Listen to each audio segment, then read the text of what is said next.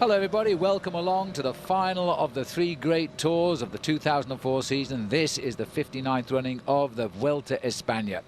I'm Phil Liggett, joined by Paul Sherwin. Sit back now and enjoy the highlights of what was an excellent event.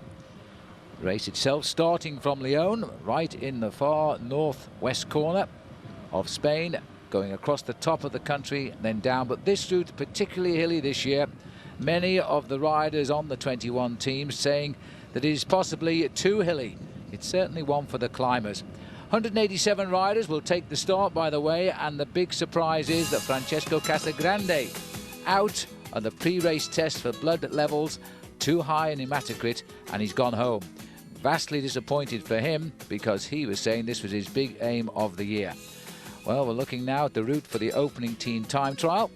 And just 27.7 kilometres. The first man across the line on the winning team will be the first wearer of the golden jersey, Paul, not a yellow jersey in the...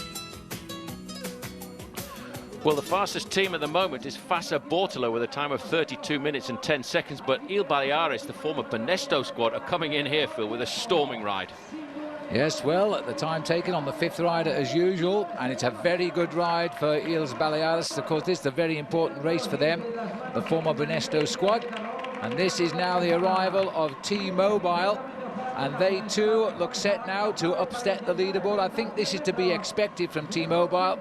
They pulled in some good riders here and given Cadel Evans a ride in the Tour of Spain as well. Best time so far, 25 seconds to the good. Well, it's a good ride by T-Mobile. They're trying to, I think, ride a little bit better than they did at the Tour de France, but this has never really been their best discipline. But this is the discipline of the US Postal Service. And as they were at the Tour de France, Phil, posting very fast times out on the course, and I think they're going to really knock spots off T-Mobile. Well, they love riding team time trials, even without Lance Armstrong, who is about to wind down his season back home in the US. But this is a very strong team here, and they have major ambitions in the Vuelta Espana. Mostly stage wins, they say, but right now they could be on top of the overall classification. They're coming up to the line, 31.16. The time to beat. Landis is the man in the front. If this is the best time, then he'll get the golden jersey, 30.45. Yeah, but what a whopping beating it is. 31 seconds ahead of T-Mobile. That's going to put all of the riders at the US Postal Service right at the top end of the overall classification. I can see 6 riders there who finished in exactly the same time. 7 riders actually coming across. So that is going to look a very interesting top end of the overall classification. And for Floyd Landis, what a great end to the season. And Floyd Landis rumoured now to be going away from US Postal at the end of the year over to Phonak, the team of Tyler Hamilton. As we look now at confirmation, Postal have got the best time. They are the first winners of the team time trial today, and that means that Floyd Landis will be the rider to pull on the leader's golden jersey, his first major jersey in a major stage race at that. So US Postal, under the guidance of Johan Brunel, have made an excellent start. There is the order. Naturally enough, all of the riders who finished with Landis follow line astern in the overall classification. Well, the forecast for tomorrow, by the way, is strong gusty crosswinds. So even though the stage itself is basically for the sprinters, it's going to be a tough one to realise, I think. Eric Zabel, good start for him. He led over there the riders in T-Mobile. Onward to stage 2. There we are, right at the top of the picture, heading on now from Leon to Burgos. We're in famous cycling country here as far as the Spanish are concerned. And this is a long distance today, 207 kilometres. There aren't too many races, stage races, or stages rather, in the Vuelta, over 200 kilometres this year. Short, fast and snappy is the theory. And this, as I say, one of the hilliest races in recent years in the Vuelta. But this one shouldn't pose too many problems. Yeah, but this is a very difficult area of Spain to race through as well. It's basically on the plateau. Most of the stages are around about 700 meters or 2,000 feet in altitude, and the winds have not split up the main field. And coming into 2 kilometers to go, we've got Team Fassa Bortolo on the front, and the reason for that is obviously to try and set up the sprint for one Alessandro Petacchi. Yes, the man who really is on top of his form. 9 stage victories, don't forget, for him in the Tour of Italy, which was a post-war record. He currently has also won 4 stages in the Tour de France in all, and now he's looking to add to his Vuelta total. And it's a familiar sight, isn't it, with the Fassa Bortolo trying to head up the train here. This coming to the end of what is on day 2 and stage 1, the longest stage of this year's Vuelta. Get it out the way early is the attitude. The winds themselves haven't caused too much of a problem. The breakaways have all been swept up.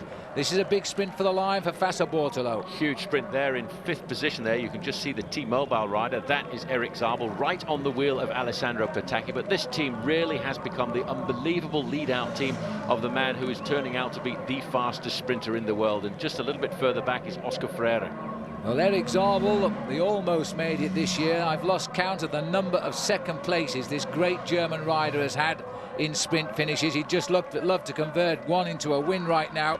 He's the points winner for the past 2 years here in the Vuelta Espana, and a very consistent rider. But right now, he's trying to get over the top of the train here. Zabel tucked in nicely, third wheel. Sitting on the wheel of Alessandro Petacchi. Other riders trying to move up now as they sprint for the line. There are no bonuses, by the way, in the Vuelta Espana, so you race for real time here. It'll go on point count back amongst the postal boys if there's a jersey change, and it was easy, wasn't it? Alessandro Petacchi has opened his account like he did on the Giro d'Italia on the first road race stage. And Stewie O'Grady wasn't very far away there either, looking for a good end to the season after winning himself an Olympic gold medal in Athens.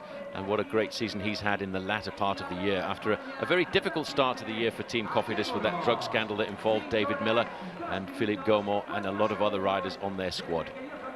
Well, Stuart O'Grady is having a great season despite the rather shaky early April and May time. Let's have a look at the sprint again. Zabel, the eternal second, on the wheel there. Oscar Freire taking him on as well. But Petacchi has all of the answers right now. He continues his form onward into the month of September. Unbelievable bike rider, and it's just incredible ease as he goes across the line there. And poor old Eric Zabel, as you're right, Phil, what kind of a season would he have had if there hadn't been an Alessandro Petacchi around? Absolutely. Zabel has had one second place after another this year. Still, he still boasts 7 wins despite that, but he got 14 last year. Just look at this. This is an absolutely superb lead out for Fassa Bortolo. The man there just pulling off the front, in fact, is Vladimir Gustov. And watch the way he actually just opens up the gap there to allow his team leader to come through. He moves over to the left-hand side. That way, it just opens the door enough for Alessandro Petacchi to go through, which keeps the riders on his slipstream just that little bit lower, bit slower. And Eric Zabel there actually had to break a fraction. Nothing illegal about that at all. A very good tactical lead out. Zabel's a brave cyclist, though. He went through a gap there that was closing down on him. Cost him the win for sure. Second place.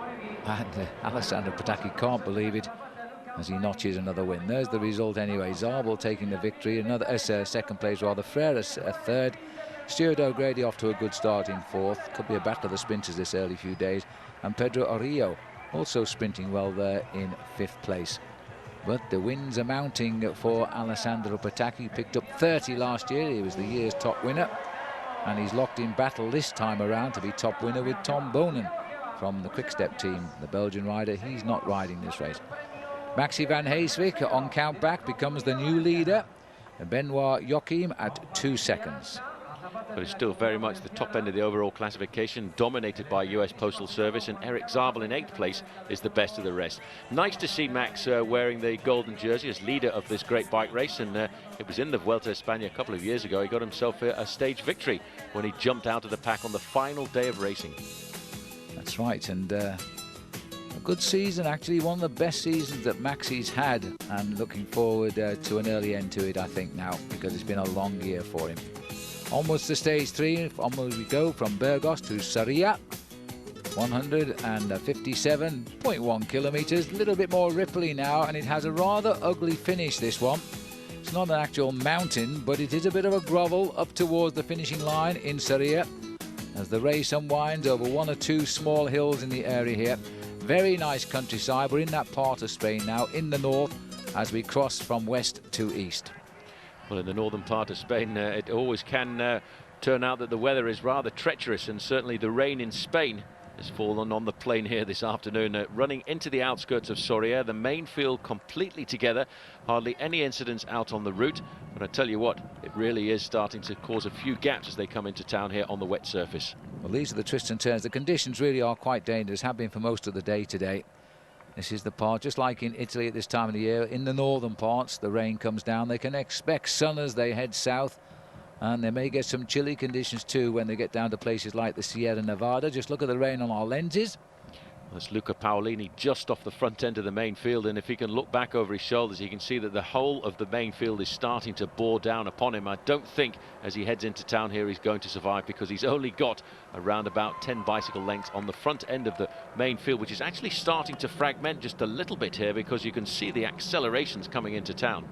Well, Paolini, strong rider, but not a big winner. One win for him this year in a race in Belgium. Tell you what, the road surface here is actually causing a little bit of havoc in the main field, and you can just see the split starting to appear a little bit further back. Most of the sprinters are at the front end of the peloton, and it looks to me as if one or two riders from US Postal Service have made this split at the front. Well, this is going to be interesting, because this is a very difficult finish today. The weather is atrocious. You can tell by the gaps down there, there's people scrabbling for wheels. Interesting to see the Kelme boys have decided to try and take control of this race, because their man Alejandro Valverde has a point to prove in this race, and he's a bit unsure whether to stay with Kelme next year with the upcoming likelihood of the Pro Tour, and Kelme not part of it. Well, although it's wet on the ground, it's actually starting to see the sunshine peek through just a fraction. This looks like Isidro Nozal on the front end of the group, trying to lead out what has started to become a rather small group off the front end of the peloton. Everybody here scrambling to stay in contact. See Stuart O'Grady in the front end of this field, and as well Roberto Heras. Heras, a very clever bike rider, realizing how important it is to stay at the front end of the main field on the run into the line like this. They might well split time this, because they've got a definite split in the peloton, this little league group. They've completely destroyed the real sprinters, the pure sprinters like Pataki. I would put people like Zabel O'Grady, not pure sprinters these days, but they're going to have to work very, very hard to do something about this. This is Alexander Vinokourov on the front. Not too far back there was Stuart O'Grady in about 4th or 5th position. There's Oscar Freire as well over to the right. And that's Valverde gone, I think, on the left of the road. He's a good sprinter in the conditions like this, and he's being chased by Stuart O'Grady, and I think it's Dennis Menchov. Valverde takes a good look to see if the effort's worth it, and it is. Valverde continues his best ever season. He gets the victory, and I think O'Grady will take second, Menchov third. And in that group as well was Oscar Freire. But surprisingly, Zabel didn't make the split. Another man who didn't make the split either, it was the man who was the overnight leader, Max van Heeswijk. He's a little bit further back down the main field, so there's going to be a change in the overall classification. And there's Van Heeswijk just coming through there now. He's around about 15 seconds in arrears. There's the winner of the stage, Alejandro Valverde. But I think, Phil, we're going to see a new leader of the bike race, and more than likely it's going to come from somebody from the US Postal Service. It just depends which one of the US Postal guys was in that leading group. That's right. We'll wait for the full result, and then we'll know the answer to that. There was a couple of US Postal boys in the split paying attention.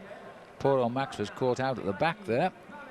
But Valverde continues his wonderful season here, and he's going to be delighted with this. He's come into this race third in it last year, but this time around he really has come in as quite a favourite here, and expected to take on the likes of Roberto Heras. There's Heras though, and that's a good result for Heras, taking 5th place. That's a really good result for him. Looking further down, still no US Postals in the top 10. Well, we'll wait and see who they give the jersey to, because one or two of them were in that leading group.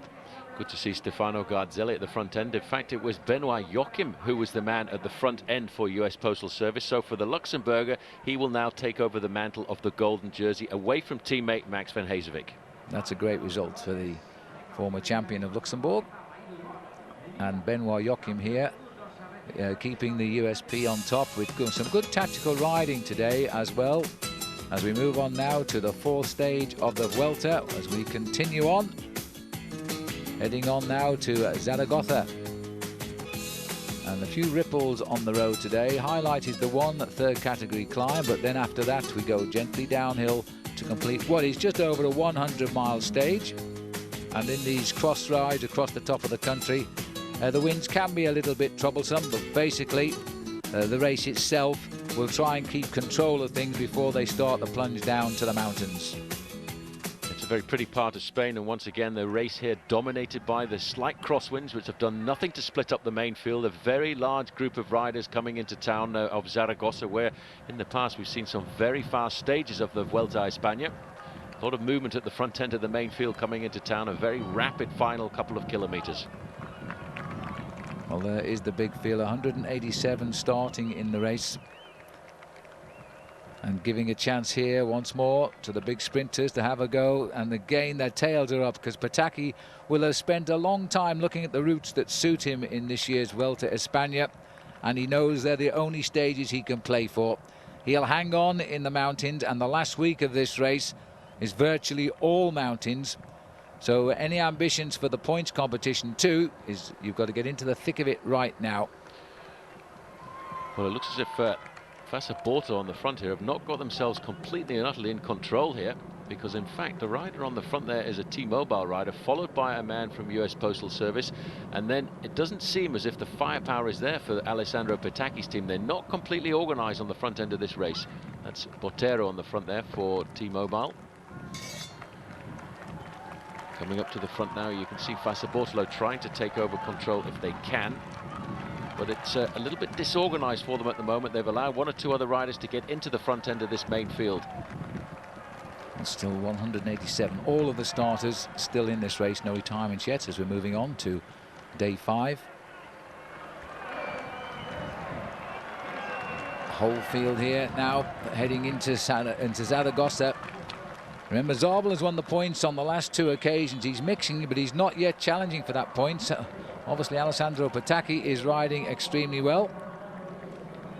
Everybody around that corner nice and safely at the front end of the main field. You can see gaps starting to appear. I think finally Alessandro Petacchi's team have got themselves in control, but there are gaps now starting to appear in the front end of this main field. Marco Zanotti is not far away either, the Vini Calderola rider in the lime yellow-green jersey.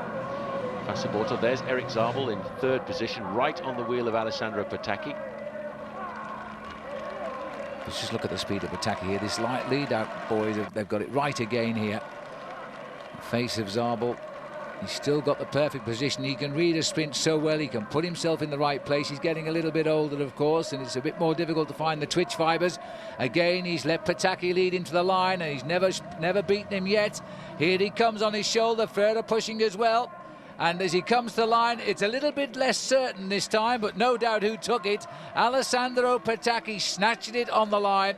Eric Zabel, yet another 2nd place for this man. He's going to count all of those seconds at the end of this year, and he's going to find an awful lot. He is well into double figures in 2nd places. This is just amazing, the speed that Alessandro Petacchi has got. As soon as he gets to the front, he just gives it full gas, and he's now taken this little habit, Phil, of looking over his shoulder to see how far behind the challengers are going to come. Eric Zabel getting 2nd place, Oscar Freire 3rd, and just a little bit out of the action, but always consistent, Stuart O'Grady coming across for 4th place. O'Grady wearing the jersey as points leader, but he'll find now with that 2nd place to Zabel, he'll have lost his grip on that, at least for the moment. Zabel should be the new leader of the race on points, and Alessandro will slip in to 2nd place. That's O'Grady leading over Angelo Ferlan of the Alessio squad. Just look at this, perfect lead out by the team. The last man to pull off there looks across to see that he's actually set up his man to perfection. Eric Zabel in the ideal position, and a couple of years ago, if you tried to lead Eric Zabel to the line like this, there was absolutely no way you could stop him coming by. But this man, Alessandro Petacchi, has got such an incredible turn of speed. He accelerates all the way up to the finishing line. He was challenged a fraction there, but he still gets the win by at least half a bicycle length. And there's the result. It's only day 5, and already Petacchi has 2 wins under his belt here. Eric Zabel in 2nd place. Oscar Freire in the mix as well, with O'Grady also riding good well. This was a sprinter's paradise today. They're all there. And it looks as though Benoit Joachim has done enough to keep the lead to US Postal in that sprint finish. Will stay on top with all of their men. They're making the most of that team time trial, you see. And they've swapped it around a little bit. This is Joachim being the 3rd man to pull on the golden jersey. Van Heeswijk at 18 seconds. Beltran, Michael Barry and Floyd Landis. As we now continue on our way to stage 5 now. Goodbye to Zaragoza as we head down to Mareia. We begin to move down to the coast now. So a long ride, 186.5 kilometers, and all of the pain comes at the end with a 2nd and a 3rd category climb up to the finish at Mareia. These are the first taste of the mountains, really. And the final climb just on 2 kilometres to bring them up to the line, but it is a very sharp climb. It should spoil the moment for the sprinters, that's for sure. And as we're heading to Aragon, the winds again will be cross. Well, just around about 3 kilometres to go. This has been a very aggressive stage here this afternoon. After about 55 kilometres, a group of 17 riders got off the front end of the main field, and it put a lot of pressure on the peloton. It then split up a fraction towards the end, and that let a small group of 5 riders get clear, and that included Stuart O'Grady. And a lot of people were very attentive about that. In fact, they're just surviving off the front end of the main field. You can see the field has split quite dramatically.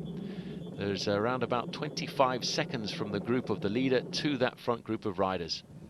Well, there were 17 leaders today. They got out to quite a distance, but they've been slowly but surely reeled in. Sprinters aren't going to give away a day like this if they can afford it, but I'm afraid the end of this race, I think there'll be a complete reshaping at the front, and it won't be the sprinters who get their say today. And Kelme quite clearly feel that they have a chance here to reshape the conditions. Very difficult running as well, with a couple of nasty little climbs on the run into town. Just 2 kilometres left to go, and it's a rather nasty finish here. As you can see, the attacks are coming very thick and fast over the front end of the main field. Joaquin Rodriguez from Saunier Duval really giving it his best shot here, but he's not going anywhere, is he? That whole field is paying attention. It'll be hurting the back of the race, that's for sure, just now. We've already had word that Scott Sunderland has abandoned the race, and also a number of T-Mobile riders gave up today. The rumour is overnight they had something bad to eat, and that in fact they're actually going to analyse the rice pudding from the hotel to see if that was the problem. Santiago Botero, Torsten Hickman and Stefan Vesseman have all gone, along with Scott Sunderland, all feeling decidedly ill this morning. That's pretty sad. That leaves a big dent in T-Mobile. It's going to make it very difficult for Eric Zabel over the next few days, losing so many teammates in one move. Aitor Gonzalez coming across here for Fassa Bortolo in their blue and white jersey. We could see the renaissance of Aitor Gonzalez, who certainly, since he moved across to the Fassa Bortolo team, has not been the man who got himself victory in the Vuelta Espana a couple of years ago. No, he had a great moment in the Tour de France this year, of course, and he did win this race in 2002. But he hasn't really sparkled since 2002. That was Benoit Joachim there. In the back end of the group, still holding on, trying to survive, and you can see what a magnificent town this is the riders are coming into this afternoon.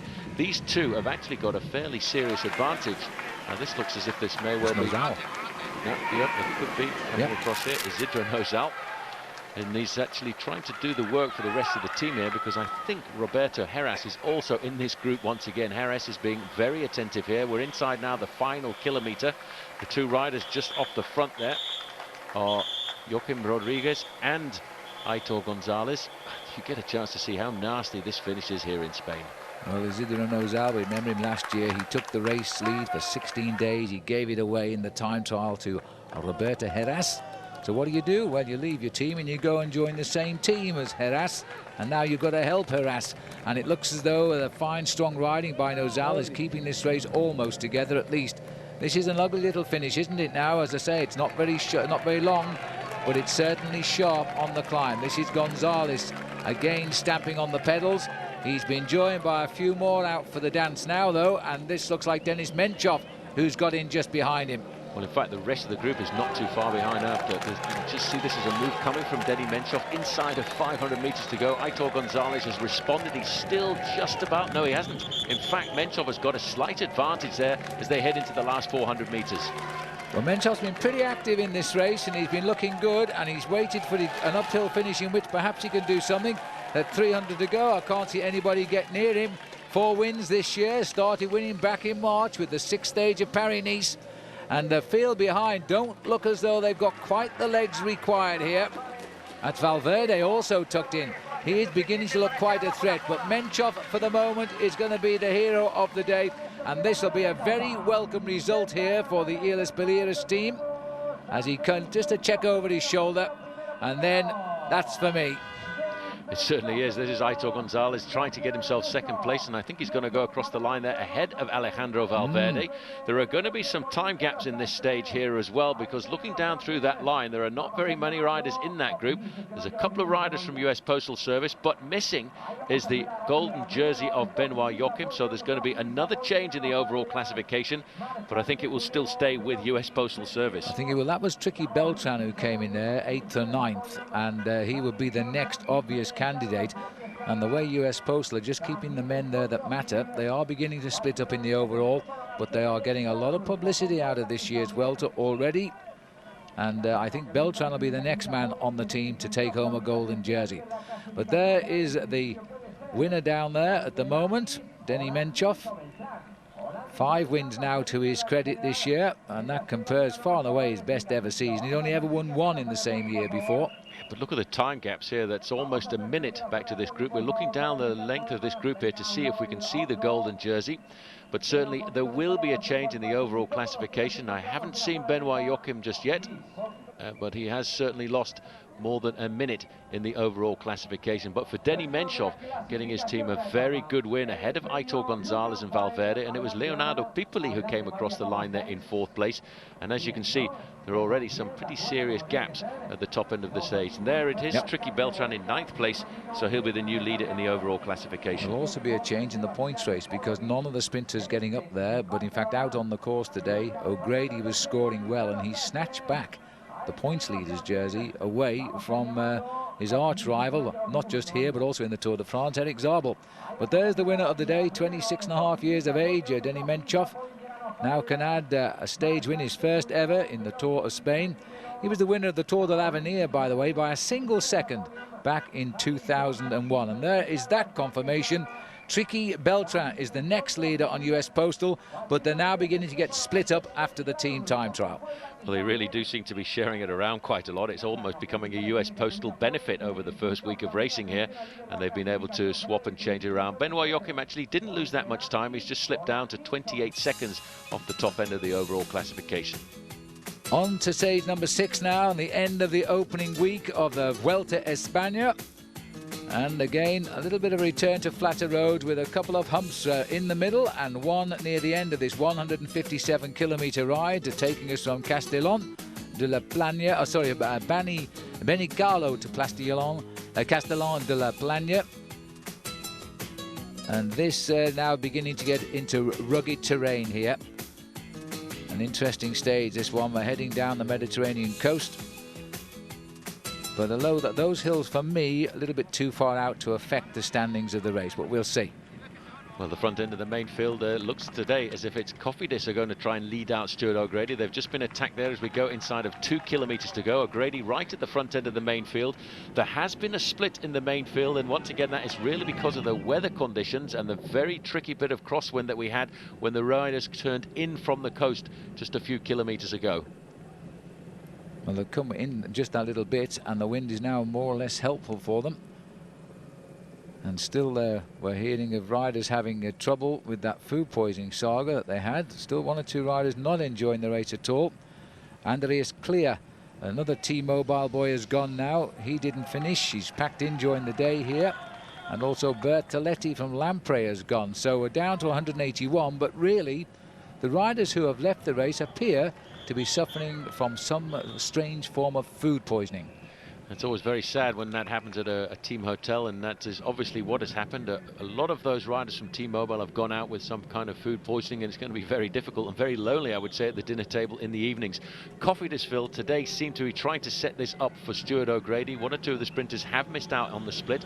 There are only around about 80 riders in this leading group of riders, and as you can see, Cofidis are in complete and utter control there as we go inside of the final kilometre.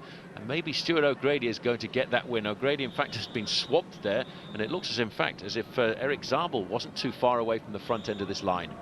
Well, one thing's for sure, Francisco Mancebo will be the new leader. Francisco Mancebo will be the new leader in the King of the Mountains. He got the final climb today. Should be enough. Now, can O'Grady take this stage? He's getting the lead out here, and if he can, he will consolidate his lead in the points as well. Tim, he's not actually wearing his Cofidis jersey. He's wearing the leader's jersey in the points classification, but right on his wheel there in third place is Eric Zabel. Oscar Freire not too far on the left-hand side there for Quick Step Davitama. It looks very much as if this could well be Tom Boonen moving up. Well, this is an interesting race at the moment as they keep on coming up towards the line, but look at Zabel is trying again here as he goes on the right, but he's got a couple of good sprinters locked into his back wheel. O'Grady coming on the left in those unfamiliar colours of the leader of the points here, but Freire came from nowhere there and snatched it right on the line. Oscar Freire, that's his 5th win of the year. He's used to scoring a few more than that, but the win is a win. And that is what the Dutch sprinter, or rather the Spanish rider on the Dutch team wanted. Well, that was a well-timed sprint there by Oscar Freire. Poor old Eric Zabel, second again as he crosses the line, but getting himself ahead of Stuart O'Grady. Actually, that Quick Step Davitama rider was Pedro Horillo just over on the left-hand side. Eric Zabel has done it absolutely perfectly here, right down the middle of the road, but he can do nothing at all to stay ahead of the man just on his shoulder there, Oscar Freire, who gets himself win number 1 at this year's Vuelta a España. And yet another second place for Eric Zabel. It is absolutely incredible. There's always one man just a little bit quicker than him this year. O'Grady's riding very well there. Good third place for him. That'll keep O'Grady in the leader's jersey on points. Mancebo now is in the King of the Mountains jersey. But the golden jersey, I think that will stay with Beltran today. Shouldn't be any change in the overall classification as we look at the sprint just one more time. Eric Zabel led out to absolute perfection there by his team, and now he comes right down through the middle of the main field. But just look at Oscar Freire there in second position, right on the wheel, and he uses that slipstream to catapult himself up alongside. Zabel just doesn't have that speed that he had a couple of years ago, but he is such a consistent professional, and he will make sure now that he tries to stay in the top 3 or 4 places on every one of these individual stages. Because I think his goal at the end of the day, Phil, is actually to try and win the points classification here. Well, this is a great battle in these early days of the Vuelta for the points classification, and there are 4 riders in it right now. This is the overall situation, and Beltran does keep his jersey. Floyd Landis, Menchov holds 3rd. Valverde, the big danger for the overall, is 4th. And Cadel Evans, ruining the fact he was left off the team for the Tour de France, showing pretty well here at the moment. But most of his teammates, of course, have already gone home. Onwards now to stage 7 in the Vuelta a España. And 170 kilometers as we climb up the steps here. We just go inland from the coast today as we head down to Valencia. Open countryside, mountains all around the riders. They pick a pretty undulating route as they make their journey down away from Castellón. Topping out the high spot of the day, that second category climb. And so far, the US Postal Boys have made full use of that team time trial with some very, very clever riding to keep the golden jersey in-house. Alessandro Patacchi, followed there by Eric Zabel. Just behind him, you can just see nicking into the frame was Oscar Freire.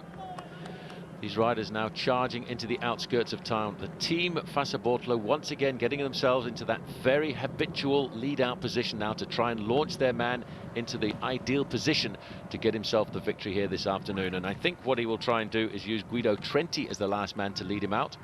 You can see the speed here as we go inside of 2 kilometers has really stretched out the main field into one very long line. And again, the peloton all together. One drop out along the road today, but that's about it as they're all lining up for the finish. Who's going to bet against Patacchi winning is the big question now. He's already won in history 10 stages, the Vuelta a España, and now he's going to make it one more. Someone trying to spoil the party here on the right-hand side of the road, and actually they haven't got very much of a gap at all, and you can see how Fassa Bortolo have not panicked at all. They've kept the formation, they've kept as many riders to the front end of the main field as possible, and that attacker there could do nothing but put his nose into the wind, and now he has to sit up and try and get onto the back end of the main field, because just look at that acceleration, that organisation from Fassa Bortolo as we come into the final kilometre. It is absolutely amazing, and always the wide road, a sharp right turn, narrows down a little bit, but the riders are used to that now as they head up towards the line. This is going to be another great sprint, I think, by Patacchi, perfectly positioned by his team yet again.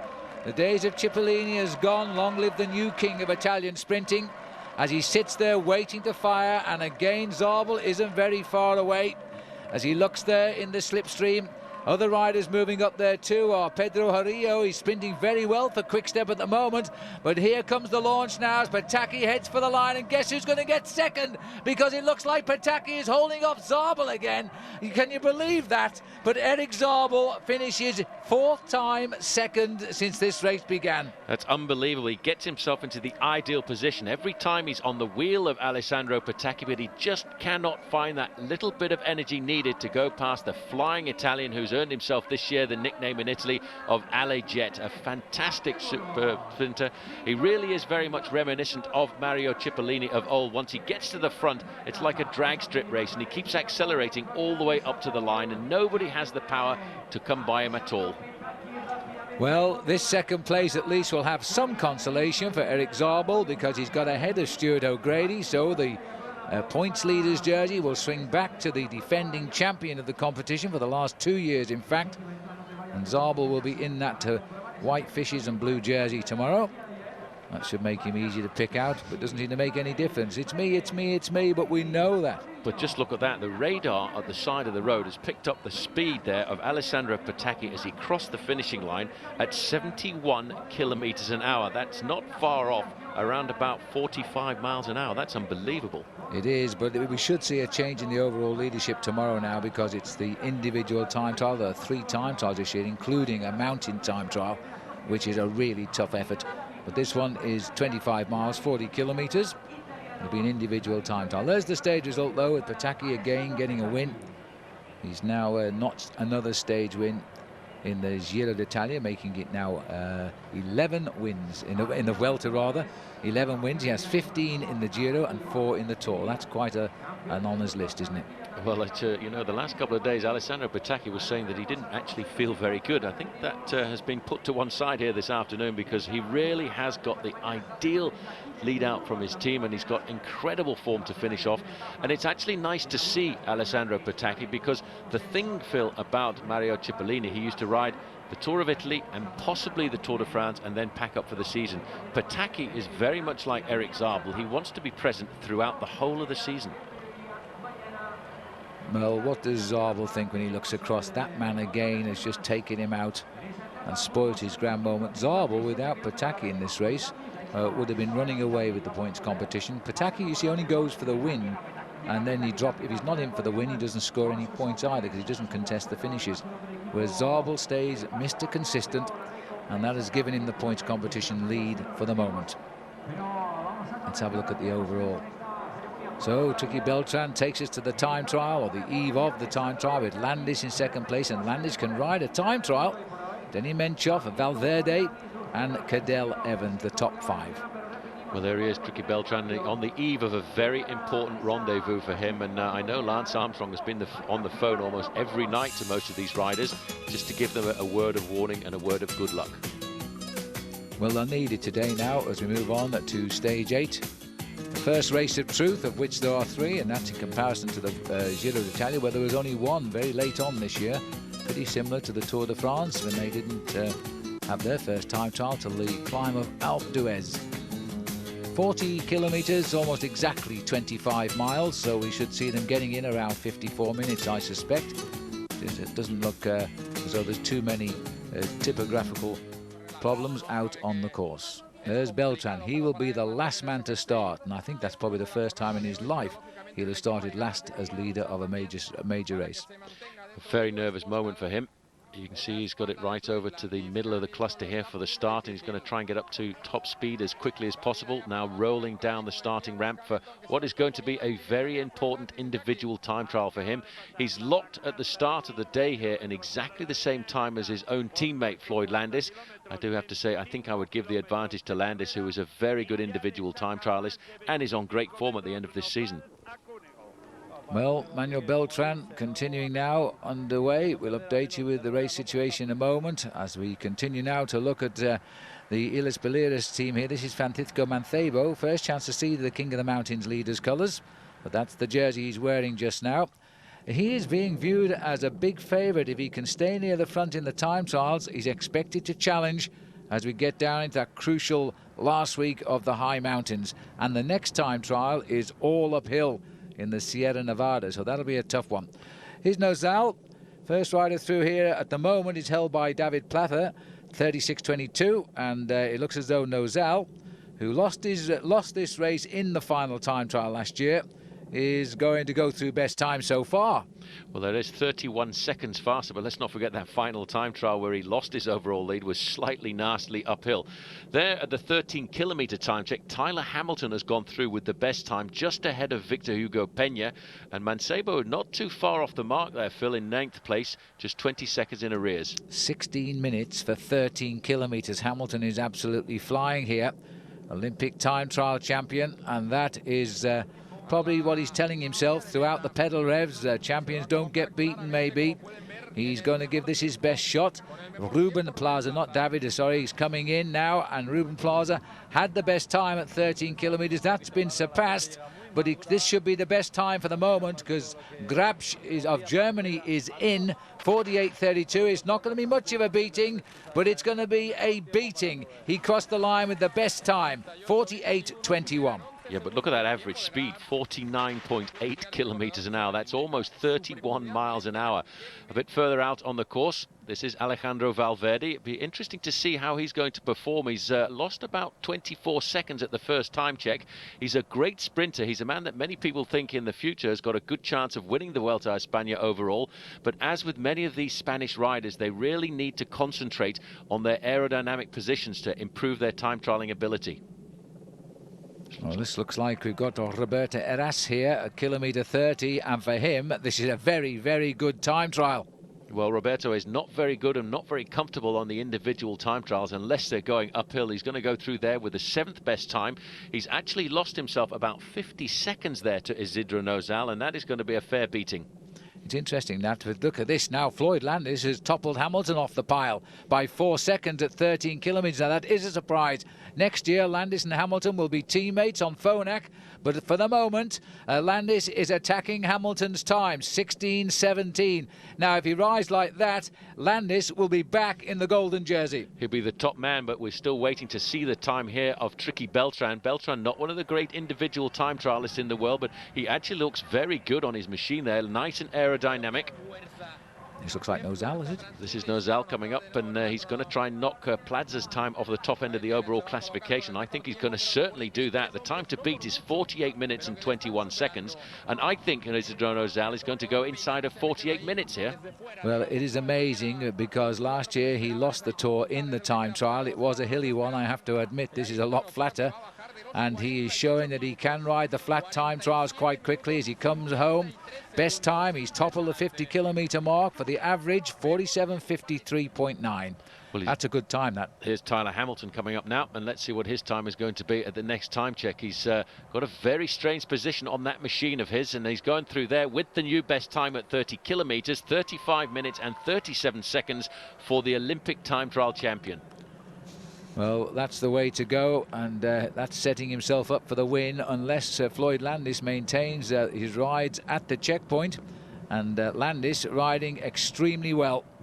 Well, there's a lot of rumours about the fact that he will be changing teams throughout the winter months to go across to ride for Team Phonak, and I'm not sure that I think that's a very wise thing to do at the moment. We've seen so many of Lance Armstrong's top men leave the team and go to ride and on their own account as team leaders, and not one of them really yet seems to have found himself an awful lot of success.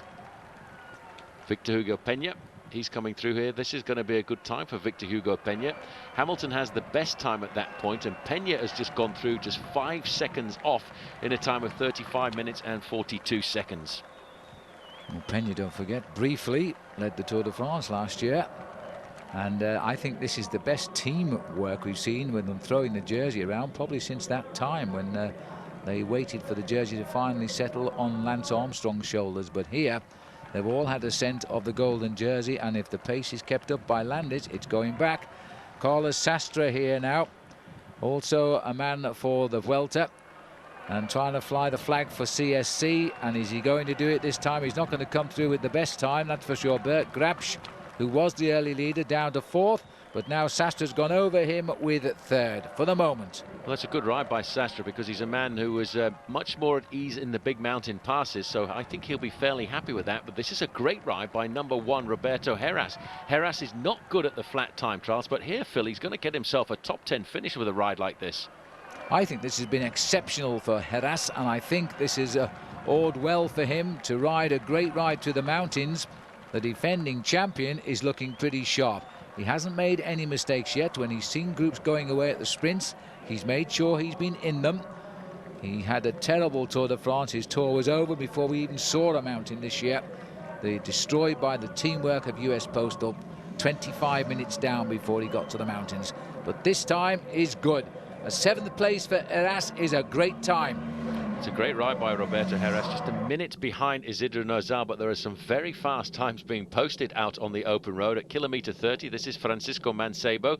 Again, a very good climber, not a great individual time trialist, but today, Phil, a lot of the climbers are actually posting very fast times. They realise how important the time trial is, and they seem to be rising to the occasion. Last man on the road, Tricky Beltran.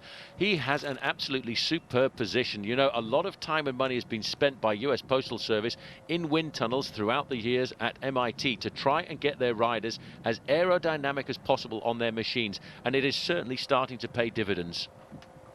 Well, as they continue here, Beltran in the yellow strip pushes on, last man to sweep up. Aitor Gonzalez, good time trialist, but compare that with the ride of Heras, and I would say that's not a good ride by Aitor. I think a little bit disappointing, but look at this. Tyler Hamilton is coming in. It's a very strange style Hamilton has. He's all over his machine. He's looking at the time of Isidro Nozal as the time to beat, 47.53, and he's going to do that with an unbelievable lashing of Isidro Nozal's time. Welcome home, the Olympic champion, Tyler Hamilton. Best time, 47.16. But we must remember that right up there, beating him at the early checks, is Floyd Landis. Well, that is a huge beating there. First at the finish line for the moment, Tyler Hamilton, 47.16, 37 seconds faster than Isidro Nozal, but there are still a number of riders from US Postal to come in. And look at this man here, Victor Hugo Peña. He's going to challenge the time here of Tyler Hamilton. It's going to be very close indeed. This man has been an individual time trial winner in the Giro d'Italia in the past. And Phil, this is going to be so close, but he's actually just gone outside the time of Hamilton. Well, that is an exceptional ride by Victor Hugo Peña, the man from Colombia who loves to fly the flag around the rest of the world for US Postal, delivers the goods when it matters, was the surprise leader of the Tour de France last year, but that is a great result. He hasn't won a race this year, but that's not his job. He's in now, 2nd place behind Hamilton, and it looks as though Landis has slowed. Well, he went out very fast indeed, but in fact he's gone through the 30-kilometre check there in just 3rd place, only 12 seconds behind Tyler Hamilton, but he does have the ability to pick it up. He may well not be too worried about the performance of Hamilton, because what's more important for him, Phil, is to finish in front of his own teammate, Manuel Beltran, who is the last man out on the road. He now looks to be that little bit more laboured. Look how far forward he's starting to sit on the saddle. He's trying to get the power into those thighs to keep that big gear ticking over. These riders are all riding here at an average of around about 31 miles an hour. And Mancebo coming in here now, still lying in 3rd place, but he's going to shortly drop behind the time of Nozal. And they should be okay. He should make a 4th place finish here. He should stay ahead of Platza. But Mancebo looking very sharp as we go down towards the mountains, and this will be seen as a great ride by Francisco. He'll just stay clear for 4th, 48.13. Just inside the 50-kilometre-an-hour average. Been a rough day for Tricky Beltran. He's worn the jersey for a while, but at least the way things are going at the moment, Landis will take it back and keep it in camp. Well, there's 16 seconds between Landis in 3rd place and Beltran in 5th place. So for the moment, the overall classification looks very much like Landis will be the new leader at the end of the day. Tyler Hamilton, though, has roared around this course, 25 miles in 47 minutes and 16 seconds. That is in excess of 31 miles an hour. Well, we expect that from the Olympic champion, don't we? It was a great ride. He came so fast in the last quarter of the Olympic Games time trial. Made tremendous ground to be the only man to climb over the Sydney champion Vyacheslav Yakimov, who was his teammate, of course, when they were both together on US Postal. This is the last Grand Tour for US Postal, and what a way to say goodbye to the sport for the sponsorship. because they have held the lead now as we halfway into the second week of the Vuelta. Landis picking his way around that corner. I tell you what, he seems to know this course absolutely perfectly, because he used all of the road there to make sure he didn't lose any impetus at all. And that, I think, is something which is very important really about a man like Johan Brunel, because he is such a technician. He takes so much time to make sure that his riders are perfectly prepared for individual time trials. Alejandro Valverde coming in with what is going to be a very respectable time. He will go outside the time of Francisco Mancebo, but he's not going to lose that much time to Tyler Hamilton. But on a flat time trial, what this time trial is doing is projecting the projected climbers, where the men we expect to excel in the mountains, but they are all turning in an extremely good race against the watch here, which is only going to leave us with a very tight general classification. And frankly, this time trial's told us not a lot. It hasn't told us anything at all, and I'm actually quite amazed at the performances of the climbers, who are all racking themselves up in the top 10 or 15 places. Valverde crosses the line in 10th place, and again you see, look at that average speed, 49.3 kilometers an hour, but a minute and a half loss to Tyler Hamilton. This looks like Landis. It is indeed. Now let's get the clock on the screen and see how he's going. There's the time of Hamilton. It's going to be close. I don't think he can get there in about 10 seconds to the line. It looks as though Hamilton will win the stage, but Landis needs a good time now, as close as he can get to Tyler, because these two boys, once teammates and now to be teammates again next year, are split, but they're both from the USA, and it looks as though Landis is going to reclaim the golden jersey, albeit from his teammate Manuel Beltran. He still sits second as he comes up to the line. He should get there nicely, but it'll be tight. No, he's gone down to third, 47.34.8. Third place, very fast start by Landis. Lost it a little bit over the last 10 miles or so. Well, I tell you what, Manuel Beltran hasn't done a bad ride either, because he's posted some pretty good checks out on the course. He was 5th at the last time check, not too far behind his own teammate, just separated by 16 seconds. So he will have to do something very special if he's going to stay in the golden jersey this afternoon. I don't think he will be able to, but I tell you what, that really is turning out to be a very close battle between US Postal Service riders.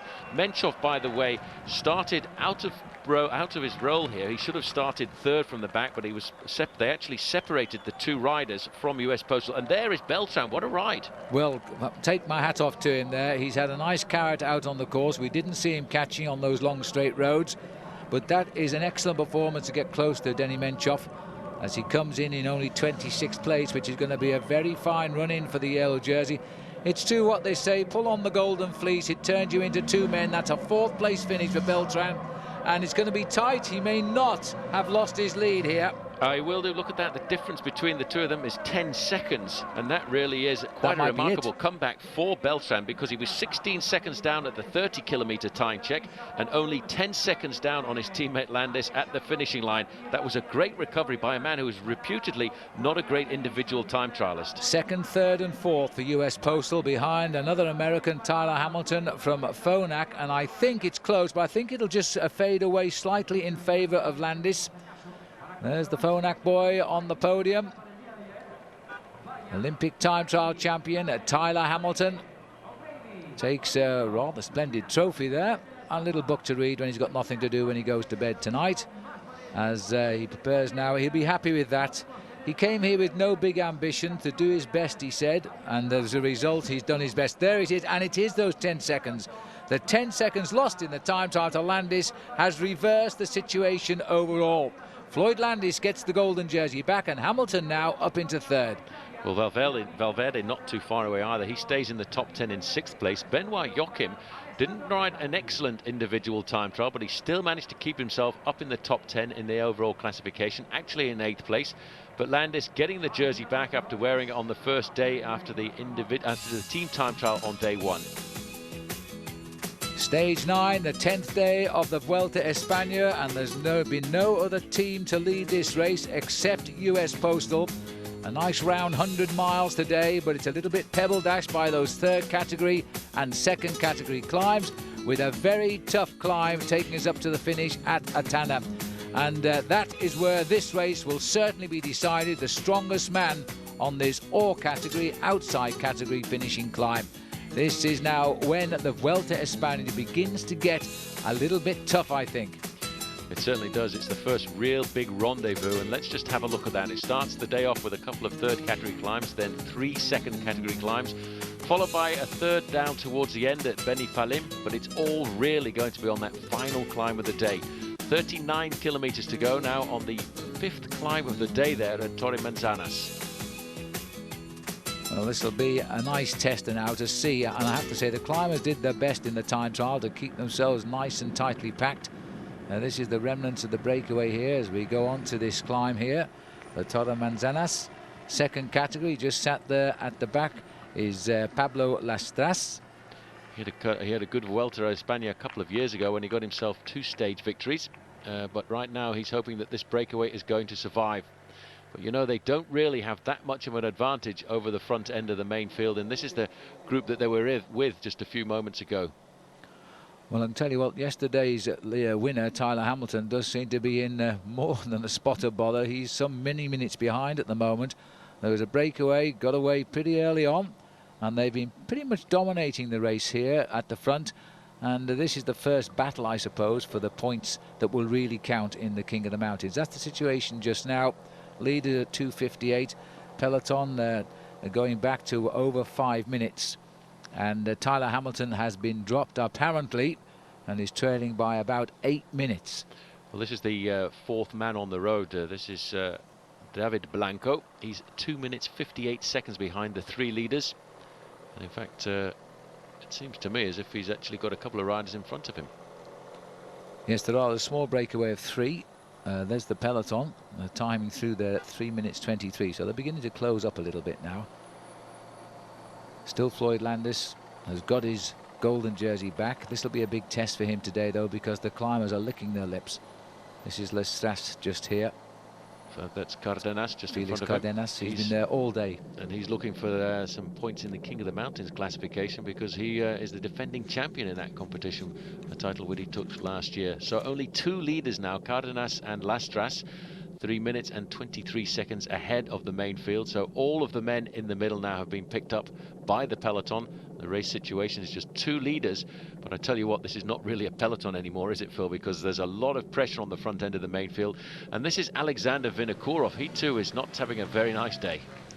No, he's not. Well, the good news is the rice pudding apparently has been declared safe, but it didn't stop all the riders retiring from the T-Mobile, and that mystery remains. But it looks as though today Vinokourov is also having his fill. There's been a lot of dropouts today, I can tell you now. AG2 are also claiming problems with the food. Have lost 4 riders today, so that team is vastly thinned out. And Thomas Konechny is also gone from T-Mobile. It's a bit of a wonder now whether those 2 teams are going to finish any riders just now. And Maxi van Heeswijk has also retired. Well, I'm sure they'll finish Eric Zabel because he's ever consistent, and it doesn't really seem to matter what happens to the rest of the team. Even when they crumble, Eric Zabel is always very consistent and always a man that they can count upon. You can see today, I think Liberty Seguros, Phil, are trying to really toughen up this race. I think they want to set something up for Roberto Heras. And this is Lastras, who was in the break just a few moments ago, just getting picked up by the front end of the main field. But Roberto Heras' Liberty Seguros are really stamping out a serious amount of authority on this race. I think they want to see if they can crack Floyd Landis. It's going to be a tough cookie to crack, though. Well, we'll try and hopefully get a camera in there, surely, and get a good look at his face. But he's in that group just now. But Felix Cardenas, as we look here now at the Rabobank rider, Oscar Freire, looks to be in a little bit of trouble himself, the sprinter. These are the roads he doesn't particularly like. He's a very up and down rider, Oscar. He wins one day, he packs in the next. You never quite know his consistency. He's always very consistent, though, when it comes to World Championships. He's won himself 2 titles over the last couple of years. These are the 2 leaders now. 8 kilometers to go to the finish. Cardenas on the front, a serious chance of getting himself the win here this afternoon because they're still holding on to a fair amount of their advantage. Well, Cardenas lucky to be in this race. He really wasn't sure he should have come to the start. He had an accident in training before the race. He broke I think it was his elbow. He's got a couple of screws in there, but they're remarkable, these riders. He has come to the start, and today, as the defending King of the Mountains, he's chosen to go out on the hunt for points. He's certainly pilled up quite a few of them, and it should be enough to give him the overall lead at least. 2 minutes 50 on the peloton, and that may not be enough. Two leaders are still holding on to only just inside of 3 minutes, and the main field, despite the pressure, this is further down the field, and this is Tyler Hamilton, and as you can see, Phil, this is in fact Oscar Sevilla, he too is being tailed off, and that is a bit of a surprise. Team Phonak are not having a great day here. No, they are not. And Oscar there looks a little bit troubled. He still looks as baby face as he ever has, even in his great days when he almost won this race. He beaten by Angel Casero, 2001, I think it was. Well, this group now is certainly being reduced in numbers. I make it only around about 22 riders. There's Leonardo Pipoli just sitting on the back here for Sonia Duval. But Liberty Seguros are really trying to break the stranglehold of US Postal Service, and there in third place is Floyd Landis, looking very comfortable in his golden jersey right at the front end of the main field. And as you can see, this pressure that's being put on the front end of this race by Liberty Seguros is really starting to damn a lot of riders to the second ranks. That's a very select little bunch. Now, Cardenas needs to finish in amongst the points at the top of the finishing line today. If he does, then he will be the leader of the King of the Mountains. Currently, he's picked up a lot of points and he's up in the top 3, but he needs those points at the finish if he wants the leader's jersey. A lot of teamwork being done here. And this is becoming a battle of the riders who've got good climbers on their squad. Just looking down here, this is Jimenez.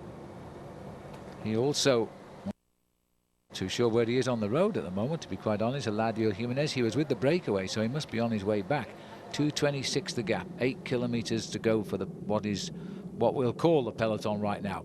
Looking for the golden jersey down there. Well, I did see it just a few moments ago. They're in about fourth position, in fact, and as we come to, there's about a kilometre separating these riders on the road, but as you're going uphill, that doesn't correspond to a minute, that corresponds to about 2.5 minutes. Cardenas still looking very good there. You can see the weather has changed just a little bit. The clouds are starting to come in, but it is fortunately dry for these riders. Pablo Lastras, a very aggressive bike rider there in first position, wearing number 87. He's got no victories this year, but he rode well last year. He came to, of course, our notice when he picked up that stage win in the Tour de France at Saint-Maxion. And after he won there, he went on to win the overall classification in the Tour de Burgos, not too far away from where we are. And that's about all he's got to his credit, but they're good wins, there's no doubt about that. He's also had a couple of stage wins in the Vuelta in 2002, and he might be queuing himself up for a good win today. 2:20 the gap, but the only thing against him is they've been away an awful long time. Cardenas has been hunting the King of the Mountains points. He's bagged quite a few. He isn't the leader yet, but he is, let's not forget, the defending champion in the mountains. But that gap is not insurmountable behind them as we start the climb up to the line. Well, Cardenas got himself a very good win in the Vuelta a Espana last year. Was at the top of the Sierra Nevada, which is a great place to win if you are a climber. And I think he's starting now, Phil, just to put a little bit of pressure onto Pablo Lastras. Cardenas is much the better climber of the two riders in the leading group, and they are still holding on to a fair amount of their advantage. If they can keep the pressure going like this, they may well just hold on to survive. But I think Liberty Seguros have got something else in mind, because they are trying to set this race up for Roberto Heras. And the crowd here are enjoying the spectacle, even if it is a little bit chilly up on the slopes. Nice climb this, though. Lick your lips if you're a really good climber, but I think these two boys are tired. They're just hoping now. They're around about just over 6 kilometers from the finish here, and it's all uphill. You can see the road swinging around across the face of the riders. They will see it too. This is the group looking as though it's getting a little bit smaller. But it just shows, you know, Floyd Landis is there at the minute. That'll be 7 kilometers to go under that banner. And it looks like it's hats-off time as well. Somebody donned the helmet to the side of the road there. Inside of 7 kilometers now, and still the front end of this group is being dominated by Liberty Seguros. Roberto Heras is very comfortably in this group.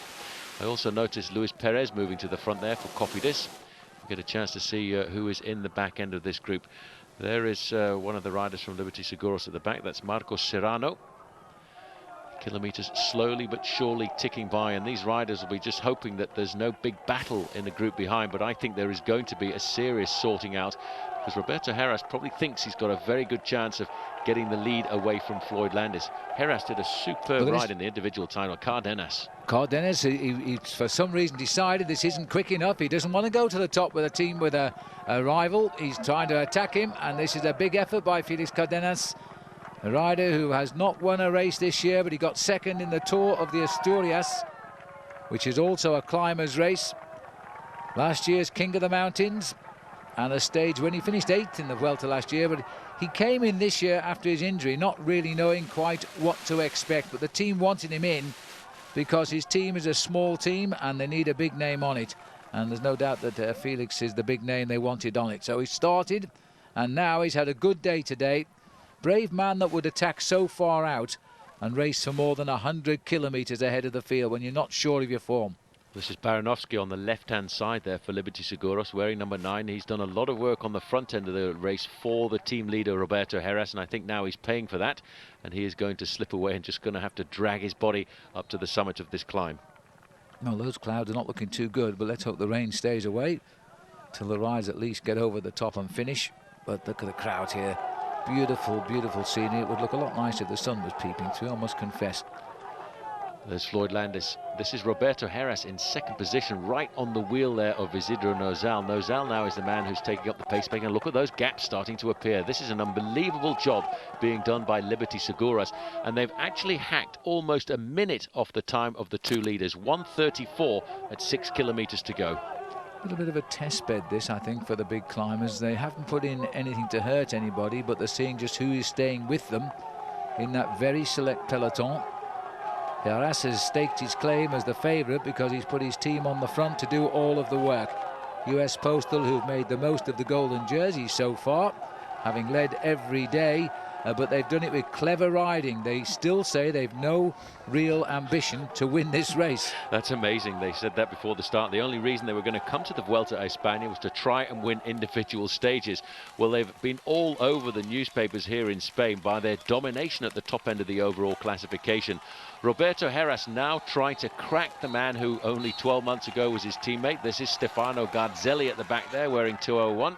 He's in the spot of bother too, trying to stay in contact with this unbelievable infernal pace which is being set on the front there by Isidro Nozal.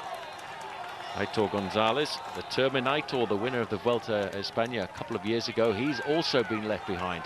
Mancebo too now is starting to drop off the back there. Now this man was expected to accompany this group in the mountains, and this is Floyd Landis.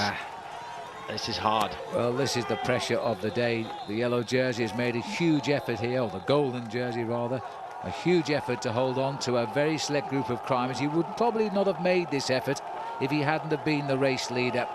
Big test moment there for Floyd Landis. Meanwhile, back at the front, Cardenas has been rejoined by Lestrasse, who's not giving him an inch. Well, what Floyd Landis has to do right now, Phil, is not to panic at all. He's got a fair amount of time in hand over the climbers, but they now have to try and dam him further back down the overall classification if they can. Look at Roberto Heras. He is completely and utterly concentrated. He is a king of the mountains. He may not be going for that competition, but he certainly is magic when you see him going up hills like this. Well, this has been terrific efforts here, and of course that group now has been sliced to a handful. Isn't it funny how the sport really throws up these things? These two men in first and second position were first and second overall in the Vuelta a España last year when we get into the final climb. And Roberto Heras, in fact, took the lead away from Isidro Nozal just 24 hours before the end. Just 7 men left now in pursuit of 2. Now there's an idea of how high we're going. Rather a dizzy shot, that one, I have to say. It is, but Floyd Landis is not actually losing all that much time. He's only around about 10 seconds off the pace as we go with the two leaders inside of 5 kilometers to go now. Yeah, I wonder what Floyd's going to make of that when he sees it. 3 miles still to climb to the summit here. Looks like peepily as these riders continue to go through. These are riders coming back from the early breakaway, actually, as they've more or less wiped them all out now by fine tempo riding by this strong man, Isidro Nozal. He rose from nowhere to be a star last year, 16 days in the leader's jersey. But the all-important final time trial, he gave it away to Roberto Heras. Couldn't match him in the mountains. Now here he is doing all of the work which could pave a yellow jersey for Roberto Heras. And this is Valverde. He's suffering from a fall he had a couple of days ago, and he still looks to be in trouble here. He's not quite as sharp as he was in the opening couple of stages. Well, he's a brave rider, he's a courageous rider. A lot of discussion as well as where he's going to go and ride next year. This guy is regarded as one of the major talents in the sport for the future. A lot of people think that he might switch across to go and ride for Rabobank, to go and ride alongside Oscar Freire, but you can see now the pressure is starting to crack a lot of riders. Carlos Sastre too isn't able to stay with the pace of Isidro Nozal, who led the Vuelta a España last year for an awful long time and actually slipped down towards the end, just 24 hours from the end of the race, down into 7th place. And that's Bingen Fernandez also up there. He's gone back as well now.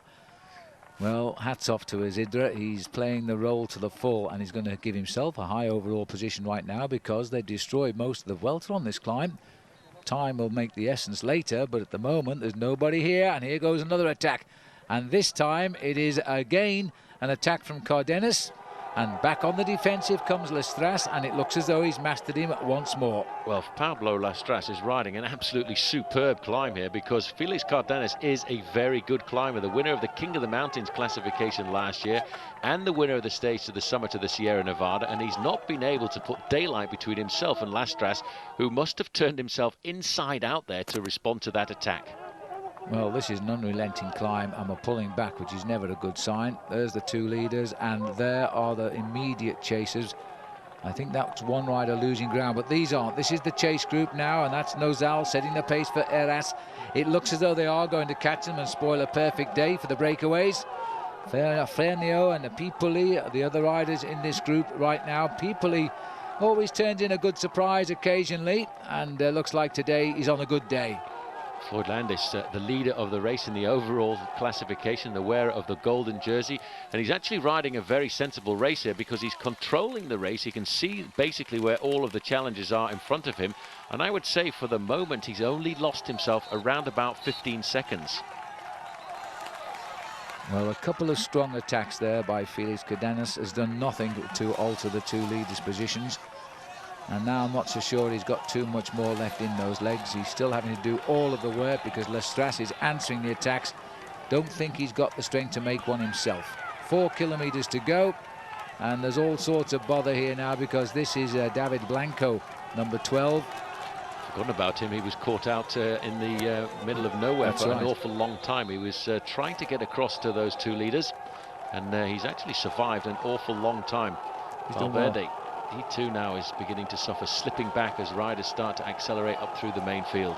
He hasn't got an answer to that one, to be quite honest. This is Menchov there, just behind. He's riding a great tour too. Sastre, this is Menchov. Conditions getting a little bit grimy up at on top here. We're almost on the cloud line. Cabeza de Carrera, the front end of the bike race. We're with moto number 1, and this is Felix Cardenas. He looks pretty comfortable, but he's having a very difficult time getting rid of Pablo Lestras.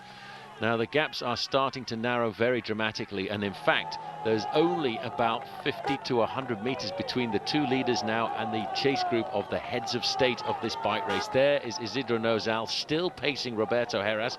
Surely Roberto Heras very soon, Phil, has got to try and accelerate out of the slipstream of his teammate here if he wants to win himself this stage.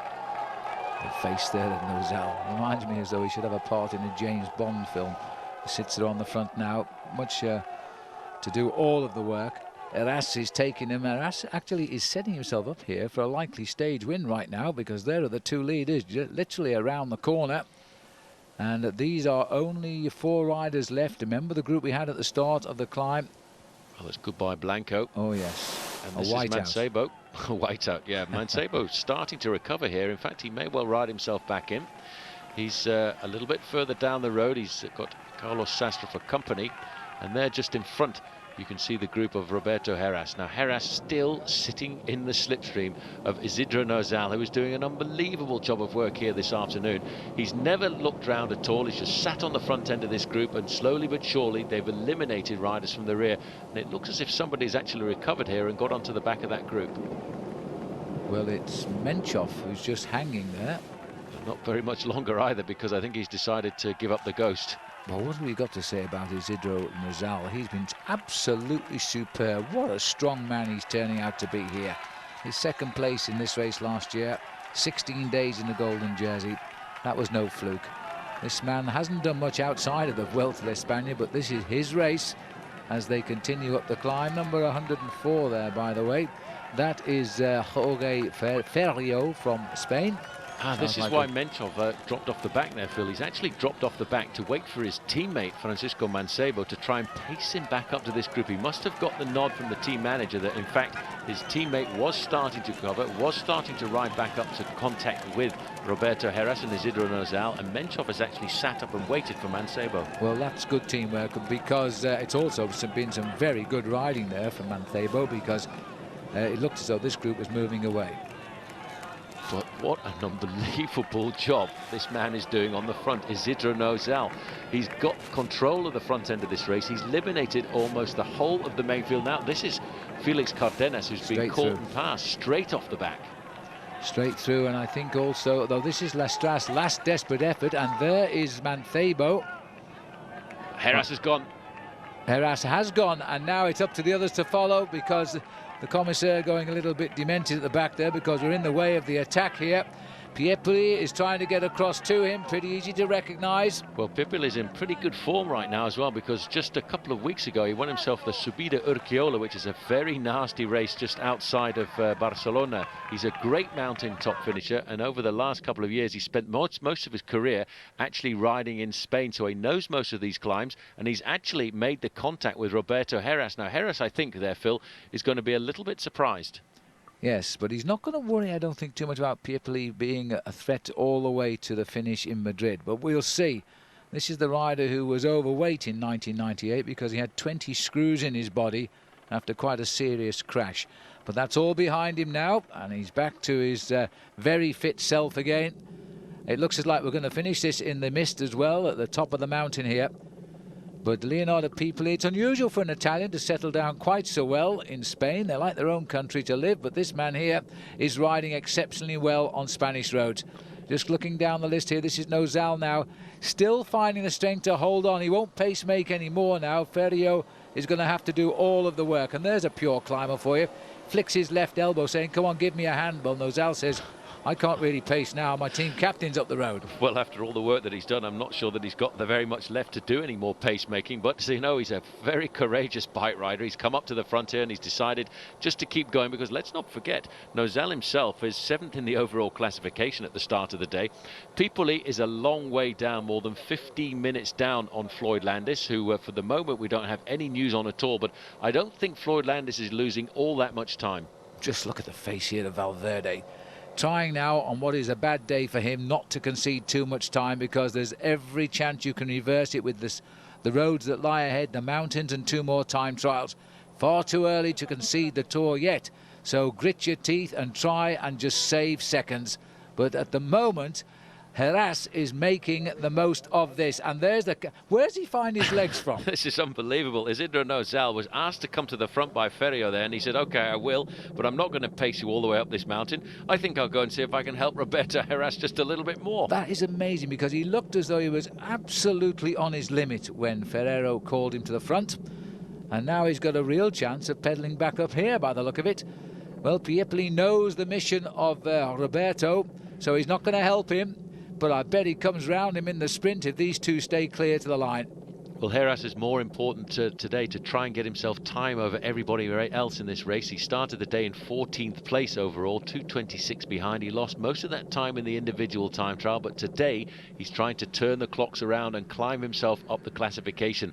Look at the face here on Piepoli. All he's doing is just looking at the back wheel of Roberto Heras and hoping he can stay in contact, because if he can, he does, I think, have a very good chance of getting past Heras in the sprint. Well, he's 33, Piepoli, 3 days after this race finishes. But right now, he's riding like a teenager. He's pretty strong today. Had 4 wins last year, and he's had only that 1 win Paul told us about this year in Urquiola. Now, this is further down. This is still Mancebo. Might keep his lead in the King of the Mountains, because he's going to score on this climb, which will stop Cardenas, I think, from taking over the race lead in that department. Well, Roberto Heras opening up the gaps on everybody else in the bike race here this afternoon as he comes up to the Flamme Rouge. The red kites, just 1,000 metres left to go, but that's going to take them just a little bit more than 2 minutes on the slopes of a mountain like this. Now, Piepoli, who's done nothing to help Heras in his mission to gain time in the Vuelta Espana, is going to be poised for the big finish here. There'll be no presents given to the Spanish rider, I'm sure, by the Italian. Look at that, straight under the kilometre and only 12 seconds behind. Nozal racing into third, but Mancebo, off our cameras, probably done the ride of the climb. He's done an unbelievable job. He's never panicked. He's picked his way through the field. He's caught riders one at a time and started to dispatch them, and he's pulling himself that little bit further up towards Roberto Heras. In fact, he is only around about 20 seconds behind Roberto Heras there at that 1 kilometre to go banner. And Isidro Nozal, Phil, is only 10 seconds in arrears. And in fact, Floyd Landis is not too far behind. He's hovering at around about the 40-second mark, so he could just hold on to his overall lead this afternoon. Fight as long as he possibly can. This is stage 9 of the Vuelta, day 10. Only US Postal have led so far, but this is the most important day for the climbers and the men who want to win in Madrid. And right now, the defending champions made sure his name's on top of the list of the men who want to. Here he comes up towards the finish, and this is Nozal, who suddenly found his second wind. Meanwhile, a little bit lower down, Valverde continues to fight. You've got to admire that man of courage, but now I think it's more the question of when will the Italian make his move. I think it will come when he sees the banner across the road. Roberto Heras has never looked round at all, because obviously, Phil, in the back of his mind here this afternoon, I don't think he's too worried about the stage victory. What he wants to do is get as much time as possible on the rendezvous which suit him, and that is the uphill mountain finishes. This is where he could lay the foundations of possibly a second win in a row here at the Vuelta a España, but he's got an awful lot of work to do. But he did the same thing last year. He never gave up right up until 24 hours to go before the finish. He still kept the hope in his heart that he could win this bike race. This is Valverde, also looking as though at last acts of desperation here to save seconds, because he knows exactly what Paul has just said. His time is of the essence on this mountain today. What you lose here to men like Heras may not be able to be recouped, but there is the attack for victory, and Roberto has no answer because he's made so much effort to gain time over the rest. He'll just chase Leonardo and try and salvage every second out of this stage. I don't think it'll give him the golden jersey today, because he's a little bit too far behind, but we'll see where Landis finishes. No doubt about the winner. It's going to be Leonardo Piepoli, as he goes clear now for a very good result for him. And he's certainly opened up the gap, so he was saving something just for that sprint finish. He certainly was. Looks over his shoulder. He's got a very big gap over Roberto Heras there. He's not too worried about the overall classification. I think he was dreaming of a mountaintop finish here. He's in great form this season. He's had a lot of top places in the overall classification in some of the smaller stage races here in Spain, but this is going to be his best win of the season. There's no doubt about that. And a good result too for Sonia Duval, as Leonardo Piepoli gets only his second win of the season. And right behind him is the man the Spanish crowd want to see. Roberto Heras comes over just 4 seconds in arrears, but more importantly ahead of his major rivals. Here comes the big man. He is big too to get over a mountain like this, and he double take then when he looked over and he saw Mancebo coming on him like a train. Only 15 seconds, and that man was around about 30 seconds down at 2 kilometres to go, so he really has recovered quite remarkably. This is Ferrio coming across the line. Good ride by him. And Valverde too has recovered over the last few kilometres. We're talking just a few seconds here, maybe 30 to Valverde, so he didn't lose the Tour of Spain today, that is for sure. This looks like Denny Menchov coming in. Again, the riders who were forced to ride well in the time trial are now showing they can ride well here. This is Carlos Sastre coming through for CSC. He too has recovered quite a bit. We're still waiting to see Floyd Landis come up. And that's Floyd Landis. There he is, inside of a minute, so he lost a little bit of time over the last couple of kilometres, and I think he should stay up there in the Golden Fleece. I agree. Well, there's the stage result as we saw it come over the line. The time gaps, of course, are most important, but they are only seconds here at the top of the Alto di Atena. Leonardo Piepoli, who really isn't going to affect the outcome of this race in a week and a half's time. He gets the stage win. different style of trophy today. And overall, Floyd Landis has survived a serious mountain stage to keep his lead from Beltran by 33 seconds. Mancebo still third. Nozal is fourth. Alejandro Valverde is up into fifth. And just off the list there is Roberto Heras. Well, that's a great ride there by Floyd Landis, and he really must have done an excellent job over the last few kilometres. He was slowly but surely losing time to Roberto Heras all the time, but he did enough to stay in the golden jersey. Not quite the mountains as we move on now to stage number 10. There they all are for you. 3 third categories, a second, but again, just before the end, a brilliant place for a springboard broad attack is this first category climb. We go from Alcoy now to Zoret to Cati, 174.5 kilometres. And this is where the riders now will continue to attack. We are going to stay in the mountains now and the undulations, with very little visits down to the flat roads. This is a tough tour from now on. And that is the race situation as we join the action here. Now there is a breakaway on. The gap is 7 minutes and, as we speak, 7 minutes and 28 seconds. It's a massive gap. It's brought to us by the GPS. Spain actually has a GPS on all of the motorbikes that go out onto the course, and it gives us a rough guide. It's never an exact time check from the main field to the breakaways, but it gives us an idea of whether the break is going up or whether the time gap is starting to come down. Well, the amazing thing is the battle here, which is still being raged by the boys for the points jersey as well. And this breakaway here contains sprinters, and that's the most important thing, I think, as the riders have opened up a fairly big gap here. 14 minutes it's been, and now coming down a little bit. There's an interesting graphic for you. 17.4 kilometers to the finish for the peloton, 10.9 kilometers to the finish for the breakaway. That should say it might well stay away today. Well, it should stay away, because that's around about a 5 kilometer difference between the two, and that at the moment corresponds to just outside of 7.5 minutes. And what's strange about this, Paul, is on a semi-mountainous stage, the sprinters have got into the move. Stuart O'Grady, Oscar Freire, Eric Zabel, all following each other around because of this battle for the points lead, are all in this breakaway on a day they shouldn't be seen. Well, it's putting an awful lot of pressure onto Liberty Seguros, who are on the front end of the main field, trying to keep themselves in contention. But certainly the sprinters had a very difficult day yesterday, and they've all gone out on the attack. In fact, the battle for supremacy in the points classification really is quite remarkable. That is hotting up to be a very interesting race. Well, still 163 men in the Tour. The only 3 dropouts we've heard of today: Nicolas Jalabert of Phonak, Laszlo Bedrogi of Quickstep, and Fabien Yecker from Sonia Duval. All given up today on the road, so there'll be 163 as we speak, heading towards the finish.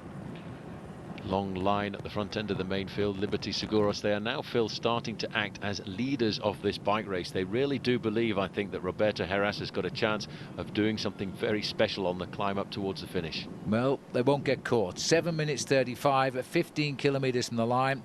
All of the race leaders are in the big pack. Nobody is affecting the destiny of the golden jersey up front. There's some interesting names up there, though. Names like Stuart O'Grady. I've mentioned Eladio Jimenez from Kelmate. And the breakaway is thinned down a little bit, but it's still basically all up there. It's the front end of the main field. A big long line, once again dominated by the crosswinds in this part of Spain. And we've seen, well, the rain is actually now starting to come down, and that really is remarkable. The weather conditions have changed in the space of around about 20 seconds. This is the leading group. Well, it's sweeping in across the road here. Not a pleasant situation now. Zabel and Oscar Freire and Stuart O'Grady have been dicing out the intermediate sprints. Oscar Freire got the first one, Zabel was third. Zabel got the second one, O'Grady was second, and Oscar Freire was third. And in the third one, Zabel won that ahead of O'Grady. So at the moment, it's advantage Zabel for the points. Well, Eric Zabel, he's an unbelievable player. I've got a lot of time for Eric Zabel. He reminds me an awful lot of a man by the name of Sean Kelly, who was a great sprinter in the 70s and 80s. Kelly was present from the start of the season in February right the way through to the very end of the year, which is exactly the same as Eric Zabel. And Zabel this year has been second so many times every month of the season, from February right through till now. That's right. And everybody likes Eric Zabel. If ever you talk to anybody about this great German, they all say, what a great guy, what a consistent bike rider. Races for the love of the sport, and we all agree with that. 8 kilometres left to ride now. This is the remnants of the breakaway. There are, looking at them, look about 7 of them left at the moment. And we're looking probably here at Ruslan Ivanov, Juan Fuentes, who speaks fluent English, but he is a Spaniard riding on an Italian team, Seiko. Jose Miguel Elias from Relax, Eric Zabel are in there. Also Oscar Freire, Eladio Jimenez and Stuart O'Grady. That's the makeup for you, and having told you all, there it is for you to see. Well, these weather conditions really are pretty nasty. I have to say that I would expect to see an attack coming from either Fuentes or Jimenez on the run in towards the finish, because this is a very difficult run into the finish line. It's not exactly a mountaintop finish, but it's not far off. Probably just as well with all these sprinters in the breakaway. This is a most unusual breakaway. You would not expect to see 3 top sprinters in a group like this that contains a first category mountain. There's the details for you. There's Zorre de Cati, 10.6 average gradient. It's 4.3 kilometres, just over 2.5 miles long, this climb. And then that little clip down to the finish. But if you can get away on the top, you might hold them off downstairs. Well, the main field is still under a lot of pressure, and the pressure is being put on at the front end of the main field by Roberto Heras's Liberty Seguros team. They really now are starting to slip it into gear, and they do need to come up with a good ride in the Vuelta a España, because they had a disastrous Tour de France this year. They put all their eggs into the one basket of Roberto Heras. They thought Heras was really going to rattle the cage of Lance Armstrong in the big mountain passes. Well, in fact, before he got to the mountains, he was already around about 40 minutes in arrears. The gap here is coming down, but I think this rain has completely dampened enthusiasm for the chase. They know that the breakaway is not affecting the overall destiny of the golden jersey, so they're going to live to fight another day, I think, and just get it over with. Well, I didn't quite catch that, Banner, as to exactly how much to go. It's probably 7 kilometres left to go.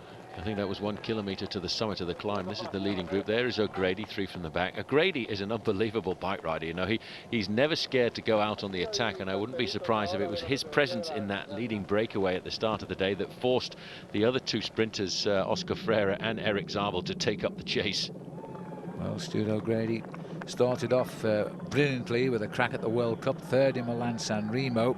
Then it all went wrong for the Cofidis team, and the doping accusation started to materialise. Grady had just joined the team, wasn't part of any of the accusations, but the team suddenly had to stop racing. And as a result of that, he lost all hope of continuing in the World Cup. So he's been concentrating on the big tours. It's a big day for him. Yeah, it must have been pretty tough for him psychologically, moving across from Crédit Agricole to ride for Cofidis, and then all of a sudden the team completely and utterly embroiled in scandal, of which he had absolutely nothing at all to do with. But he kept his morale, he kept training, and he now seems to be riding a very good end of the season. Well, let's see if he can pick up a stage win today. This would be delightful for him. Well, he's sitting in the wrong place here, because there's an attack just going off the front, and there's a group of about 3 riders now starting to open up an advantage over the rest of the group. He's just going to keep an eye on things here. He's going to see what's happening. He's going to keep an eye on Freire and Zabel, and you can bet your life that Eric will keep an eye on everybody, because a rare chance for big points, which they don't normally get on this stage. They wouldn't have put this down as a point stage for them. They went away, in fact, for the early sprints where the points were, and as a result the breakaway started and they kept going. And this is what it is. There's Freire. And Eric Zabel also. Stuart O'Grady now has decided this is a good chance for him. He's seen the attack going off the front. Zabel under a bit of pressure on this climb, as is Oscar Freire. Yeah, this looks as though it's beginning to split up asunder here.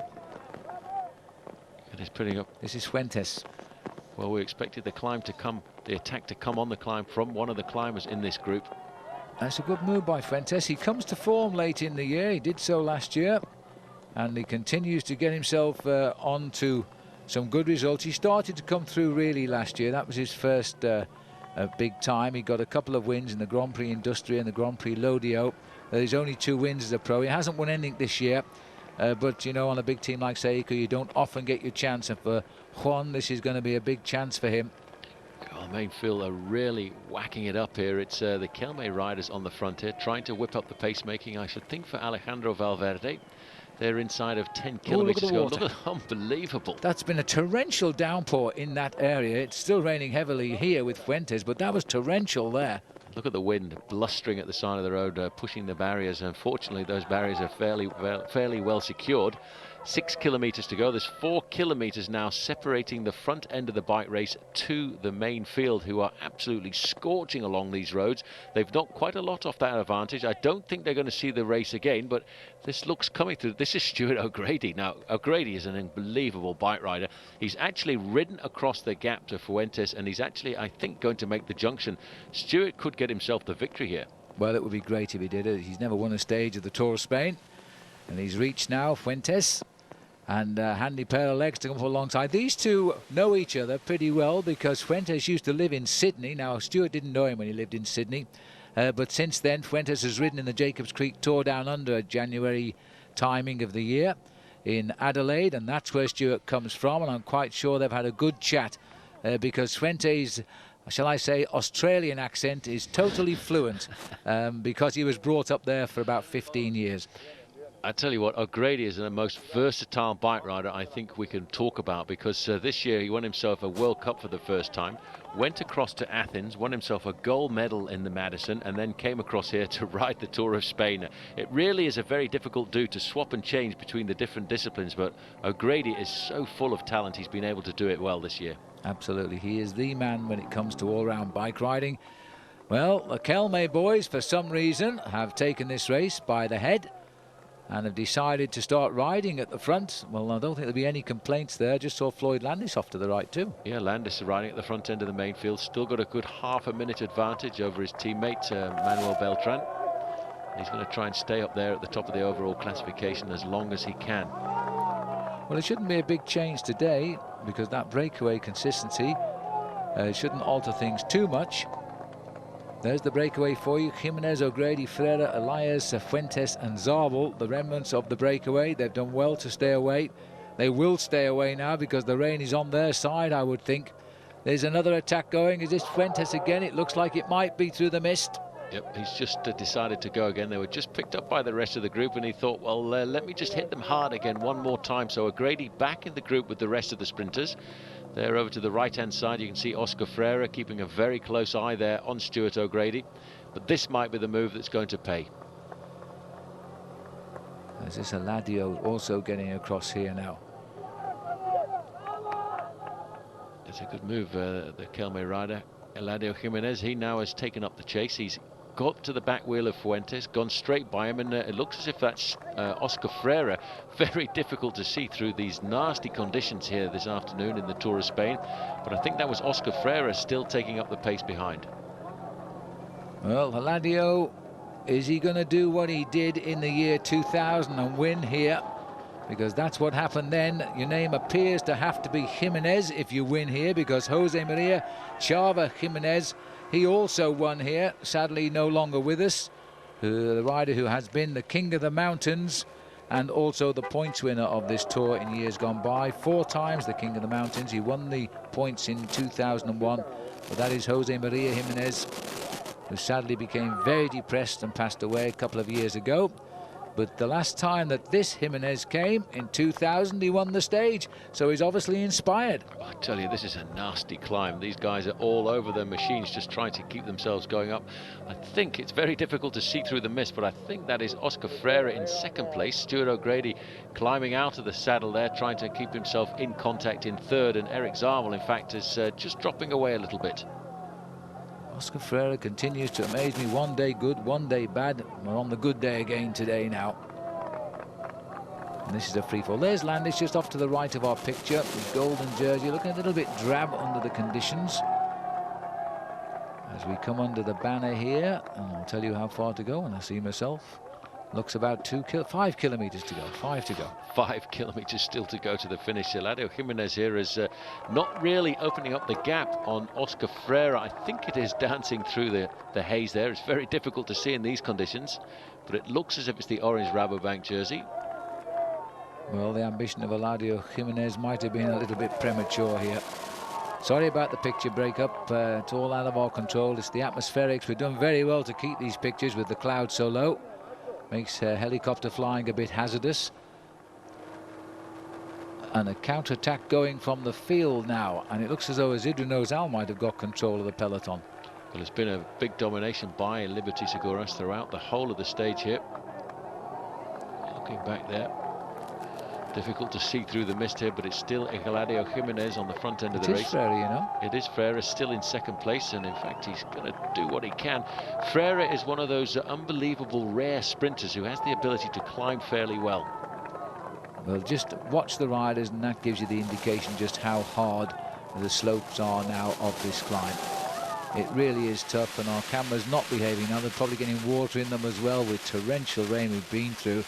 Looks as though it is easing off, and the peloton has regrouped under the guise of the Kelme boys, who've got a plan today, whatever it might be, maybe to launch Valverde late on. They're not going to catch up with the leaders. They are closing quite quickly, but there's no way they'll catch up. But the main field is certainly having a fairly good sort out there as well, because that group once again has been reduced to around about 30 or 40 riders. Eladio Jimenez, he's opening up the gap slightly now over Oscar Freire. Painful though, isn't it? It's very painful indeed. It's very slow, but I think slowly but surely he's starting to get that little bit of extra distance, and once he gets to the flatter part, you actually get an idea of just how big the gap is, and it is, well, it's gone unbelievably. Yeah. He just came round that bend, he flipped the gears up a little bit, and he's really given it some power, and he's doubled his advantage there. There's Il Parata. Well, at least a flag behind him anyway. Now, we don't want to see any pushing like that, because they can get riders disqualified even if they don't ask for the push. It puts them in jeopardy. Well, the referees must think this is a gap that is starting to open, because they've allowed one of the neutral service vehicles to come up behind the leader. But just look at the way he is labouring to get up to the top of this climb here. And once he gets to the top, he plunges down into the finishing line. If he goes over the top of this climb here, Phil, with around about a 30-second advantage, I don't think anybody's going to see him again. But, oh, it's so sore. Well, Jimenez, this will be a great result for Kelme. And even if Valverde will remain at their #1 man for the final, certainly they're in for a stage win if he can continue now. It's not too far once over the top, down to the bottom and over the line. He's won here before. His teammates, though, are getting mixed up with the attack at the back here. Well, in third place there, that's Isidro Nozal. They are starting to open up a gap there. In fourth place is Roberto Heras, and I can't see, once again, the leader of the US Postal Service, Floyd Landis. This little climb is putting him into a little bit of bother, and I'm actually surprised to see Tyler disappearing on a climb like this, because let's not forget, he was one of the strongest men in the mountains at the Tour de France. Well, just now, it's been a wonderful tour, whatever happens in the next few minutes, to the US Postal's race leader, because they've led this race since the day one win in the time trial. And nobody's really expected them to win the race. So maybe today we'll see the change. Jorge Ferrio, who had a wonderful day in the breakaway, somehow has found the legs to have another go. Very good climber, dancing out of the saddle on the pedals, as very often a position adopted by the big climbers, and the Tour of Spain is all about climbing. He's putting the big names into a spot of bother there, because Isidro Nozal is not able to stay on the wheel at all. And in fact, Roberto Heras, I think, is quite happy to have his teammate up there alongside him. Yes, this rider shot to form yesterday, enjoys the mountains. He's got a great shape for being a good mountain climber. Small man, but light and lithe, and enjoys the road. At least the rain has stopped for the moment, but the roads will stay wet, and our cameras are hopefully going to dry out and not go down on us. But as we head up towards the summit, this is, remember, the chase at the back now. We've still got the leaders ahead. They're not going to be challenged. They're going to fight out the first place. Well, this man is trying to get himself a place, at least in the top 10 at the end of the stage if he can. There's 7 riders up the road, and a little bit further up the road we rejoin the leader, who is still doing an excellent job here. He's actually opening up around about a 30 or 40-second advantage over the other riders in the group, and it's still Oscar Freire holding on to second place. It's a good move now by Eladio Jimenez. I think it took a while. Oh, and what's happened here? Yes, it looks as though, again, Floyd Landis, he really is under pressure. He produced that good time trial, but he's starting to struggle now. Well, first and second place in the overall classification, because Tricky Beltran is there as well. just gives you an indication how much pressure Liberty Seguros are putting on this bike race. They certainly want to try and move Roberto Heras up in the overall classification. Every time the race goes uphill, they're going to try and take advantage of this and chip away at the overall lead of Landis and Beltran. That's Aitor Gonzalez on the right-hand side, a former winner of the Vuelta a Espana. A consistent bike rider, but certainly not the man who won the race a couple of years ago. Well, in fairness, this has been a pretty tough slog up this mountain for sure, as these riders still trying. It looks as though Ferrio is still trying to get clear here. Is that Valverde? That's Valverde. Now this is why the Kelme riders were all over the front of the main field, and it looks like Roberto Heras is coming up there as well. Isidro Nozal has blown it. And the motorbikes queue up for the shot of the day as Valverde has attacked the defending champion. He needs a bit of time back. This is Heras. Ahead of him is Valverde, who will not give up trying. He was under pressure yesterday, but he's going to have another go today. They're having a job keeping hold of Ferrio. He's going out of sight and he's sticking to his guns, that little man. There's people here as well. It's not quite as easy to recognise with his helmet on this afternoon. The riders not allowed to take their helmets off on this stage because it's not actually a mountain top finish, because once they go over the top of this final climb of the day, they plunge downhill into the finishing town. Heras has recovered, but I think he'll be rattled just a little bit by the performance there of Alejandro Valverde, who now seems to have recovered from that little bit of an injury he had a couple of days ago. He is an immense talent, Valverde. He's been knocked around a bit in this race, but it looks as though he's recovering gently. Roberto Heras will be happy if the race continues to the line in this position. Meanwhile, coming up possibly, I think this is towards the summit of the climb here now, Eladio Jimenez. And he's got the advantage that could win in the day, and it'll be a case of déjà vu. Well, he's also got the advantage that behind he's got a teammate who will be able to defend his position there, because Valverde's position in that group, just splintering off the front end of the main field, will give them the tactical advantage. I don't think anybody's going to see this man again now as he goes over the top of this climb, and he will take some phenomenal risks on the descent of this mountain. I only hope that he's able to stay upright. I think it'll just be a risk to go down the darn thing, because it's so slippery down here. The roads are very, very wet. Only good news is the rain has now stopped. There's the golden jersey, and I'm sorry we couldn't hold a picture for you there of Floyd Landis. He is losing ground. Desperate moments again for Landis. He's not going to go out of that golden jersey without a fight, and he's got his main contenders not too far ahead of him just now.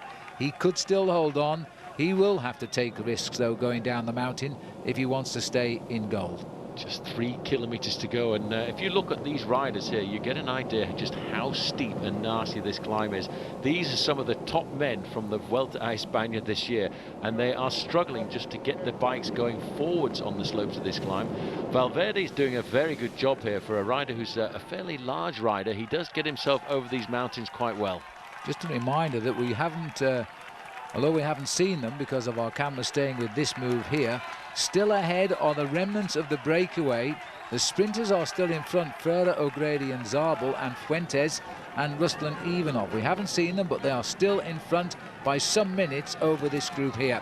And it's going to be a big tussle, what looks like being for second place now from the sprinters. And you know, the man that gets second today could be the next leader on points. He certainly could. Look at the leader, though, of the bike race at the top left-hand corner there. He's going down this hill like a maniac. On dry roads, and the road is completely dry on the other side of the mountain now. That really is a remarkable change. A kick in the weather there. Only raining on one side today as we now go down towards the finish, and Jimenez won't be caught now. There's the Heras group. And down below us, Jimenez from a different angle. Going down very well. This is Floyd Landis, bottom left-hand corner, really having a hard time staying in contact with this bike race, and he needs to recover here this afternoon because he doesn't have that much time in the overall classification. Only around about half a minute over his teammate and only 38 seconds over Isidro Nozal. Poor Floyd is suffering again today. Touch and go this time. It's been touch and go every time, but this time's more crucial than ever. And Isidro Nozal, look at that face. He's done his work again, but it's beginning to tell now his daily output for Heras. Well, I tell you what, he's still staying in contact there, and if he can just get in contact with that leading group, he's got a very good chance here this afternoon of becoming the new leader of this bike race overall, because he's not too far behind Floyd Landis in the overall classification. He's a courageous man, though, isn't he? just digging as deep as he can into that suitcase of courage to pull himself back into the bike race. Of course, he's not really riding for himself. He's thinking more about catching those three riders there, just to help Roberto Heras that little bit more. Well, Ozal is looking to me as though he might be. That's Santiago Perez we've seen there, a Phonak rider. Oh, it hurts. He just hasn't got it, has he, in those legs? And we return to the front man here, Eladio Jimenez. He's not too far away. Very shortly he should be seeing the Flamme Rouge, the red kite, and he's not far away from getting himself a very nice stage victory. And a repeat of his win in the year 2000 here. And all the winners who come to this place are called Jimenez, it seems. Jose Maria won here. Now Eladio looking for win number 2. And keeping it in the family name, at least, even if they're not related. As he comes up towards the finish now, that's a good result for Eladio Jimenez. A tough way to do it, I have to say, from a breakaway that's been out front for much of the day. But in a race like the Tour of Spain, these breakaways do seem to have a better degree of success than perhaps in the Tour de France. And that's a great win for him as he crosses the line. And what's more importantly, I suspect, a brilliant win for him, for Kelme. But look at this, somehow O'Grady stayed away. Our cameras never went with him, but when he moved away earlier, they never brought him back. Well, I'll tell you what, I know what Stuart O'Grady's done. He's taken advantage of the downhill section of the course here. He's an unbelievably agile bike rider, and this is going to pull him that little bit closer up towards Eric Zabel in the points classification. And we'll give it to him, I think, Paul. That should be, and it depends where Zabel finishes now, but that should be good enough.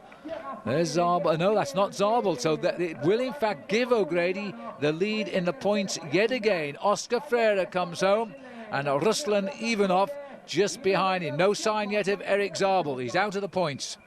Well, for the moment. For the moment, he's still got to get himself to the finish line. This is Fuentes, the early attacker from Team Saeco. He's going to come across the line here for 5th place. And there's Eric. Is that Eric? No, that's not Eric Zabel. Still not Zabel. So no. Zabel is going to be 7th from that leading group of 7, as long as he survives in front of the main field. Wow, did they sort out towards the end of that climb. That breakaway has all come over in single formation today. Now then, back with the Roberto Heras group. That should be Alejandro Valverde with him, Leonardo Pipoli. Now, Pipoli over the last couple of days must have climbed up a little bit higher in the overall classification, but still he's around about a quarter of an hour behind riders like Roberto Heras. This is Floyd Landis just reaching the top of the Premio de la Montaña. He's having a hard time, and he's actually lost an awful lot of time.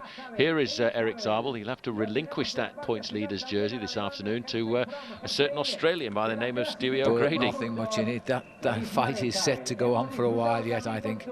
That is pretty interesting to see. Zabel what will he be, Zabel? He'll be 7th place.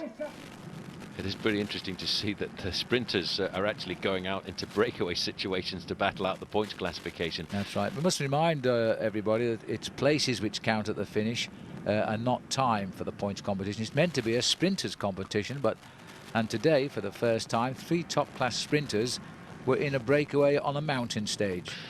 Really quite remarkable. This is the next group on the road, and Roberto Heras once again opening up a bit of time, and it looks as if Isidro Nozal didn't quite manage to make the contact with this group as they reach the summit of the climb, so he may well be losing his chance at a crack at the Mayo Amarillo, the golden jersey of leadership in the Vuelta a España. But Floyd Landis, Phil, is going to have to do something very special to keep himself in the overall lead. 1 kilometre to the finish. Always a nice sign, and this is a matter of time. There are small time gains to be had here, and possibly big time gains over Floyd Landis. So we'll see if they can keep it prized open nicely now. Look at Heras and Valverde, both of them riding really hard on here to make sure they open up as big a gap as they can over everybody else in the race. Valverde's going to move up in the overall classification, and so too is Roberto Heras. He is taking advantage of every big climb that he can in this Vuelta a España, and we're still only halfway through. Well, I tell you what, they use plenty of barriers, but in this part of Spain there aren't many people to put behind the barriers, as you can see. It's not a highly populated country out in the countryside, and unlike the Tour de France, where it's summer holidays time, this race here Just has to really search for its public, but it's a great race and a very friendly race.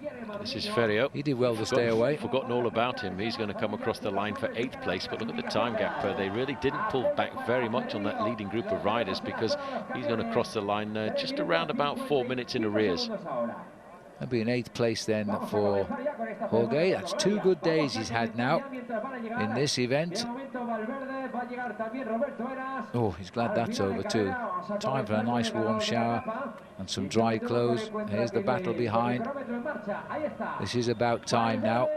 That's Valverde on the front. Roberto Heras has matched all the moves and stayed there. He'll be quite content with that this afternoon, because the important thing is he's opened up time gaps on everybody else in the event. Yeah, good result. That Valverde will climb up the overall with that result too at 4:17. There's Nozal, Sastre. Oh, this man just knows how to suffer. He really does. He just does not give up. Those big feet, we noted them last year. I think they're about, in English sizes, about size 12. They are huge. Here he comes up to the line, and you know, Floyd Landis looks like he may well have lost the lead in the overall classification this afternoon to Valverde. He's still not come in. Well, that's Mancebo coming in there. Is Landis in this group? Yes, he is. There he is. Yeah. So it's all going to be a question of what the time is on the clock. I think he just hold on. I believe he'll just hold on. But these last 2 days, it's going to be very close. But these last 3 days, you know, he really should have lost the lead, I suspect, and he hasn't. Well, let's have a look at the result first. Jimenez gets it in 4.5 hours ahead of Stuart O'Grady. Very strange result. And there he is in the golden jersey. So he has held on. We'll wait for the confirmation of the gaps. It cannot be much. And I think Floyd Landis, grimacing to smile here, just wants to get off and go and have a shower. Let's have a look at the overall. 8 seconds is the gap. The closest ever winning margin, by the way, was when Eric Caritou won by 6 seconds a few years ago now. But it looks as though Valverde enjoyed his day. He's very much a challenge, clearly recovered from the crash. And Mancebo there in the overall King of the Mountains colours. There is Jose Miguel Elias. Is the man with 48 points today, and he was the King of the Mountains. I beg your pardon. Well, for 11 days now, US Postal have continued to lead this race since the team time trial. Another day slightly uphill as we climb towards the end, one of 165.8 kilometres. The riders moving away from San Vicente del Raspig on to Caravaca de la Cruz. This is the sort of gradient the riders can expect. It's pretty open countryside. The wind's always a problem in the area, but thankfully things aren't too bad all around. The weather not too bad either. And the breakaway, and this has been the situation virtually since the start, Dave Zabriskie of the US Postal Service, I have to admit that Johan Brunel and his team have thought of something different to do almost on a daily basis. Well, Zabriskie built up a massive advantage over the main field, 13 minutes and 15 seconds, and I don't think anybody's too worried about the position of him in the overall classification, so I think it may well be a situation where he will survive off the front end of the main field. This is Alejandro Valverde. He's actually been involved in an accident on the road. He's second overall at 9 seconds, and I wonder if he's dreaming about ripping this golden jersey off the shoulders of Floyd Landis towards the end of today's stage. Well, I don't think he'll do it too quickly. There's his jersey there from what was a pretty heavy tumble. He went down very heavy indeed at the side of the road, and as you can see, he ripped out the back, and it was a very nasty crash that he went down in. But he's a tough character, and he's back in the main field, and currently around about a quarter of an hour behind the lone leader, Dave Zabriskie. Well, Zabriskie got away after 3 kilometres. There was no resistance to his attack at all. A 25-year-old national time trial champion from the US, so if anybody can stay away, it's this man. It's a bit of a specialist against the watch. Getting a chance here on the big team now for US Postal.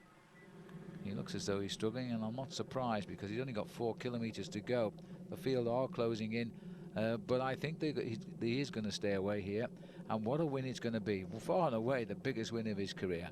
Well, I tell you what, at one stage in the day he had an advantage of around about a quarter of an hour, but it actually has tumbled down quite a lot, and it's actually currently hovering at around about the 2-minute mark. He should survive, but he's still got to get himself to the finish line. As you can see, the main field's starting to whip up the pace. Most of the work on the front end is being done by Fassa Bortolo. Well, we're heading up to the finish, but let me tell you, the battle for the points has all been enacted for second place sprints today behind Zabriskie, and Eric Zabel picked up a couple of points at the first one, and again he was best at the second one, and that means that he's going to keep the race lead in that competition, or rather get it back as we go to the eve of the rest day here, away from Stuart O'Grady. Well, there at 4 kilometres ago, the official time check was 2 minutes and 30 seconds, but let's not forget that is just a guide coming to us from the motorbikes. And there is around about 2 kilometres the distance between Dave Zabriskie here at the front and the front end of the main field, who the difference in speed right now is absolutely phenomenal. Zabriskie here at 2 kilometres to go is just about riding at 42 kilometres an hour. Look at the face on him. Look at the sweat starting to come through his shirt there as well, while the main field, Phil, are riding along here at around about 55 kilometres an hour. I know it's not exactly a slow pace, but a 100-mile time trial is what Zabriskie has done today. And I'm not surprised he's looking as though he's in pain just now. Unfortunately, you have to get up that little rise there. That's the finishing town as we wing our way round into the town. But I can't see anybody beating him now. There's the peloton. There's a rider drop back there very quickly indeed. I would suggest a flat tyre for him. The long line of cyclists here in angry mood now. The sprinters, of course, are going to take part in a sprint royale for second place with a gap of 2 minutes 9. That's what it will be. And Zabel and O'Grady, more or less, the one that finishes in front of the other will be the next wearer of the points jersey. It's been an unbelievable battle, really, since day one between those two riders. This is Zabriskie still holding on to 2 minutes advantage, and he shouldn't really lose that, although it is a nasty climb up to the finish line. I don't think I could imagine a situation where he's going to lose a minute for each of the final 2 kilometres. But look at that salt coming through his jersey there. It's been a very long, hard day in the saddle for this man, and he certainly is riding to a very successful stage victory. And what a Vuelta a Espana it has been for the US Postal Service in their farewell swan song in the Grand Tours, because next year this team will change its name to the Discovery Channel. That's right, and magical, I suppose, is the wrong word, because they've just had a wonderful tour.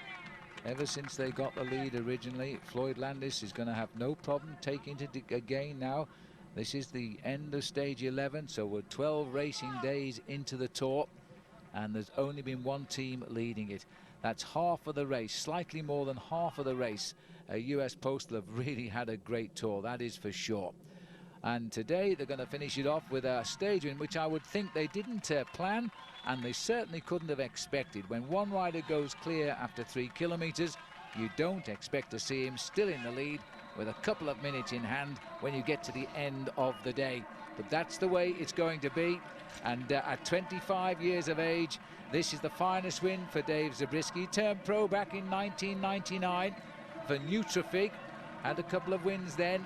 He's then been around the small teams before US Postal recognised his potential, took him on board back in 2001, and this is without doubt his best result, and coupled up with his fine 5th place ride in the Tour of Georgia and the Dunkerque-Fourday in France last year.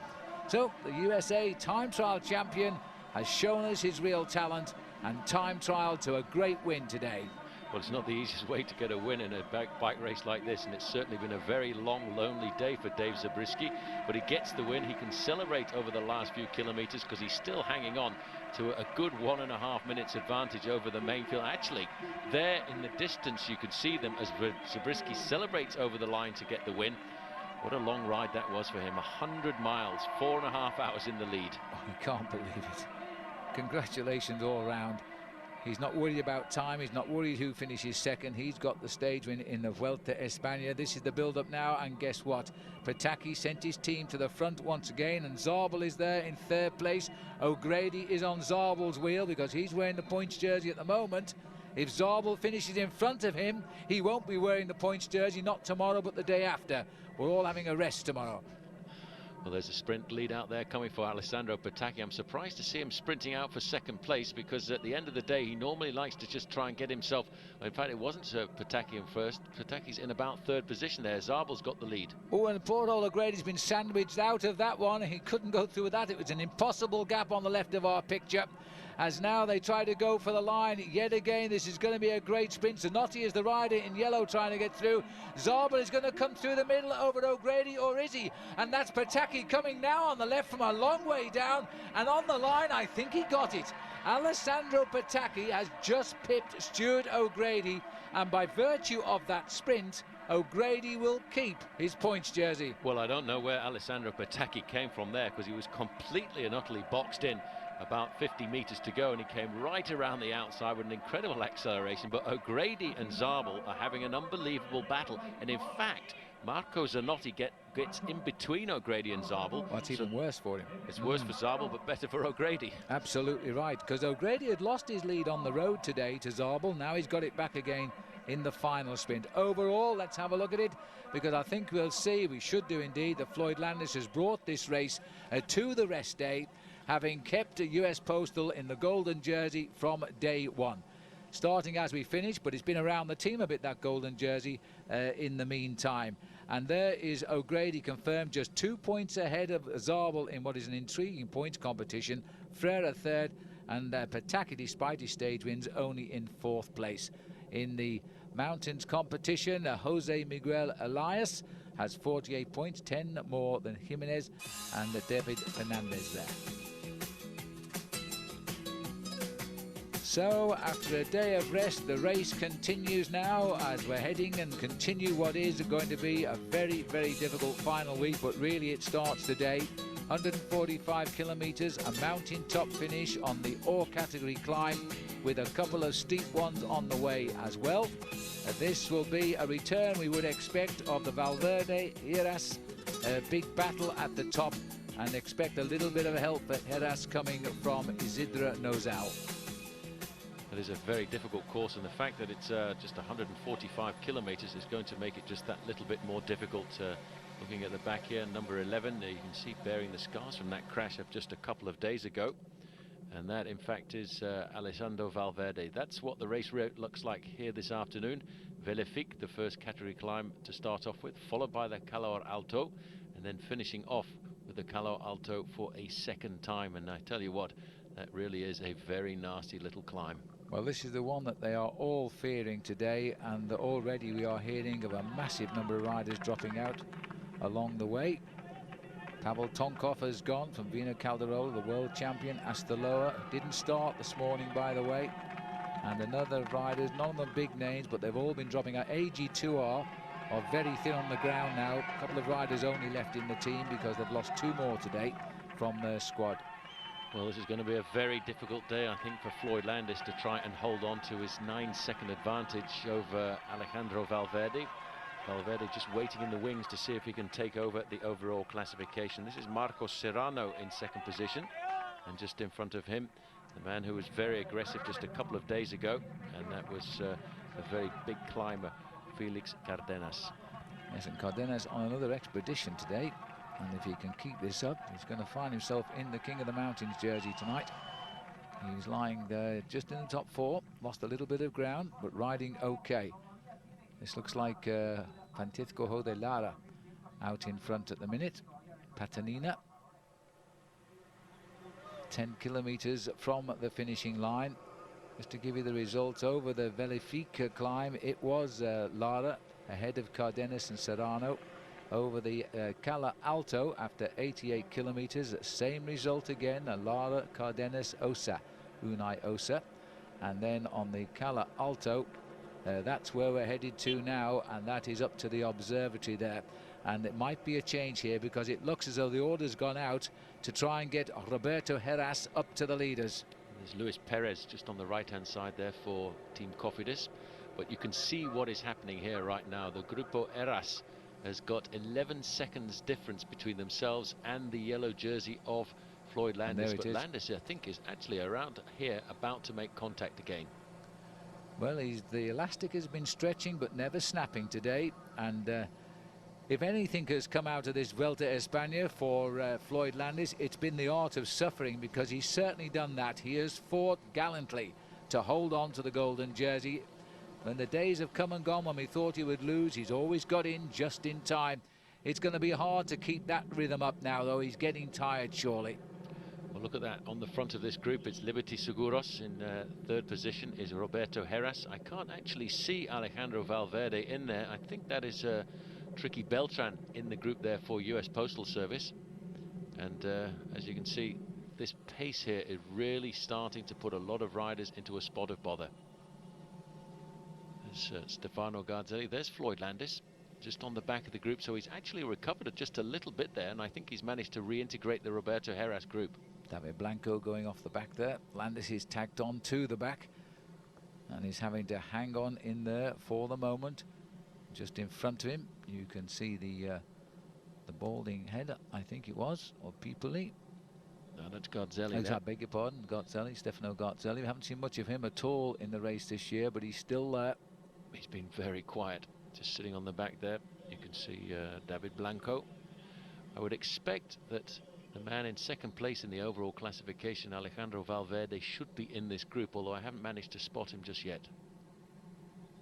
That's Roberto Heras and the Liberty Seguros riders, and as you see, every time we go uphill, this race absolutely explodes, and we see a hierarchy of 15 to 20 riders moving out of the front. Roberto Heras, I think, today is going to try and lay claim to a big finale. He's tried to win a couple of times here, but always somebody's popped up and taken away the glory. But this really is a difficult climb, and you can just look down there at the speed they've hit the climb at, and it's all down to the work of Liberty Seguros. And again, Mr. Faithful there, Isidro Nozal, not at all unselfish after his great second place last year. He's here for one reason, despite his own high overall position, and that's to get Roberto Heras into the final golden jersey. There are still challenges in this race. I'd be very worried about Mancebo, and still, despite his falls in this tour, also Alejandro Valverde. And here comes an attack now. That is Valverde. You can see he's got the little sequels of that crash from a couple of days ago on his left knee. He went down very hard in the early part of the race. This might be a test for him today. It's going to be a very big test for him, and he's actually put a bit of pressure onto Isidro Nozal and Roberto Heras. This man is an unbelievable talent for the future. He's had 15 wins so far this season. One of the most prolific winners alongside riders like Tom Boonen, the Belgian rider, and of course the man who's won more races than anybody else, Alessandro Petacchi. Floyd Landis. I think that is going to be the end of Floyd. He's been dropped on a number of occasions. He's pulled himself back into the race. Beltran just in front, I think, has been given the order, stay in contact with the group because there's no more engine room. I think you're right. That increase in speed there by Valverde, there's a little chance to have a look at it again, was a chance to lift it up another notch. Now at that point you see Landis was tagged onto the back there of Garzelli's wheel, but there was a very fast reaction from Liberty Seguros, and it was a little bit too fast, the acceleration, for Floyd Landis to cope with. Good climbers like to go fast, accelerate, and then ease back into a rhythm and then go again, and that's the evidence of a good climber. Once they ease though, people like Garzelli are getting back on. Straight off the back I think he's going, because look at this. This again is Isidro Nozal on the front, just tapping out the rhythm. Luis Perez is the coffeeless rider there. He's ridden a couple of good Vueltas Espana over the last couple of years, and you can see this race is really starting to split up, and it all is because of the work being done by Liberty Seguros. I think this is going to be the end of the golden dream here for Floyd Landis, because once you get dropped a first time and you fight your way back, and a second time and you come back, the writing is basically on the wall, and I think that's the situation here for Floyd Landis. Started the day just 9 seconds ahead of the man there in the white jersey, Alejandro Valverde, and right now he's lost his lead by 6 or 7 seconds to the Spanish challenger. And the pace-making here by Nozal has now split this group into 2 complete halves here, and that's going to damage also the golden jersey. You can see Landis now, he's wise not to panic. He's going to stay within the red zone and ride at the pace he can handle. There's no point in trying to live with these top climbers, because it's just not possible right now. Mancebo also on the back there. Santiago Perez has tacked on. Look at that gap. The difference between Valverde and the golden jersey is 23 seconds. So the gap is starting to expand. Here on the back, Francisco Mancebo, looking very comfortably over his shoulders. He wants to see the position of the golden jersey, and you can see that that gap is starting to widen. But what a job of work on every moment when it's been important Isidro Nozal has done for the team. He's always been there. He really is riding a splendid Vuelta a España, but the man likely to take the advantage here this afternoon is Alejandro Valverde. And not surprisingly today, the battle for the sprint has taken a back seat after O'Grady got the lead by just those 2 points before the rest day. They haven't been scoring out on the course today because the climbers have had a free rein. The breakaway getting away on the first climb of the day, but it's been more or less put back into a situation where once more now the big contenders are together. There's Francisco Mancebo, still looking good, strong, tacked on to what is becoming a very, very high tempo, quality leading group here. I tell you what, this is an unbelievable, difficult final 10 days of racing here at the Vuelta a Espana. This is Carlos Sastre trying to stay in contact here, and you can see all of these riders, all very good climbers, are really being put on the edge of their saddles here this afternoon. Well, it's really now, between now and the finish, and remember this is stage 12, between now and the finish there's only 2 flat stages now.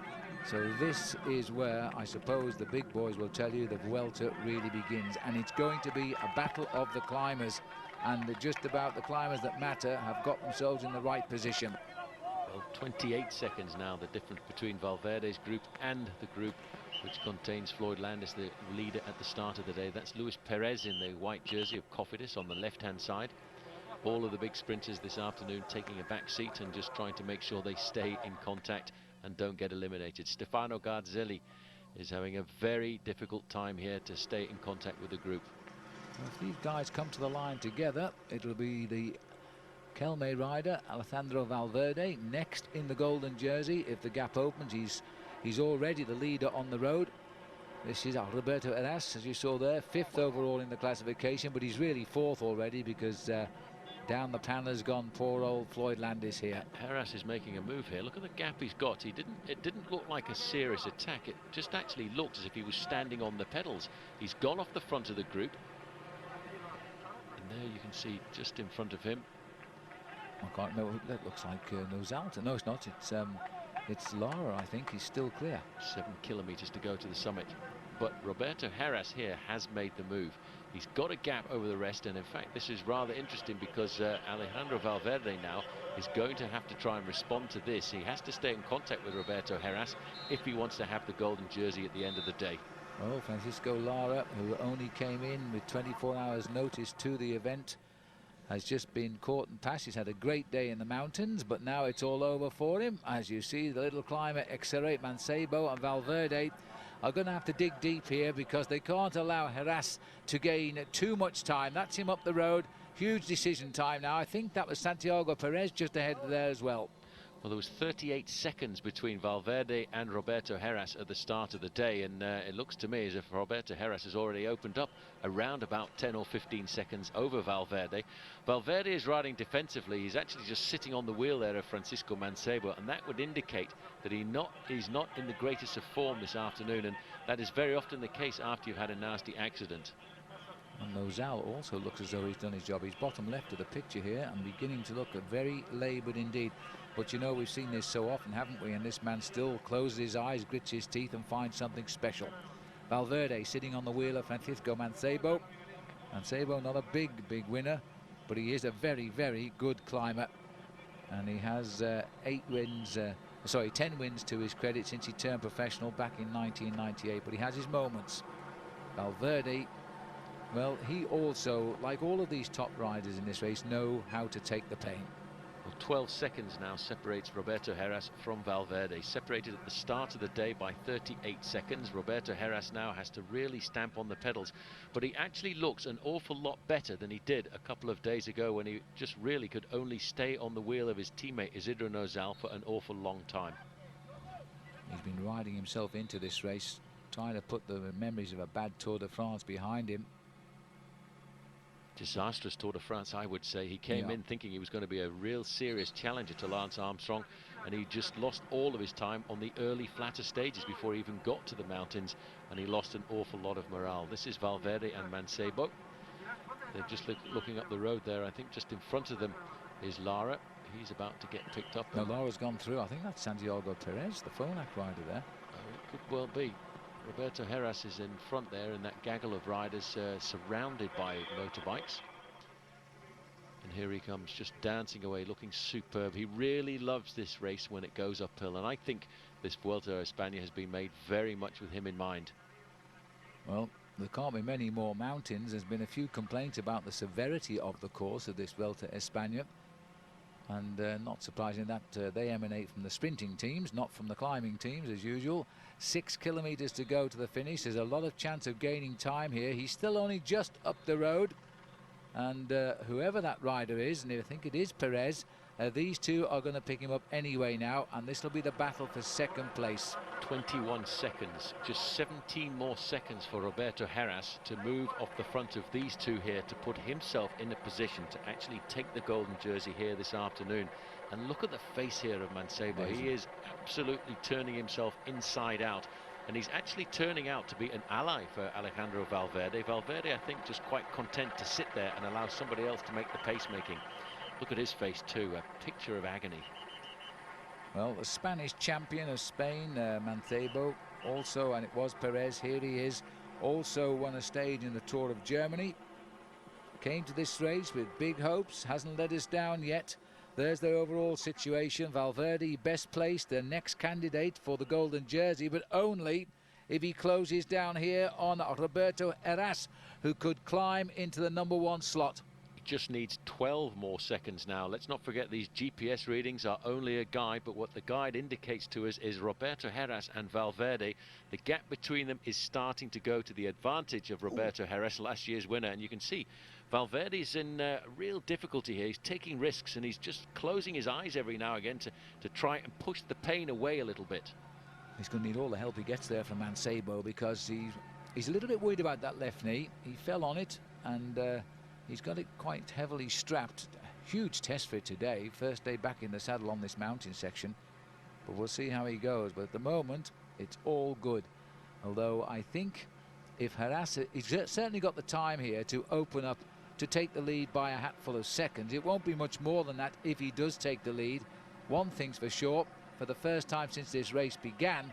Oh, and there's nearly another touch of wheels there, because he just locked up, and he almost brought off Perez, who was very quick to react and nip round him and grab the wheel of Mancebo. He was on the limit all of the time. We saw him make one or two little mistakes because of the fact that he was right on the edge of his saddle, trying to stay in contact with Mancebo, but I think he was right at the end of the red zone, and now he's going to have to try and recover if he can, get himself into a rhythm. But this bodes well now for Roberto Heras. Just 6 seconds more Roberto Heras needs over Valverde, and he will be riding himself into the golden jersey at the end of today. And I think he knows that. Look at the way he's pedaling. It is so easy, so smooth, the way that he rides this bicycle when it goes to coming up hills. He is really one of the masters. Well, a great climber is poetry in motion. You can see the scars on the elbow there of Valverde. An innocent but very heavy fall he had, and it's taken him a while to get back in. And today he's losing a little bit of time, but it won't be a race loss overall yet. But once you let Heras get away like this, and he was launched again by his faithful teammate Nozal, as we go under this banner, 5 kilometers to go. Still 3 miles. It means you can lose an awful lot of time yet to this man. Who certainly can, and let's not forget Floyd Landis, the leader at the start of the day, is losing a huge chunk of time. In fact, at the moment, the overall leader is more than 1.5 minutes in arrears, so he will plummet down the overall classification tonight, with these two men looking at riding themselves up higher in the standings. Perez there in second position. He is riding a very good Vuelta Espana here, but Mancebo, I think, before the start was everybody's favourite to finish in the top 3. 5 kilometers to go for Mancebo and Santiago Perez.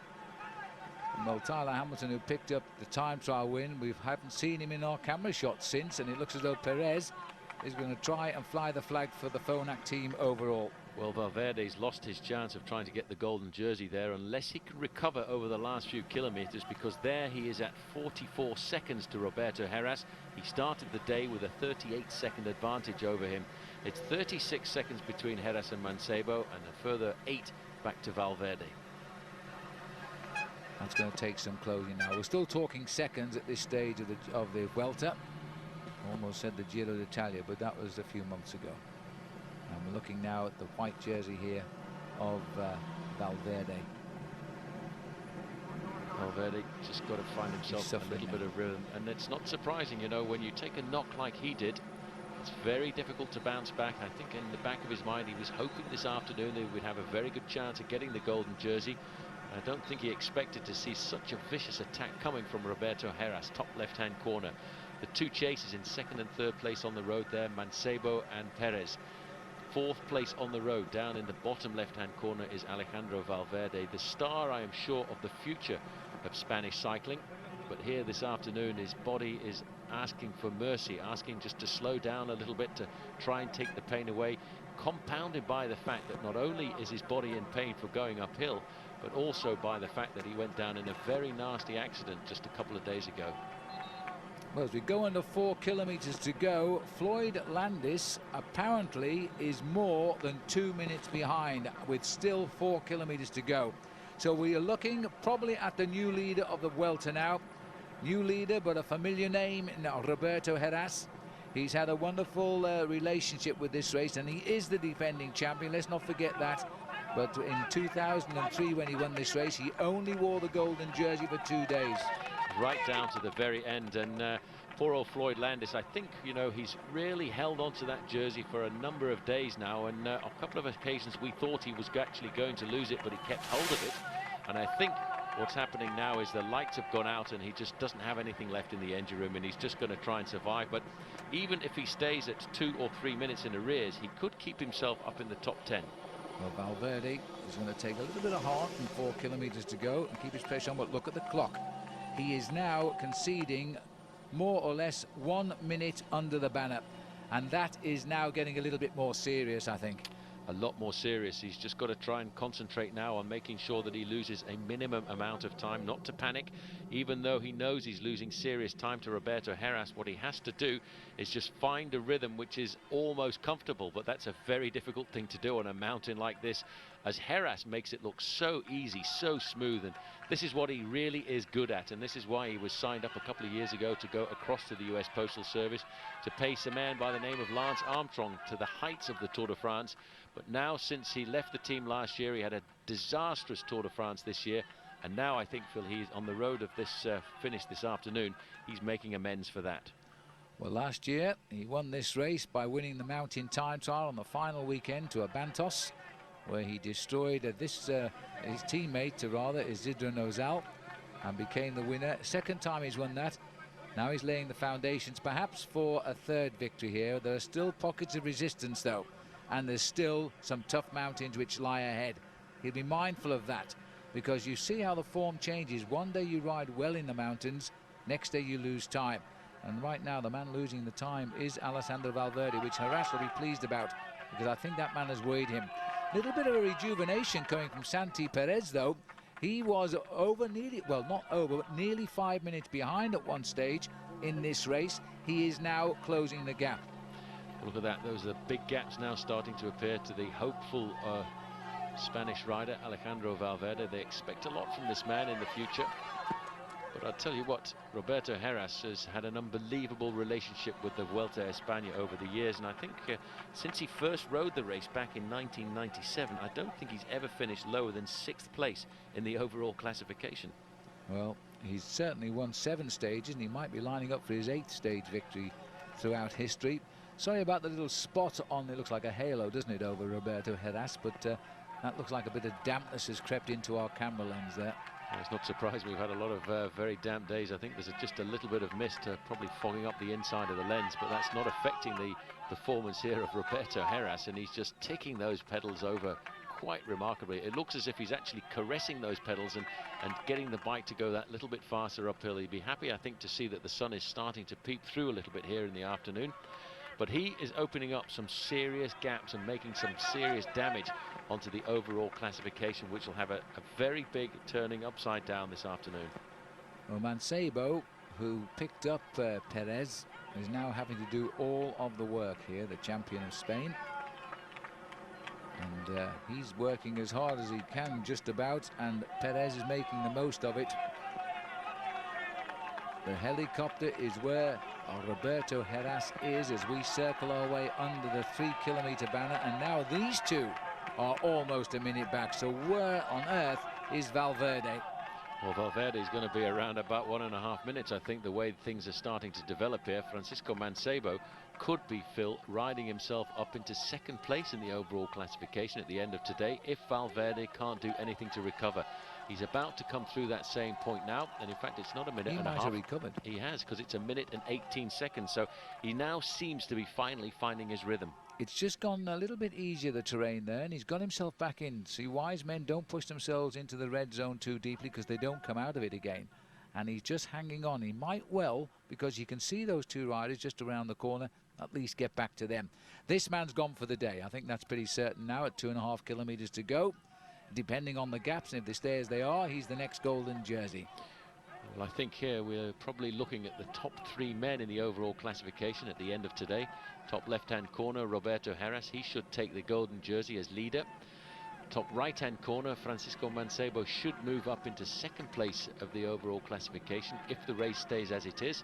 And Alejandro Valverde, who started the day in second, currently has dropped away down to around about third, but he seems to be recovering over this last few kilometres. He's getting back into some sort of a rhythm. 1 minute 18 is the spread across the top 4 riders here now. The one that is a bit of a surprise is Santi Perez of Phonak. He has given us no reason to think he was going to be a challenger in this race, but all of a sudden he's one of the top 4 on what is a major climb.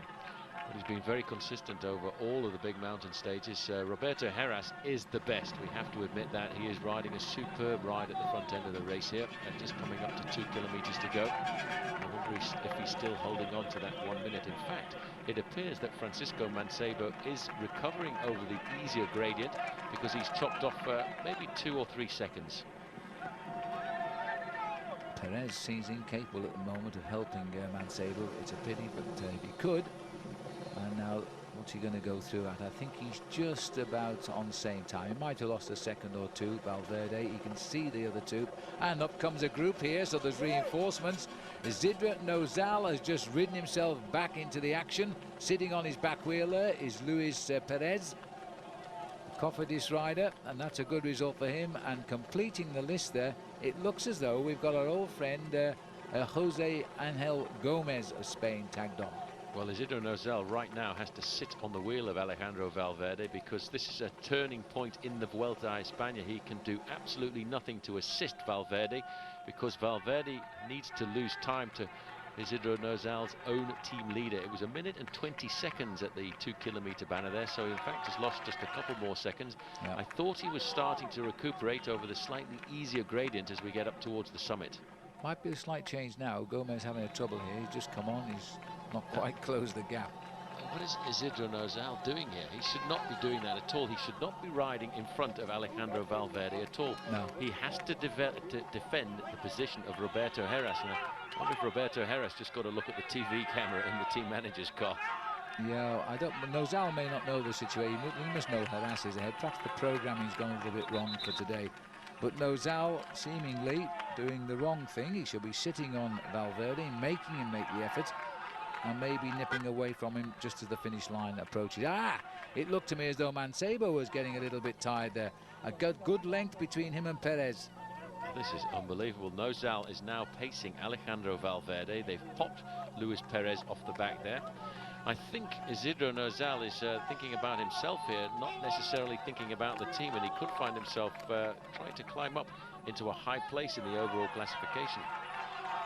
This man, as it is now, is our next candidate for gold. The crowd has spotted him. He really is a pure climber. His build, everything about him is for going up hills. And it looks as though, and this is a surprise, Santiago Perez, who was caught by Mancebo, is now just lifting the pace a little bit too hard for the other Spanish rider.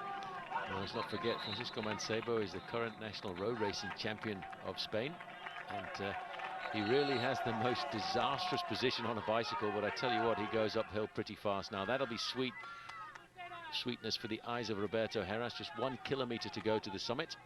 And again, you see, look at him, he's taking advantage of the fact that it's leveling off a bit, getting out of the saddle, changing the gears up to try and pick the pace up from what has been around about 22 kilometres an hour for the last half an hour of racing to probably around about 40 kilometres an hour for the last 500 metres. Another costly barrier operation here, but not because of the crowds by the look of it, as Roberto Heras sprints out the last 500 or 600 metres. Then he can take a look over his shoulder. Oh, he almost clipped the barrier with his shoulder there. Take a look over his shoulder then and watch the time tick by. I think it'll be great news for him. There's no way now he's not going to be in goal tonight. Under the kilometre goes Santiago Perez, looking set to be a bit of a surprise second. The wind there, a bit brisk across the top of the mountain, coming from the left. And the battle, Isidro Nozal still riding with Valverde and still setting the pace. And I'm not sure that's a wise decision. Anyway, his team captain has done his job well today and still gritting his teeth, because as we saw the other day, he is intent on taking as much time as possible. He's a great bike rider, and that's why Lance Armstrong enjoyed having him alongside him for a number of years to help him in the big mountain passes. But when he comes to the Vuelta a España, it's only for one reason: to ride for himself, and he's done that so well over the last couple of seasons. So down the home straight for a familiar sight for Roberto Heras. He's racing towards his 8th ever stage win in the Vuelta, and is he laying the foundations now to become the final winner of this year's Vuelta España? He certainly looked good all day, and he's got the time gap which will give him the race lead. So shall we say it's all going according to plan at the moment? But look at the average speed of the day, Phil, 33.5 kilometres now. It's been a very difficult day in the saddle with a lot of big first category climbs. This is a good ride. This is Perez coming up here. Well, he was nearly 5 minutes down, so he's doing himself a world of good today and could be coming up towards a challenge here. In fact, he's done an incredible last couple of kilometres, because he was around about a minute behind Roberto Heras, and he's going to be just outside of half a minute. So he, in fact, has ridden probably one of the best last 2 kilometres, 34 seconds on the line. And the battle for Valverde, the man who can suffer and suffer. This is Mancebo. He'll get the 3rd place finish. He conceded a lot of time to Perez in that long straight, which is something of a surprise. 53 seconds down on the winner. There's no doubt then who is the next leader. It's certainly Roberto. And Valverde, helped along the way by the teammate of Roberto Heras, and to no avail here, because Isidro Nozal really has gained nothing on this. Now he's content to follow and let Valverde take him to the line. About a minute and a half by the time he gets down there for these two. And that's a big loss today. It's a huge loss for a man who will now rue the day that he actually fell off on one of the flatter stages, because I think it's that accident that's led to him having a very bad day here in the saddle. A minute and 27 seconds there for Alejandro Valverde, and his dream of gold has just been blown out of the water. Luis Perez coming in there alongside Angel Gomez. They were outside of a minute and 38 seconds, but there's no doubt who the winner is. Roberto Heras, 4 hours 20 minutes. Perez, the big surprise. Mascots all round. Bouquet of flowers, familiar sight now. Stage winner, and very shortly I think they'll be calling him back on board for a golden jersey. He held it for 2 days last year, 6 days in 2002. He's left himself in with a chance of beating both of those records. He now leads the race by 35 seconds over Mancebo. Valverde's dropped 1 place to 3rd. Nozal still there in 4th. Floyd Landis done well, but conceded 2 minutes 19.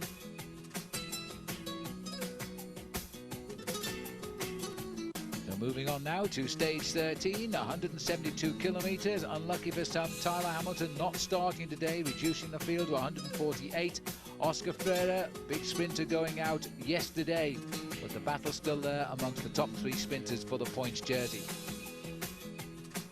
Well, this should be one of the last few days remaining, one of only 2 days with this lovely flat finish here as we race down to Malaga. Should welcome a big sprint finish. We'll pick up the action late on here as the whole peloton now being wound up as usual by the Fassa Bortolo squad. Right on the front end of the main field, Fassa Bortolo getting themselves organised into that big long train once again, trying to look after their man Alessandro Petacchi. But also over the last couple of kilometres they've been getting quite a lot of help from Cofidis, and of course they're obviously thinking about Stuart O'Grady and the possibility of Stuart getting himself a stage victory. But it is so very difficult, Phil, here to try and outwit Alessandro Petacchi. Well, he has the team, that's the thing, and you know, Team Mobile, for example, virtually nobody left on that squad. The same with AG2R, so they're not getting mixed up with it either. Alessio had good sprinters, they're virtually all gone home. So it's getting a little bit easier, perhaps, for Petacchi. The grand old man Zabel always will annoy, bet on that. But other than O'Grady, it's hard to see where Petacchi will be challenged.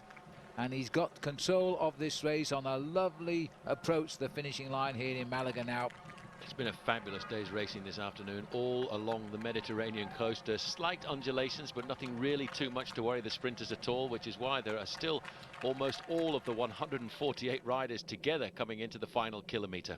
It's a sort of day that the climbers wanted, because tomorrow is another tough day in the saddle, and they'll be back in action. But for today, Petacchi will have ticked this one off as one to have, and he's looking for stage win at number 4. Look at the team there now stretching out. They're down to the 3 final men. In 4th position there is Alessandro Petacchi. Eric Zabel taking up the place that he prefers there, right on the wheel, but just coming onto his shoulder there, the yellow jersey of Marco Zanotti just moving in there as well, maybe trying to upset the party. Watch out for Stuart O'Grady too, wearing the points leader's jersey, which has been thrown around consistently between him and Zabel.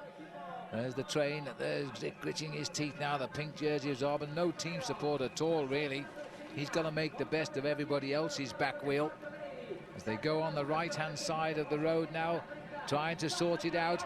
There's going to be 1 or 2 new sprinters on the block here now, but a familiar finisher and a familiar second, because it's another 1-2 and the same order. Petacchi, Zabel. Zabel will claim probably the points leader's jersey with that. Looked to me as O'Grady was either 3rd or 4th. And look at that little graphic on the right-hand side. Velo sprint, 65 kilometers an hour. Alessandro Petacchi, though, Phil, is so confident. He's just looking over his shoulders all of the time to see where the challengers are. But the only man in this sprint able to stay anywhere close to him at all was Eric Zabel. And that was nice to see that Pedro Horillo got across the line in 3rd place. Stuart O'Grady wasn't too far behind. There's the quick-step rider coming through there for 3rd. O'Grady coming across the line for 4th. I think that might well swip the points jersey around. Well, that was the anticipated finish, but poor old Eric, I think that's the 5th time he's taken a second place sprint here in the Vuelta this year. What a shame he couldn't have converted those to wins. But he's lined up behind Petacchi. Petacchi continues to just leave himself an outside chance of winning this race on points. But at the moment, it's still a battle between O'Grady and Eric Zabel. And I've totally lost count of how many times that jersey has switched shoulders, but it'll do so again now. Eric Zabel in charge. Well, there's an interesting 5th place too. Christian Moreni getting himself up there with the sprinters. More reputedly a man for the attacks on the flatter stages, but this time mixing it with the sprinters. Eddie Mazzolini in 7th place. Guido Trenti getting himself 8th. He was one of the last men to launch the Fassa Bortolo train, and Alessandro Petacchi to win number 4 here at the Vuelta a España. He really is becoming the number 1 man of the Grand Tours. Well, he's had a wonderful season this year, there's no doubt about that. Overall, they're all together, no change at all. Haras keeps his golden jersey complete on day 1 in defence, and Thabo in 2nd, Valverde, Nozal, Floyd Landis still very, steady on Roberto, and he dropped the trophy. Well, Roberto Heras now take a back seat for the next 24 hours as well, because the next big rendezvous is starting to loom on the horizon, because when you get down to Malaga, you're not far away from the Sierra Nevada. Indeed, indeed, and that's where we're headed to now. We're back into the mountains today, stage number 18, stage number 14, as we head up from Malaga to Granada. Just on 100 miles, a 2-second category. The first category nicely strategically placed before we dive down to the finish in Granada, and this could be a day, it should be a day, when we see the climbers return to the fray. We're getting ever close now to the battle in the Sierra Nevada of the mountain time trial. Beautiful scenery now as the Tour of Spain. It really is a beautiful country, Spain, and we'll see the best of it when we race around it in bike racing formation. A little bit of a breakaway on here at the moment. This is a beautiful part of the world, and we're right at the southern tip of the Iberic Peninsula, and this is where the majority of Europe comes to make their holidays throughout the year, really, because it has one of the nicest climates throughout Europe, with temperatures very rarely going anywhere near freezing at all. Just looking at the results. So, my goodness me, that was a tight turn around that corner. The Shimano car did well to hold his line. So did Santiago Perez. But these are pretty exciting descending photographs from the cameraman, who didn't flinch when he went around that left-hander. And a chance now for Santi Perez here to gain a little bit of ground. He's had a good day. We started to see him just a couple of days ago. And I can tell you, by the way, that Stuart O'Grady didn't start today. That's taken some of the pressure now off Eric Zabel, and neither did AG2R's Mikel Astaloa. And I think there's only 2 riders left in AG2R now, as we stay here with the new man on the block. I'll tell you what, whatever you do, please don't try this at home, because Painful. This is a very painful and dangerous maneuver, but it is very effective. 68, 70 almost kilometers an hour for Santi Perez, who's got a 30-odd second advantage over a small group, a very select group of riders just behind, which once again has actually contained Roberto Heras. Heras, very attentive, Phil, over these next couple of days, but I think very much looking forward to tomorrow's individual time trial. Well, this is an interesting descent now, because there's not much they can do but sit there and freewheel down. They're hitting speeds of 90, 95 kilometers an hour here. This is a 60-mile-an-hour drop, and they're making the most of it. The roads are in perfect condition, totally closed, of course, for the passage of the race, so they can use it all. There's Valverde in the white jersey. Just in front of him is Isidro Nozal, then Roberto Heras. They're trying to pull this man back into the fold, but at 15 kilometers to go, he is still holding on to a good portion of a half a minute's advantage as they start the descent now down in towards Granada, which is right in the shadows of the very famous Alhambra.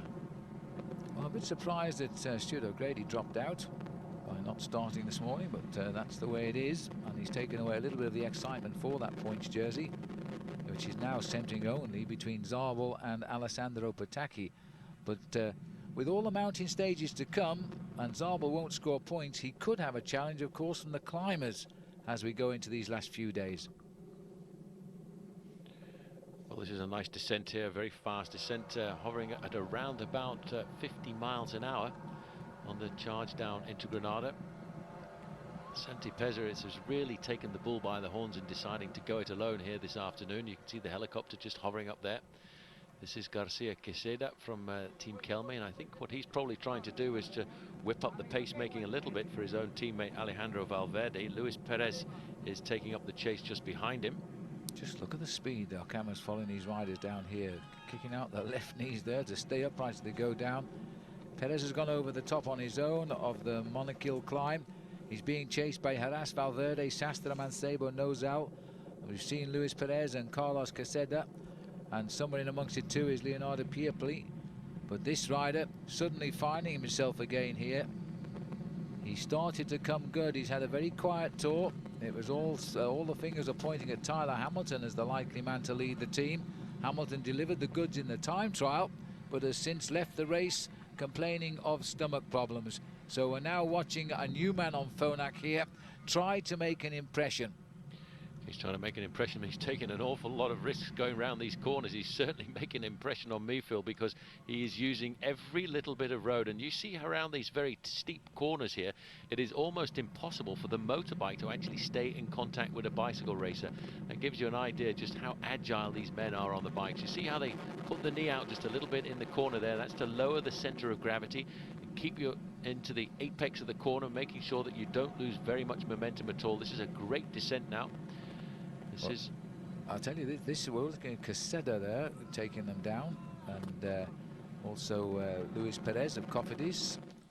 But our camera guys are doing an incredible job. This is some of the most exciting descending I've seen for a long time, staying up with the riders. We're talking of huge speeds down here, and Perez has, and this is Santi Perez now back at the front, is making the most of this. They're not really closing in on him just at the moment. He's not a winner either, so if he wins this, it will be a surprise. Well, he's hanging on to still around about a 35-second advantage, but he's not looking like a man who is going to weaken. In fact, he's just lost a little bit on this descent, and that's all because of the work being done by Garcia Queseda. It's down to around about the 30-second mark. Let's not forget this GPS reading coming to us is just a guide on which way the result is going. That's the group there containing Valverde and, of course, Roberto Heras, Isidro Nozal. they've opened up, and I'm a bit surprised that they've opened up such a big gap here on a stage which should really have seen a large group of 20 or 30 riders staying together over those two first category climbs. Time to zip up for warmth here, Alejandro Valverde. He's got less bandaging on that left knee today, just a sticking plaster over the wound. Looking as though he's feeling a bit frisky again. May have recovered. Anyway, that's Piepoli in the yellow as they rejoin. And the leaders there, this is the leader, Santiago Perez. He's been a pro since 2001, but his only victory came in a stage of the Giro d'Italia at Limone Piemonte back in 2003. And in fact, he didn't cross the finish line in first place on That's that occasion. right. He was behind Stefano Garzelli, who was subsequently disqualified for a doping infringement. That's absolutely right, and so we can't say we've actually commentated on this man ever winning a stage of anything, or a race for that matter. But he's been coming back steadily, and he's been riding very strongly, so he's not entirely a surprise today. But he's still got to shoot from the depths if he's got any ambitions, or he might be just out hunting at the moment to pick up stage wins. And that would be no small consolation here, especially as he hasn't won a stage in the Vuelta before.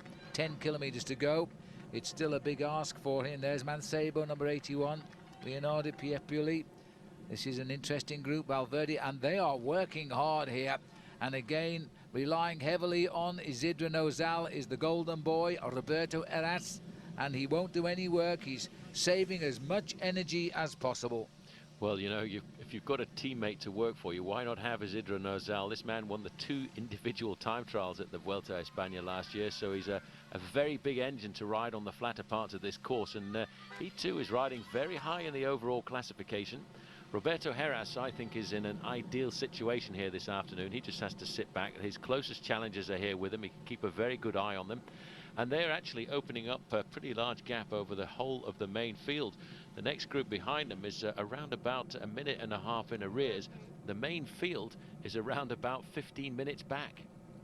Well, I think we can forget the main field now, probably till the end of this race, because they are not going to challenge. The winner of the Vuelta a España is among these riders here. They're the same suspects we have seen day in and day out do battle when they know it's a battle for time. Mancebo has been up to it. And Piepoli, well, he came to the fore with his 1 stage win, but he's still not really an overall challenge for the victory. He lost a little bit too much time early on. In fact, when we came to the end of the first week, he was more than 15 minutes in arrears in the overall classification, but he's got himself the stage victory he was looking for. It looks as if, in fact, they've picked up Carlos Garcia, because he's back in the main field now, and he is riding on the front to try and pull back the one lone leader, as we're now very much in the outskirts of Granada. Santi Perez has 8 kilometers to go to the finish, and what the Kelme riders now are trying to do is pull this race back together to try and offer the victory to Alejandro Valverde. Well, this has been a wonderful race by Santiago Perez from Phonak, taking over the leadership of the team here and trying to deliver them a podium place. He needs good time on today's stage, and then we'll see where that puts him overall. But behind, it looks like again it is Carlos Caseda who is doing the work for the Kelme squad, and Heras won't be objecting to that. Well, he's actually extending his advantage there. The last time check we got, it was just coming inside of the 30-second mark, and as we go under the banner here, he stretched it out to 41, 42 seconds. So it's going in the right direction, and there's only in fact, it's Valverde himself in person who's come to the front here to try and pull it all back together. He is the fastest man in this group if they can pull back the lone leader. He looks a tall, classy bike rider, Valverde. He really does. And he struggled his way through this race. He hasn't found it at all easy. He was 3rd overall last year. Now 7 kilometers to go. The clock goes on. About 42, 43 seconds was the gap last time. It's nothing, is it? But this time, it is a flat-out race for the line. It's not a big peloton burning down on a single man. It is one man against a handful, and he's got a chance. We'll look at the clock when we get through to that time check in a moment. It's a lovely part of the world now as we head to Granada. Pleasant, warm, late summer days here. And I should imagine it's not just the pace that's hot out there either. This is Luis Perez now for Cofidis. on the front, trying to pull them back. Each one of these riders coming forward every now and again to push the pace just a little bit higher. This is Carlos Garcia, I should say, of Kelme going through, and it's still hovering at the 42 seconds. So over that last kilometre, they have done nothing to the advantage of the man off the front end of this group. He still holds a good chance of taking himself the victory on today's stage. And as far as I can remember, this will be the first time he's crossed the line in victory. Well, I would entirely agree. He's had a great sadness during his career, because 2 years ago his girlfriend was killed in a motor car accident, and he's often thought about her. I don't think he's really recovered from that great tragedy in his personal life, but maybe now he's going to have a chance to have some sporting triumph here, and I don't think there'll be too many complaining at that. 6 kilometres to go, and Santiago Perez has worked very hard. We haven't mentioned him in the opening 10 days of the Giro, of the Vuelta rather, beg your pardon. But I say right now, he's suddenly found his confidence. He came good in the mountains 2 days ago, and once you get your confidence, things happen. Well, that can very often happen in a team as well. When you come in with the idea of actually working for a designated team leader, and the two team leaders in Phonak were supposed to be Oscar Sevilla and were supposed to be Tyler Hamilton. Well, that has completely changed now, and this man, Santi Perez, has been given a free hand to ride for himself, and he's taken it with both hands, grabbed it, and seen this as a great opportunity. And the more we get into the Vuelta, the more he really seems to be riding with confidence. He's clocking out these 1 kilometre rides at the moment at around about 1 minute and 10 seconds, and that's just around not far off 50 kilometres an hour. So he's not a man who is fading. Well, he's had a good dress rehearsal for tomorrow's mountain time trial as well, because the Monaco, which he's been over now, will be gone over again tomorrow in the mountain time trials. We head off into the Sierra Nevada.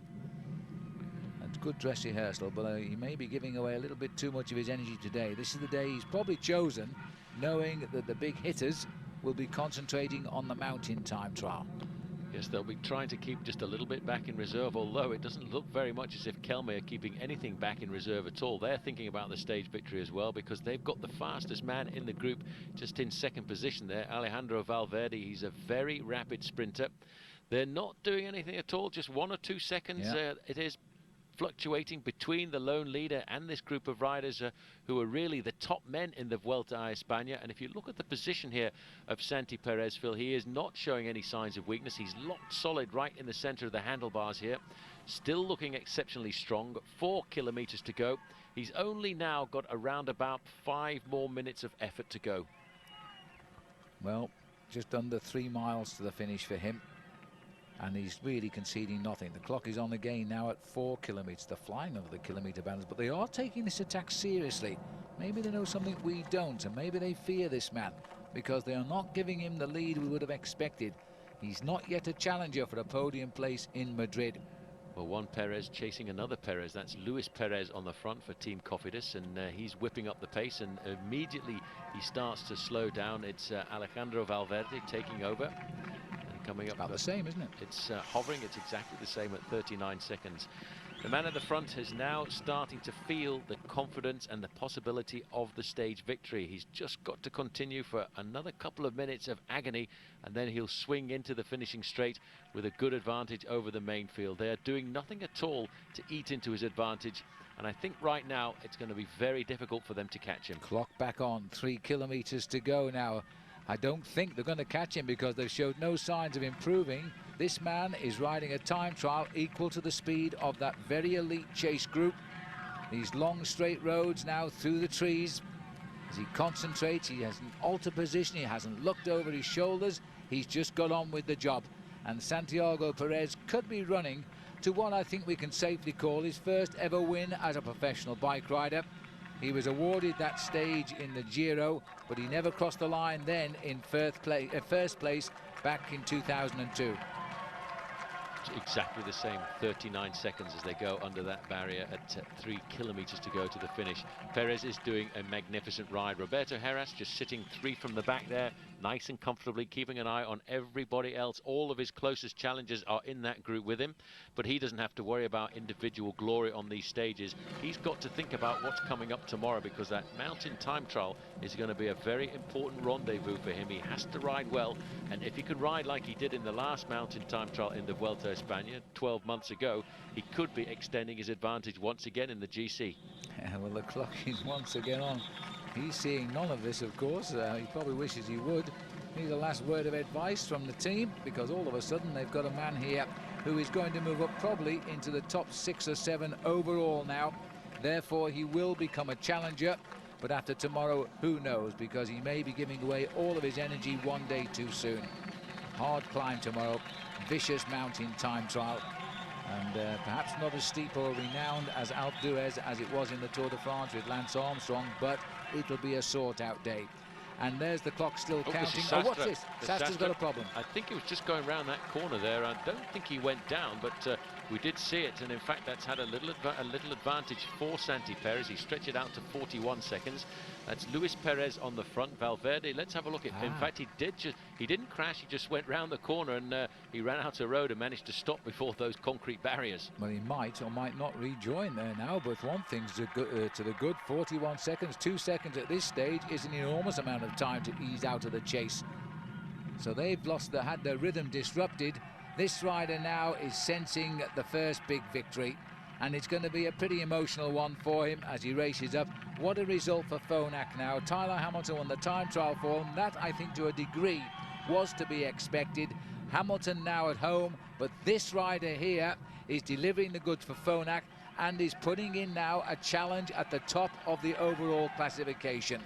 Yep, he's just ticking out that rhythm now. He's looking up the road. He can see in front of him the Flamme Rouge, the red kite, and that will make him realize that he's closer and closer to a very important victory in his career. It could be a turning point for a man like this, because once you get that big win under your belt, it really does give you an awful lot of confidence. He's not weakening at all. He's just ticking it away at around about 95 revolutions a minute. It's a very good cadence as he hugs the barriers there, and very shortly, Phil, he'll come into the finishing straight. Well, he's only just 27 years of age. He had his birthday in August, so he's a Leo. And then now coming into this race, he surely didn't expect to have a stage victory, or maybe he did. But one thing for sure, he's got it. And he's still pulling away from that chase group at a time he should have been losing ground. So here comes Santiago Perez of Spain. Enjoy the moment. It's never happened before. And he unzips the jersey, kisses his chain and waves to the crowd. Santiago Perez gets the stage win, and he will continue his ascent of the overall classification. No danger yet to the men who are on the podium so far in Madrid, but you never know. Good job. Carlos Sastre did recover. He's just on the back of that group there, but I'll bet he's gasping for breath right now. Well, he did well to get back. He must have sprinted that gap closed. Now let's see if Valverde can finish off the sprint. He's in a perfect position because Garcia, his teammates, leading him out. He's looking around to see who's going to take him on, and he's going to go for it now. Little attack coming from Luis Perez.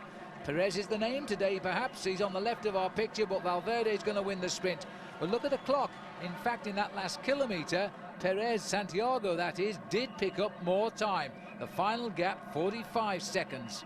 Well, that'll be good. That'll be an advantage to him. That'll move him just a little bit closer up in the overall classification. And one man we forgot a lot about there was, in fact, Floyd Landis, one of the only men from the top 10 in the overall classification to actually miss the move.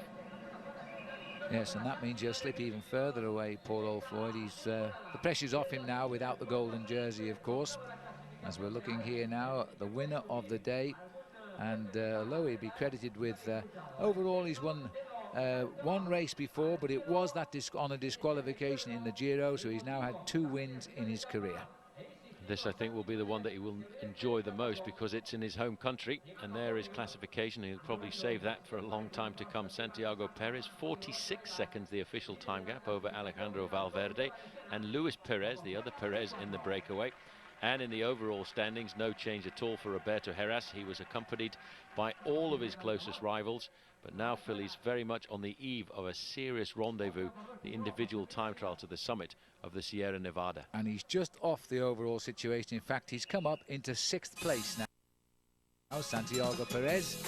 Now, has he given it all away one day too soon as we move on to that individual time trial? Not long in kilometres, is it? Just under 30 kilometres, about 19 miles. But look at that, steadily uphill until it bites you to death as you make your way up to the top of the Sierra Nevada. This is going to be a big turning point of the Tour, or is it? Is Roberto Heras going to consolidate now his position as the overall leader of this race? Well, he does have the advantage of starting last, but it's a very long individual time trial. This 18 miles or 30 kilometres of racing, climbing right up to the summit. Just out of interest, one man didn't start the individual time trial this morning, the super fast Alessandro Petacchi, I should say. He's not Spanish, but I presume that's because of the fact that we're facing up to a very difficult next few days. Nothing more for him except the last stage, and he hasn't wanted the pain of the mountains which remain now. This is Isidro Nozal, who can turn in a very good mountain time trial, but remember, he lost at the Bantos last year, his overall lead in this race, to Roberto Heras. All cheers for him though, he still nurses a very high overall position, as indeed does Alessandro Valverde. He needs to produce something very special today, and I'm just not sure he's got it. Well, he's had a very difficult day. You can see he's still got bandages on his left knee, and of course he's cut up his left arm quite badly as well. Roberto Heras should be the man to, there's a bit of a problem here, and he's just indicating to his back wheel, and he's going to pull off. I'm not sure what the problem was. It doesn't look like he's got a flat tyre, but he's going to change machines. But they do take bites, whatever the problem. That's a much faster way to get the job done, and that was a good change. So he's probably conceded 7-8 seconds there for the bike change. Let's have a look at some times. This is Eladio Jimenez. He's had his stage win coming through here to the top now. It looks like he might land a 5th finish. The best time has been done, and we didn't see him come in. Alexander Vinokurov, one of the survivors of T-Mobile. Oh, ouch. This is not good. Floyd Landis, he's looking at a 23rd finish time at the moment at 13.5 kilometres. The fastest man at this point was Santi Perez. Now that is rather interesting. That's the winner of yesterday's stage, obviously on complete and utter form after getting himself that win. But Floyd Landis there, Phil, going through 2 minutes 45 seconds in arrears. He is certainly, I don't think, going to be in the top 10 tonight. I'm beginning to question whether he'll see Madrid now, never mind the end of this mountain time trial. I think his race has been running, all honesty, and what a wonderful race he's had, let's face it. But look at that surprise again. Santiago Perez, there's me saying he might lose time today, setting the best time at the moment, 30 minutes for 13.5 kilometres. 26, 27 kilometres an hour. That is incredibly quick up this mountain. It certainly is. It's a horrendous mountain. It's never ending. It goes on right the way up to the top. In fact, this is the highest road in Europe when it gets up to the summit, but it's a dead end, unfortunately. The only way off the mountain is to turn around and go straight the way back down. Garcia, who rode well yesterday, 3rd place there, but this is Valverde just holding 2nd, so Garcia's done well as he goes through in 2nd place, so maybe he is up for it today. That is a very good ride. He's only 5 seconds off the pace at that point. By the way, at the top of this mountain, a very good Kelme rider lives, the name of Francisco Cabello, and he lived up here because he wanted to live at altitude. It's a little bit boring though, because there's not that many roads to use. There's only one circuit around the top of the mountain. But in the recent years, in fact before the Olympic Games this year, a number of riders came here and used the Sierra Nevada as an altitude training centre. This is Mancebo coming up. Perez still holding at 13.5 best time. He's gone through with 4th best time. That's good. This is Sevilla finishing. Oscar was a superstar projected, but he hasn't really come through this last couple of years. 13th place at the minute. He will go a little bit below that now. There's Sevilla, by the way, still in the listing, number 13 there. Vinokurov is still best time. He's not going to be challenged here. 1 hour 5 for 19 miles. That gives you some idea just how tough this climb is. It certainly does. This is the yellow jersey, Roberto Heras. And in fact, this is not a great time by him, and that's a bit of a surprise to me, because maybe the gradient is not to his advantage, because he is much easier on the slightly steeper climbs. That's where he has the advantage over all of the other climbers. And he's gone through there in 3rd place at 13.5 kilometres, 22 seconds off the time of Santi Perez. Bit of a worry, that, as far as Heras is concerned, because Santiago Perez is beginning to make his presence felt here. Aitor Gonzalez coming up for an 8th place holding at the moment, 1:07 at 52. but 2 minutes 17 behind Vinokurov. So I think, Paul, that's not going to be a good ride when the day's done. It certainly isn't going to be a good ride. Let's just have a look at the 20-kilometre point, and Santi Perez has just recorded the fastest time there, 42 minutes and 1 second. But look at the time gap back to Garcia, 1 minute and 52 seconds, and even to Pipoli, who is a very good climber, he is at 2:17. But Vinokurov, who's in with best time, at that point conceding 2 minutes to Santiago Perez. That all's well for Perez, if he doesn't blow, of course, because it's the latter half of the climb which is the hardest. Well, the 7% improving to 6% gradient here for Francisco Mancebo, who is being shouted all the way along at the 12 kilometres to go point. Still 7 miles to go. Well, trying to find his rhythm a little bit further back. This is a good ride here by Alejandro Valverde. He's actually catching Isidro Nozal, who started 2 minutes in front of him. So Nozal here this afternoon is not having a very good day, and it's really not all that surprising, Phil, because of the amount of work he's had to do over the last 4 or 5 days.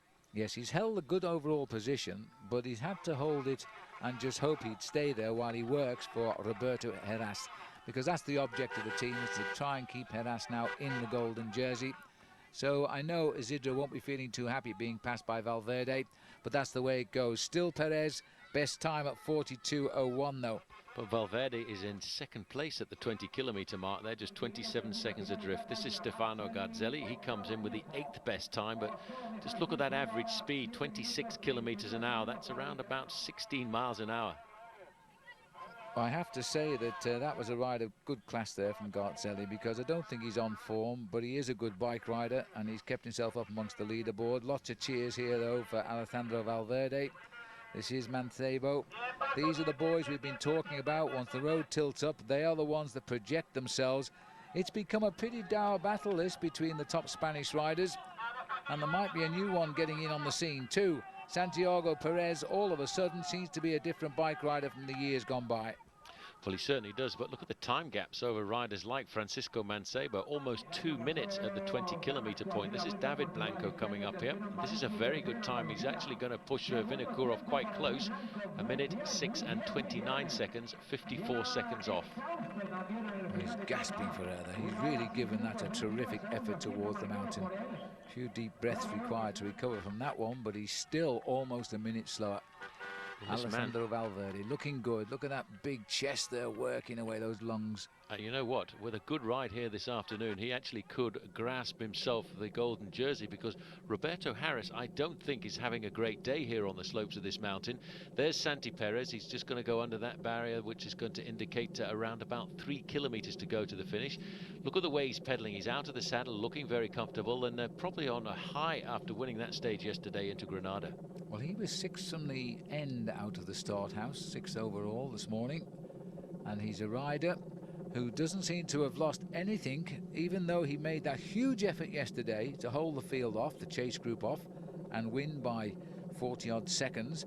And here he is now beginning to throw another big spanner in the works and try and win the mountain time trial. 2 stages back-to-back would be exceptional. I really can't see it happening. But Vinokurov still the best time. And Carlos Garcia Quesada here again is turning in a very, very good ride in the services of Valverde. A very good ride indeed. And that, I think, is Luis Perez just ahead of him. Well, that's a great ride. That's a second-place ride for Carlos Garcia. A minute and 5:53. And there's still a lot of fast riders to come. He was only 18 seconds, though, off the time of Alexander Vinokurov. Now, that's the closest we've seen so far to get near Alexander's time. But we know the midway points, it's going to be rocketed out of that first place very soon. Here is Mancebo riding right over to the left of the road here. And he is really going to go down fighting in this year's Vuelta. He's been a real challenger, but he's had to struggle at times on the mountains. As he goes under the 7 kilometres to go banner, he's still right up amongst it. Let's switch back to the finish. This is Santiago Perez, and this is going to be the time which will rock the boats. Look at that, 102 versus 105. Vinokurov has seen his time not bettered throughout the day, but this man is going to blow it off the mountain. This has been another superb performance. It might be the winning time, but we'll have to wait and see. Santiago Perez, the winner yesterday, on top now 1:2:29, 3 minutes better than Vinokourov. That is a smashing of Vinokourov's time, 28.4 kilometers an hour. That is remarkable for a man who hadn't crossed the line in first place in a professional bike race until yesterday. That is going to be a very difficult mark to beat. I think the young lady on the left is Alessandro's girlfriend. There shouldn't be no better inspiration required than that to give him a good time today. He's going to have to work pretty hard, because as he now looks as though he's going to challenge her all the way to Madrid for a podium, there's a new man getting in the way of things here now, and I don't think any of these riders before this race started would have rated Santiago Perez. Well, I tell you what, Roberto Heras, look at the face here, Phil. He is not having a great day, and that's a big surprise because this is a mountain time trial. He won the mountain time trial in the Vuelta a Espana last year, but he's actually losing huge chunks of time to Alejandro Valverde. This is Carlos Sastre, a very sensible time for him. He might just scrape inside of the top 10, but look at the time gap. Almost 5 minutes back to Santi Perez. Here is Alejandro Valverde, and for him, he could be in a position here to steal the golden jersey off Roberto Heras. Well, he's right up behind Sastre, and that is an extraordinary ride. He's been inspired. He looked a bit shaky when he left the start house for a couple of kilometres, but he certainly got better and better. But he's behind Perez by 1 minute and 7 seconds, but he is best of the rest just for the moment. Valverde gets second. That's going to keep him right up there. Possibility, yes, of a golden jersey. Well, Heras has the answer to that.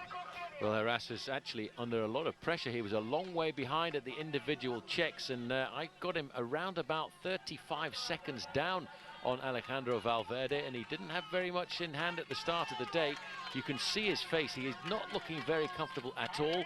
I think it's probably because this is not an ideal individual time trial to him. Here's Isidro Nerzal, and he's lost a huge chunk of time. He was caught and passed by Alejandro Valverde. He's still going to make the top 10, but look at the time gaps in this individual time trial, 4.5 minutes.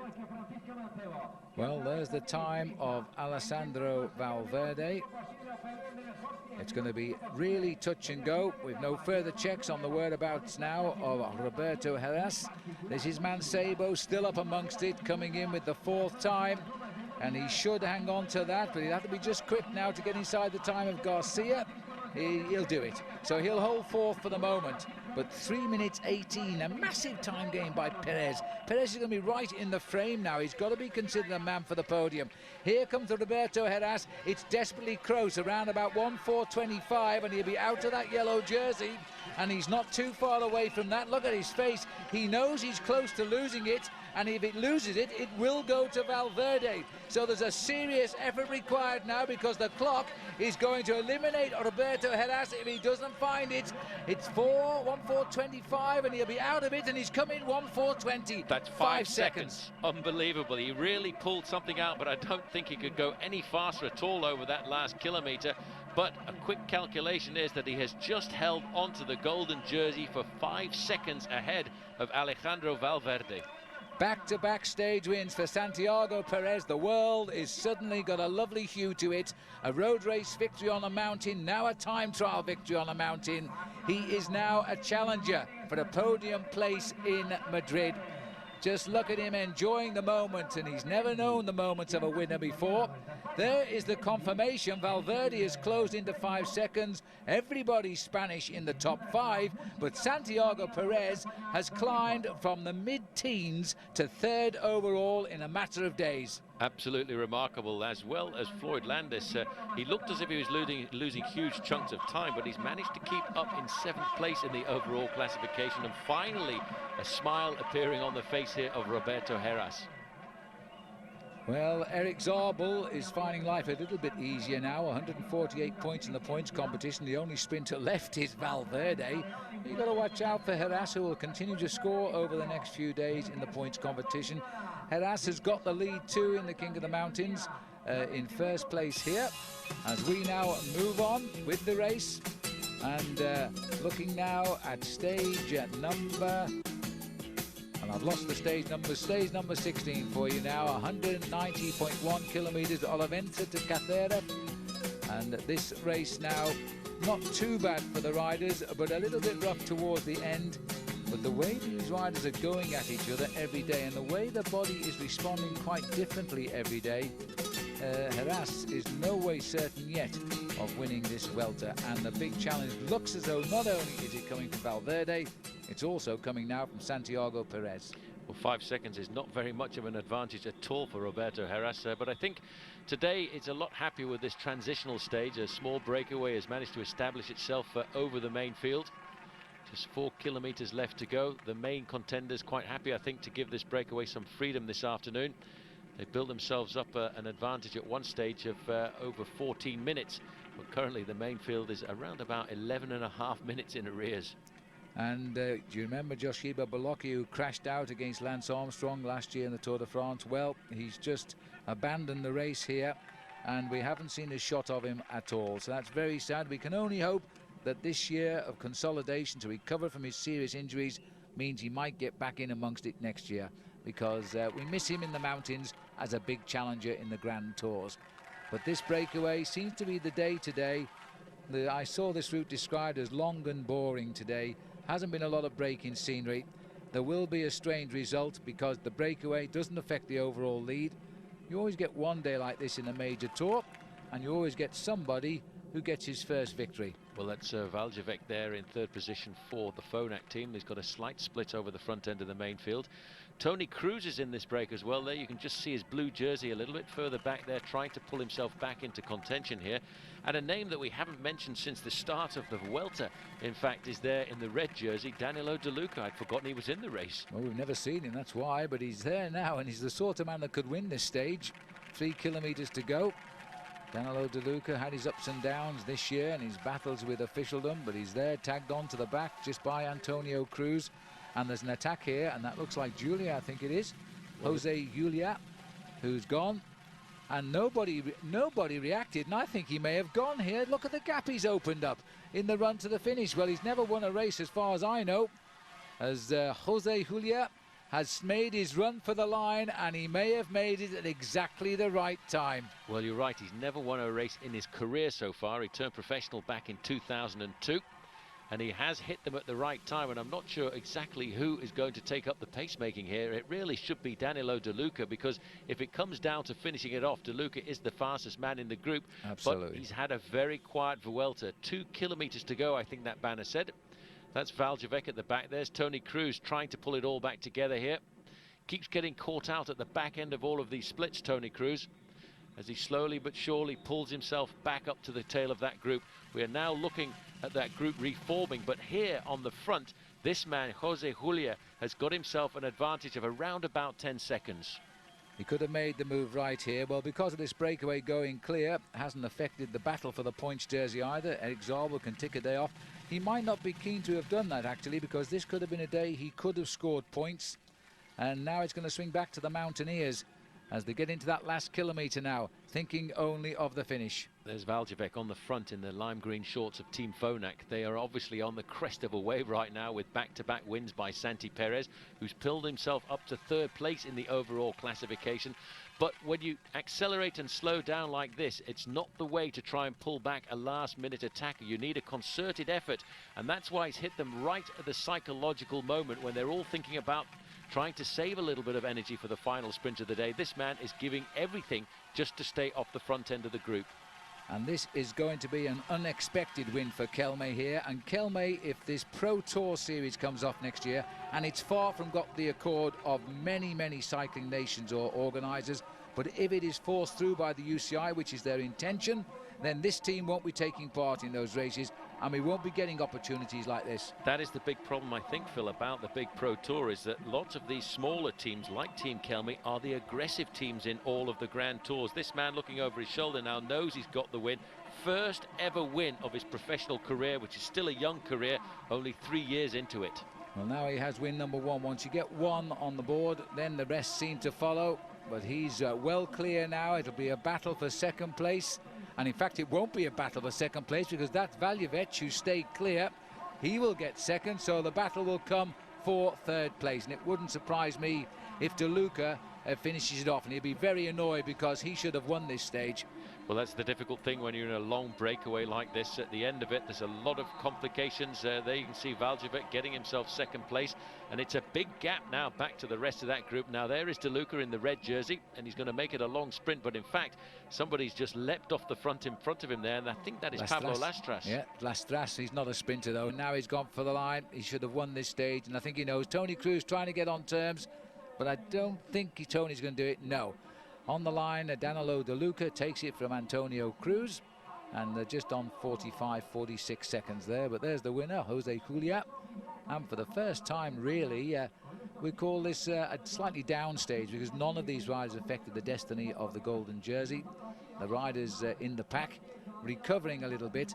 We're receiving talk that there's a gap of more than 11 minutes to the peloton, so that's how serious they've taken this escape today. Well, I think it's after two hard days in the mountains. The big contenders decided to take a back seat and just try and recuperate a little bit, and that's not really surprising, because most of them had to really go for it yesterday in the individual time trial to the summit of the Sierra Nevada, which is why I think once this breakaway formed, there was nobody of any danger at all in it. They said, well, let it go, and basically all sort of had an unofficial day off.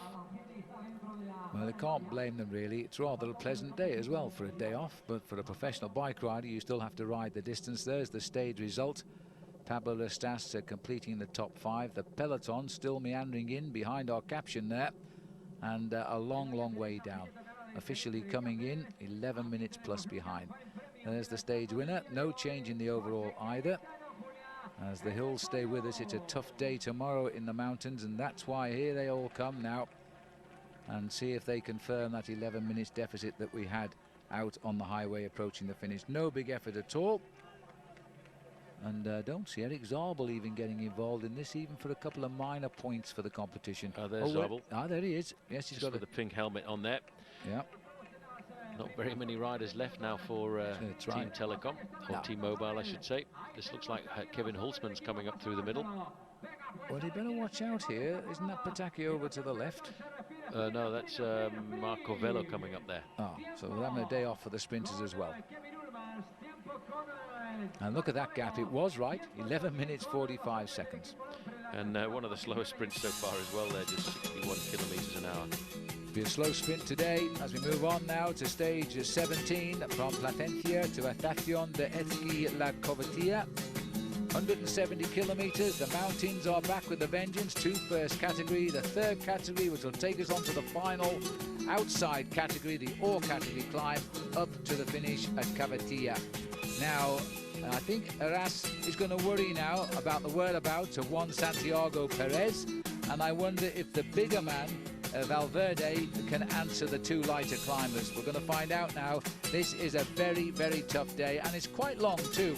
170 kilometers. Finishing in the ski resort of La Covatilla, and certainly a very difficult finish for the riders in store.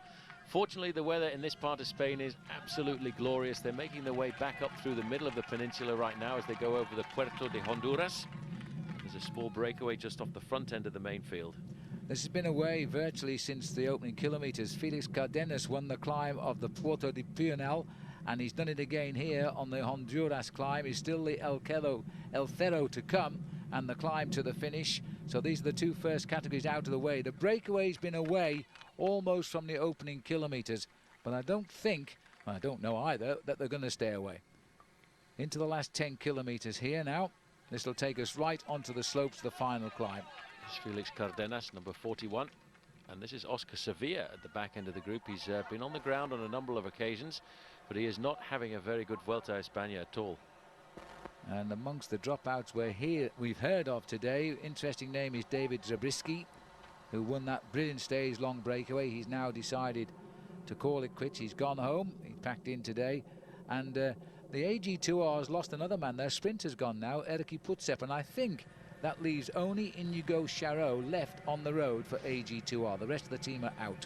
That's a very nasty situation to be in, and a very costly situation for a team, because they've still got all the management around, and probably most of the mechanics and the soigneurs will have gone home. Front end of the field there, you can see being controlled by the dark blue jerseys of Liberty Seguros. It's going to be a very important race finish this afternoon for Roberto Heras. He has to keep a very close eye on two riders, Santi Perez and of course Alejandro Valverde. Valverde is only 5 seconds in arrears, and over the last couple of days really has started to turn out to be a very serious threat. Well, he took that bad knock in the second week when he fell, and he really thought he'd hurt himself. He's come through it very, very well indeed.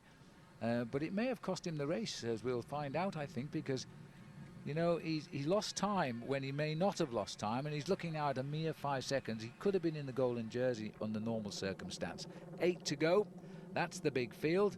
Up front is Felix Cardenas, and riding well. He has ridden himself into this race despite his pre-race injuries.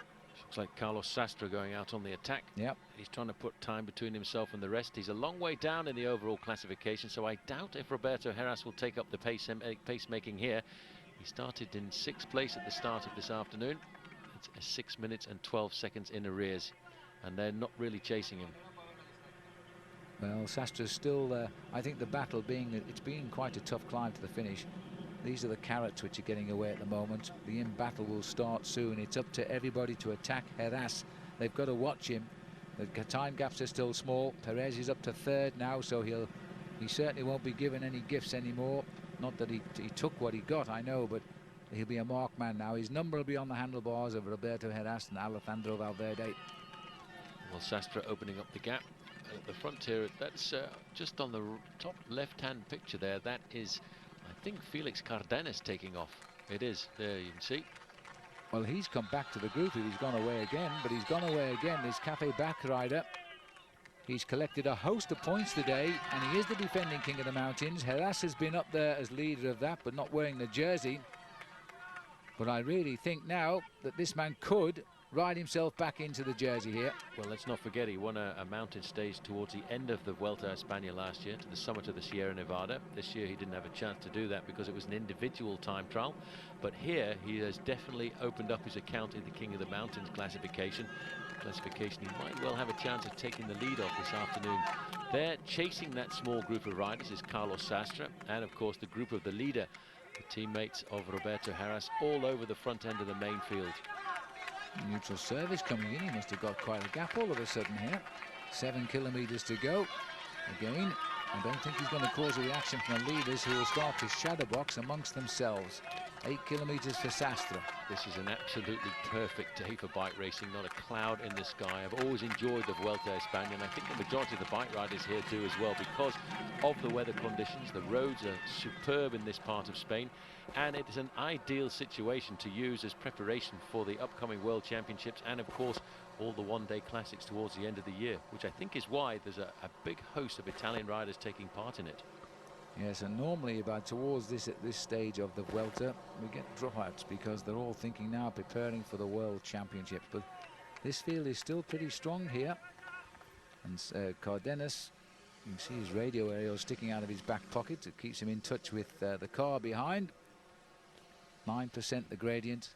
He's still got a lot to do to keep it. He's done a wonderfully good day in the mountains. He's scored regularly on all of the climbs. And that could be enough. He needs to score on this last climb, though, if he's going to get the King of the Mountains lead.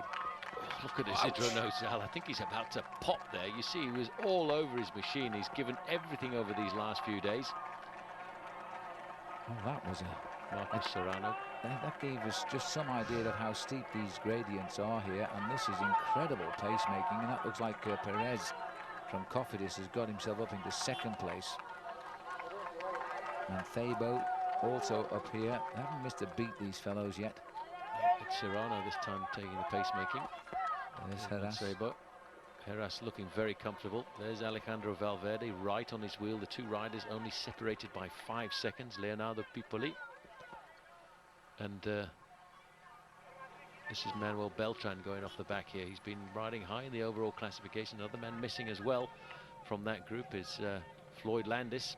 Not very comfortable. In fact, there's a rumor emanating from US Postal Service that he's actually had a little bit of a cold creeping in over the last few days, and wouldn't be very surprised if he didn't pull out of the race, because he's gone from 1st spot and he's slowly but surely now starting to slip down the overall classification. 2 minutes 10 already. And Serrano back in the pack there. A little bit of a problem here at the back of the race too, because this is Miguel Perdiguero, who's having a very good season, who's slipping away there. Oh, the pressure is on. Looks like Carlos Sastra's been picked up by the rest of the group. Francisco Jose Lara is on the front now. But let's not forget, one man still leading this bike race. A little bit further up, Felix Cardenas. He's no stranger to uphill wins. In fact, he won a Pyrenean stage of the Tour de France a couple of years ago. But when the lights go out, this is what it looks like. This is Isidro Nozal, 5th overall at the start of today. I think the body's just saying, help, please let me have a day off. Well, he's done an amazing amount of work in the service of his team leader. He certainly has. Every day he gets up out of bed, he knows the pain he's going to go through. He knows what he has to do. He does it until he can't do it anymore. He's a great bike rider, but it's in the Tour of Spain when we see him most. We don't talk about him anywhere else all year. He rode the Tour de France, you wouldn't have known.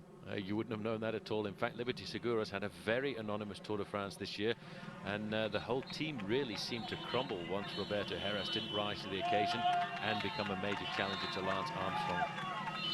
Oh, Francisco Jose Lara is beginning to make a little bit of progress here. Catalina, another one of the small teams that would miss out on the World Pro Tour, the European Pro Tour. That's the other problem with the Pro Tour, of course. It's splitting the rest of the world away from Europe. Pipoli now, he's cracked at the back of the group. He's a long way down in the overall classifications, but he's got a stage victory to take away from the Vuelta a Espana. You can see the pressure that is being put on the front end of this main field. It's because of that incredible pacemaking again. It's the sort of pain the US Postal Boys inflicted on the rest of the race in the Tour de France. It's now reversed here. Floyd Landis is somewhere down the mountain. Cardenas here looks as though he's beginning to struggle. He should do. He's been virtually in control of this stage from the minute it started. He's had a good day out, but this is the only good thing about this climb is it's got an excellent road surface, so it'll make it a little bit easier than if the road surface was broken up, because that makes it stick to you. But here come the boys.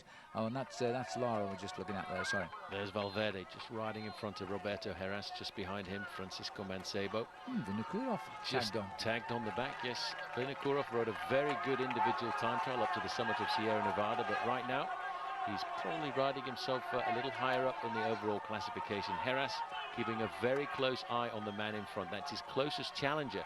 And I don't think Heras will be very keen to let Valverde out of his sight here this afternoon, because the two men are only separated by 5 seconds.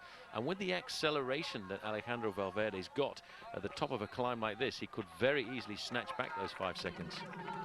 Well, it's absolutely nothing, and that's why Roberto is sitting into the slipstream there of Valverde to make sure he's around if he makes a move, and we'll hope he can follow him. At this stage of the year, you know, in mid-September, the gap is opening here. Heras has put the hammer down. He's decided now. A little bit of a surprise. Well, I think he's probably seen a little bit of weakness, and in fact, he's opened up a gap there on Alejandro Valverde, and it's up to the Spanish champion now to come up there and try and nail back that difference. He's been joined there by Santi Perez, moving up into second position behind Heras, and he's got the gap. Now he needs, I think the man he's really worried about though, Phil, is Alejandro Valverde, because 5 seconds is really not very much at all. But just look at the face of Santiago Perez here. He's absolutely screwed up in agony, but this is a different man now. He's now learned to ride at the front with the stars after back-to-back stage wins. In 3rd overall, he could be challenging for 2nd overall here, because he's following the climber Heras, and they have spotted Valverde was struggling. He has lost a big piece of ground here. This could be another great day for Perez. Well, they've just whizzed past Lara there. This is the group behind. This is Mancebo. There is Vinokurov. Oh, and look at the shoulders now of Valverde. They're all over his machine. He's just looking for a little bit more power to come up here from the engine room, and I don't think he can find it. 5 seconds down at the start of the day, and he can't even stay on the wheel. He has pushed himself, Phil, over the last couple of days to stay in contact every time this race has gone uphill, but now he's lost the wheel of Mancebo, who in the past has been a serious ally for him. He's joined there by Luis Perez, and this could be the advantage for Roberto Heras. Heras, in fact, getting some help there from Santi Perez in the top right-hand corner, and let's not forget, we have still got a lone leader trying to get himself some glory this afternoon, Felix Cardenas, top left-hand side. He's going the opposite way. He's going the opposite way. I hope they don't crash when they go around the other side of this mountain. Well, Cardenas could be taking the jersey off Perez, which is that reddish-coloured jersey, as King of the Mountains leader. He won that jersey last year. He scored plenty of points today to give him it. He needs to stay away for the finish, though.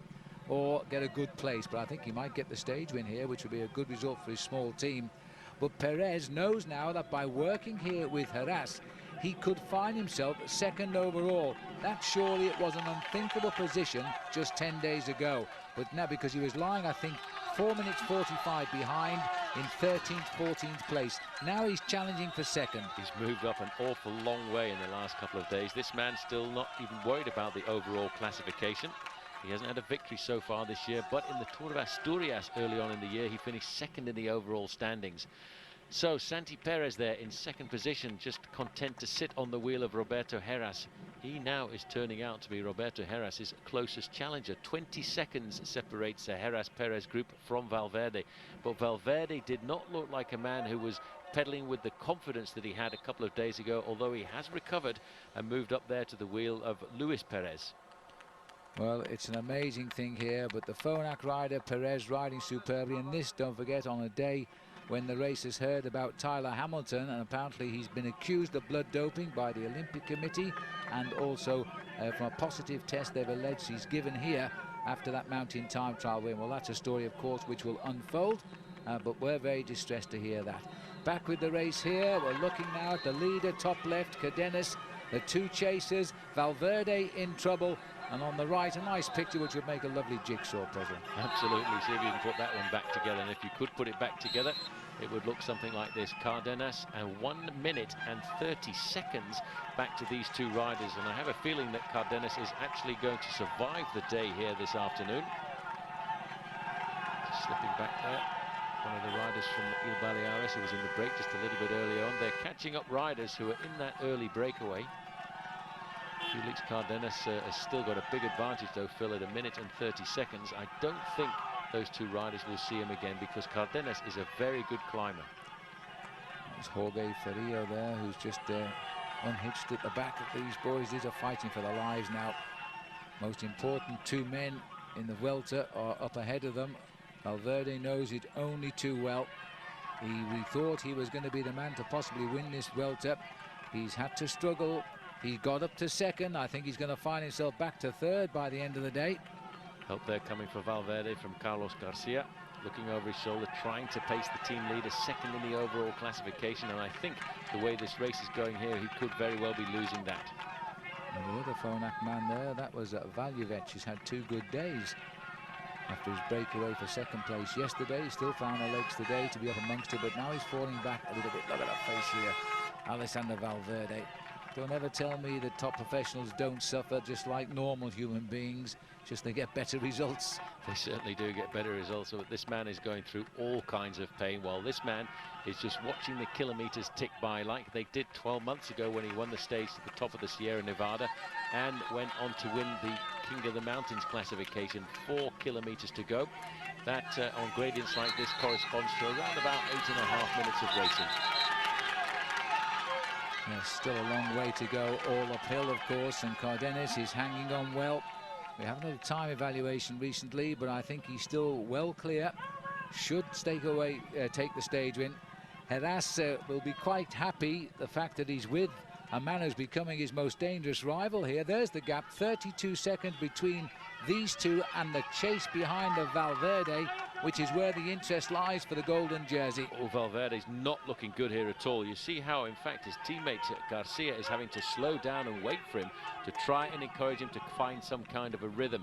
When you're not a great climber and you climb most of your career on courage, once the lights go out, it is very difficult to find a pace that is comfortable. This is Lara. There's a lot of battles going on here. Riders trying to stay up in the overall classification, but Valverde is having a very bad day.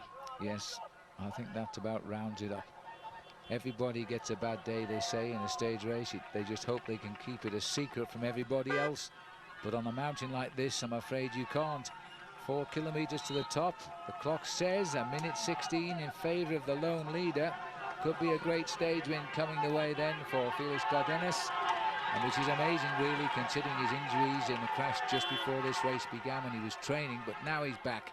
Oh, look at that, 49 seconds. He's losing big chunks of time here. He was hoping, I think, this afternoon to try and get himself the jersey away from Roberto Heras, but you've got to be a special kind of bike rider to challenge Roberto Heras on the slopes of a mountaintop finish, and I don't think Alejandro Valverde has got that in his legs here this afternoon. He can hardly follow his own teammate there, Carlos Garcia. No. Brave heart required now as you continue to climb towards the finish, when you know you started the day 5 seconds behind the golden jersey. With every pedal rev, it's becoming now probably out to a minute. So Cardenas plowing a lonely furrow at the front end of the bike race, just watching those kilometers tick by slowly but surely. These guys here now have picked up Carlos Sastre at the back end of that group. He too is losing a little bit of time. Heras has got the support of the crowd. He's trying to make it 2 wins in a row and his 3rd win at the Vuelta a Espana since he began riding it back in 1997, in a race which, quite remarkably, Phil, he's never finished outside the top 6. I think half of Spain have turned out here, found their way to the top of this mountain. I think they might have suspected that after the mountain time trial, this would be the stage which would decide the destiny of the final golden jersey, but I think it's still in doubt here, because we've got that last time trial, and the rider on the left of the picture, Perez, is still gaining ground here on everybody except Heras at the moment. There in the distance, another kilometre banner. It's a long way to the finish still, but I think now Cardenas can start to think of victory. Yep, Cardenas is still holding on to a very big chunk of his advantage over the chasers, and it's interesting you pick up that final time trial, Phil, because although it was in the final mountain time trial last year that Roberto Heras was able to wrest the lead away from Isidro Merzal, it was in the final time trial, a flat time trial a couple of years ago, that he actually lost the overall lead in the Vuelta a España to Aitor Gonzalez. That's right. It is amazing, but in the Tour of Spain especially, the time trial has played a hugely important role near the end of the race. It certainly has. Roberto Heras now getting some serious help here from Santi Perez. These 2 men are opening up a big chunk of time over Valverde. 57 seconds. It's almost the 1 minute mark, and that will put Roberto Heras 1 minute and 5 seconds ahead of Valverde if we were to stop the race right now. But the way Valverde has blown, I think he might lose a serious chunk of time here this afternoon over the last couple of kilometres. Well, it's the first time we've seen him very transparent. He quite clearly is in trouble now. He knew he had to hang on today, and he wasn't able to do it. And Roberto Heras, how strange, he's found an ally in the man that has become stronger and stronger and stronger in the last 5 or 6 days. Still 3 kilometres to go here. It gets a little bit easier, but not at these speeds. I tell you what, it's not getting easier for Roberto Heras. You look at the way he's nodding the top half of his body around. This is not the same pedaling action he had a couple of days ago. And in fact, I think he is being put under pressure by the man in front of him, Santi Perez, who looks very comfortable and is taking advantage of the slightly easier gradient. No, let's not forget, Roberto Heras likes the very, very steep climbs. This one, which is being climbed with power, is certainly not going to his advantage. I couldn't agree more, actually, because although he is the golden jersey, he's had to work for his right this time around. He has been seen to struggle, but he's been a good leader, and he's relied heavily on one particular man, Isidro Merzal. Look at this gap now. This is based on the leader, don't forget, not the 2 chasers, but it's going to go out to 2 minutes between the leader and Valverde. Valverde is just about getting up this mountain right now. That is really, really tough for him. He's going to have a couple of good days if he's going to come back into this, because he's conceding 2nd place overall. Just look how high this mountain is climbed from the plateau below. It's a remarkable country. Spain is such a magnificent backdrop for a bike race. And if you look down the mountain there, that's where these riders have had to drag their bodies over the last 25 minutes of climbing. Looking down there, that looks as if that's the group of Alejandro Valverde. That's him. And 2:11 the gap, and the cars have been called around him, so now he knows he's slipping further and further back. He may not know exactly by how much, but this is an enormous gap. Well, Felix Cardenas still holding on to a minute advantage over Roberto Heras, but there's 1 minute and 10 seconds between Roberto Heras and the Grupo Valverde, which is certainly what he wants to do here this afternoon. He will not have felt very comfortable with Valverde breathing down his neck at just a 5-second advantage. Santi Perez, 2 stage wins in the Vuelta a España, back-to-back, one into Granada and one out of Granada on the way up to the summit of the Sierra Nevada. Now then, 2 kilometers to go now to the summit for these two riders. Seem to be getting a little bit of recovery now in the pedaling action of Roberto Heras, but he's going to have to keep a very close eye here on the man in front of him, because Santi Perez is starting to look like a very serious challenger over the last couple of days.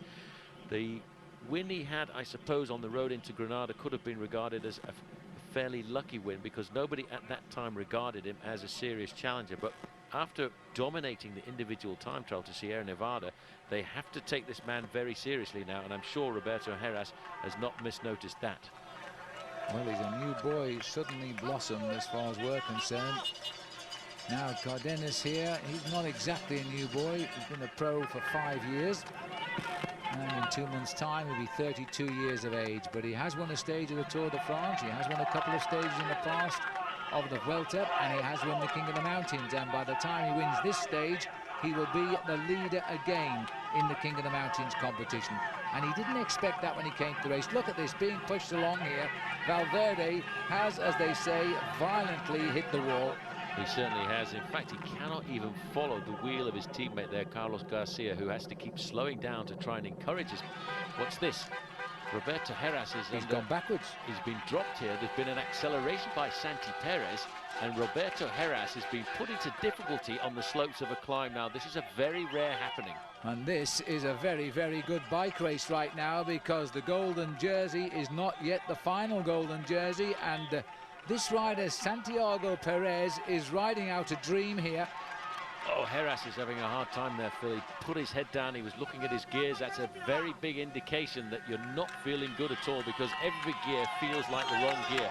1,000 meters left here for Felix Cardenas. He should take the overall victory here. Just 2 more minutes to ride to the summit, and he could be very close to getting himself the lead in the King of the Mountains classification.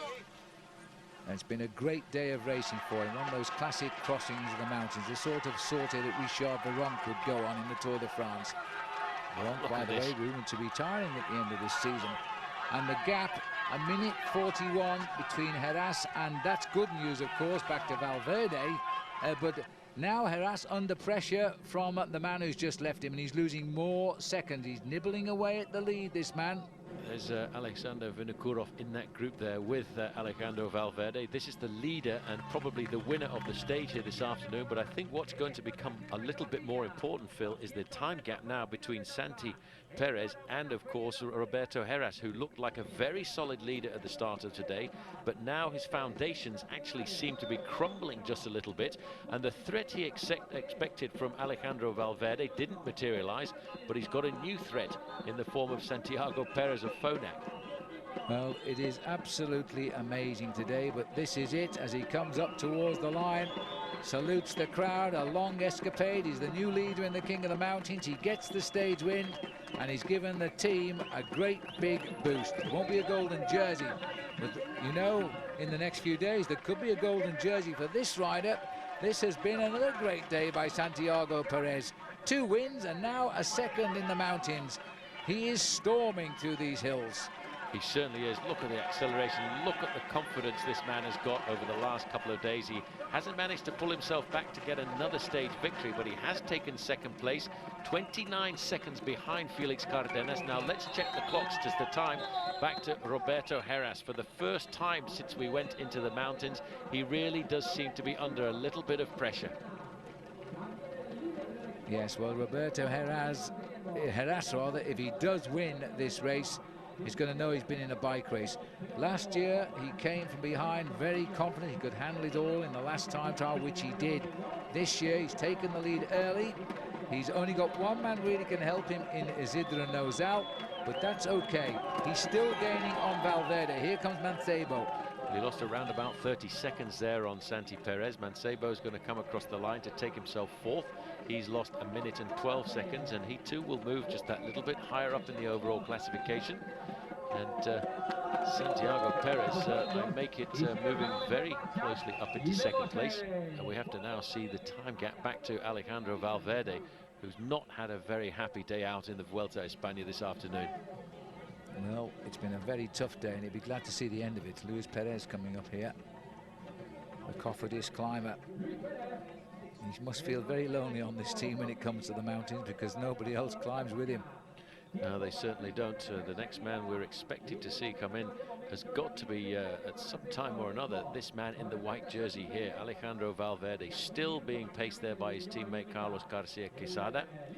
In that group as well with him, Alexander Vinokurov, who was the rider who gave him a little bit of a push just a little earlier. That just goes to show the fraternity in the mountains. Everybody knows what it's like to suffer, and nobody really wants to have to do it alone. Well, we're looking at serious time losses for Valverde now, because he's still got about 900 metres to ride to the line here. He'll be over 3 minutes, surely, as he comes up, and nothing in our sight now. Sastre coming through. Well, he actually recovered quite a bit, because a little while ago he was in the company of Alejandro Valverde, so he's ridden himself back into the race. He should keep his 6th place that he started yesterday in the overall classification, but once again losing big chunks of time to Roberto Heras. Well, the time has gone by, and Santiago Perez is now up into 2nd place in the Vuelta Espana. It is absolutely amazing, the progress of that rider. Here's Valverde, can't even take part in the sprint. He's just tacked on at the back of this group, and the clock is going to be 3 minutes and over, because he's got to come over that little brow of the hill yet. He's got one faithful teammate with him. He's tried to talk him up the mountain, but Alejandro Valverde has had the day he won't want to know about, and he certainly won't want to know he's 3 minutes 10 seconds down on the winner. Well, he was 5 seconds off the overall lead at the start of the day, and there he has lost a huge chunk of time. And let's not forget, despite the huge battle we've had on the slopes of this mountain, Felix Cardenas was the winner by 29 seconds at the end of the day, ahead of Santiago Perez. But that ride, Phil, will drag him up as well into the lead in the King of the Mountains classification. And a nice puff of fresh air there from Felix Cardenas. He gets the stage win. Roberto Heras, 1:13 over Perez, 2:15 over Valverde. The gaps have opened, except Perez continues to annoy Roberto Heras. But at least his rivals are getting fewer, but he's still got to worry about that one man.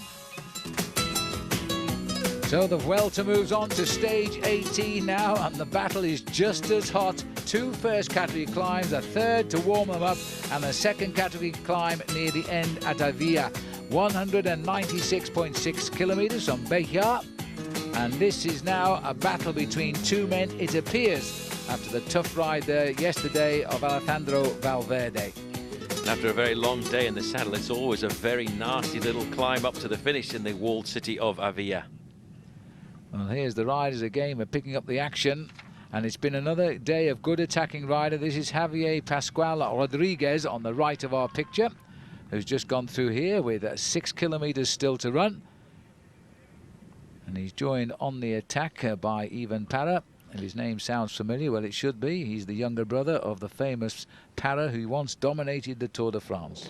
And the Tour of Spain as well. They're running for the Café Barca team. There's been a lot of attacking on this day today with the 3 big first category climbs, and at just around about 8 kilometers to go, there's another very serious group second on the road here. And it's been a day when everyone expected, I think, to have a slightly easier day, but for some riders it gave them a chance to actually rattle the top end of the overall classification. Well, Felix Cardenas reminded us of his new position as head of the King of the Mountains by winning the first climb. It was a 3rd category climb over the Alto de Valajera. But after that, the breakaway was starting to annoy the situation, and Juan Fuentes de Seco went over the 2nd cat, just ahead of Parra. And Buenahora, there's a name we haven't mentioned throughout the whole of this year's at Vuelta. It's a man we used to mention an awful lot in the old days when he used to ride for the very serious Kelme squad. Just looking a little bit further back, there's Roberto Heras looking a little bit more comfortable now. There was a couple of challenges early on from Francisco Mancebo. Tried to rattle the cages over 1 or 2 of the early first category climbs. Life in the we used to call them the hot spot sprints, but life in the points competition at the intermediate sprints. Zabel got 4 points, winning the first one after 25 kilometers, and after that took a back seat. But that might be very crucial, that 4 points, because he is still being challenged by the climbers in this year's Vuelta. It's not certain yet he's going to win. Well, these 2 guys inside of 5 kilometers to go right now, Javier Pascual Rodriguez and Ivan Parra, have got around about a 10-second advantage over the front end of this group, which seems to be trying to peg them back as they go under the banner indicating 7 kilometers to go. And there's another group moving forward here as well. Roberto Heras is in that 2nd group on the road. as is Alejandro Valverde, who seems to have recovered just a little bit overnight. He's plummeted quite a long way behind Roberto Heras now in the overall classification. He's 3 minutes and 15 seconds in arrears. Well, these two leaders, they got away on top of the Puerto de Navamoral, which was the second category climb. And if they stay to the finish, that'll give them a breakaway of 20 kilometres. And I think they might now. There's the finish in the distance there. And it's a day, well, and Valverde will be grateful for a day off, I think, to try and recover from the hammering he took yesterday. And I think Heras will be anxious to keep Santiago Perez out at the sharp end of the race because he's getting a bit too confident. He'll have to keep a very close eye on him over the next couple of days because it's going to be a very serious sort out in the final time trial. And it may well go the way it did a couple of years ago when Roberto Heras on the final time trial actually lost himself the overall classification. 4 kilometers to go right now. Kelme leading out here with Javier Pascual and Ivan Parra, the Colombian rider, in second position. Kelme, for the reputation of being one of the smaller teams, have certainly had a very successful Vuelta a España so far. And I think up until yesterday, they probably thought they were going to walk away with the overall victory because Alejandro Valverde was only 5 seconds in arrears. But this, Phil, has been a very rough ride in towards the finish. And you can see the race is split up into 3 or 4 different groups. The two leaders are around the corner and they're holding on to around about a 10-second advantage, a 15-second advantage, I should say, over a chasing group. Well, 6 kilometres, this is going to be a day of them and us. These are the strong climbers. They've got themselves band together. Nobody has attacked this group at all today. 2 riders who do not affect the destiny of the golden jersey. Just keeping things under control nicely. And Valverde riding that lactic acid out of his legs from yesterday. The obvious man to win, I suggest, would be Javier Pascual Rodriguez, to give him his full title because he is the most experienced rider there. He's had places in the big classics like the Grand Prix of Zurich and Liège-Bastogne-Liège. Isn't a big winner of races though. He's only had 3 wins and he's been a pro since 1995 now, so he's getting on a bit. He'll be 33 in November. Coming into the outskirts of town, the two leaders are still holding on to their advantage. And I think this is 3 kilometers to go for the two men, and you can see the Colombian rider is actually being put into a certain amount of bother when you get that acceleration when Pascual Rodriguez goes to the front. 5 kilometers to go for the chase group. They're a long way down. They're almost 3 minutes in arrears, so I don't think they're going to close that down over the next 3 miles of racing. That's the group there containing Roberto Heras, Francisco Mancebo, Alejandro Valverde. But it is, Phil, a very tricky run into the finish here, and very often we have seen splits in the past, and I do remember a couple of years ago seeing Aitor Gonzalez actually attack over the last kilometre and grabbing himself a couple of seconds over the rest. And just seeing the Kelme rider there, Rodriguez, just releasing and retightening the clasps on his shoes just to make sure he feels comfortable for the sprint. There we are again for you. And there's no doubt he's planning on taking this one out if he can get to the finish line ahead of Parra. And he should. Parra's a better climber than a sprinter. Well, that is all very much psychological manoeuvring, trying to make yourself get into the position of being ready for the sprint to start. You don't want any accident. There is the great walled city of Avila. It really is a magnificent backdrop. The Tour of Spain has been to this place on a number of occasions in the past, but it's a rather tricky little climb up to the finish, and you have to climb up over a large cobbled road before you get into the center of town. The scene in the past of a lot of very last-minute attacks, which when you think that the Vuelta a España is still really sorted out by a matter of seconds, it's a moment when you have to be very attentive on the run-in.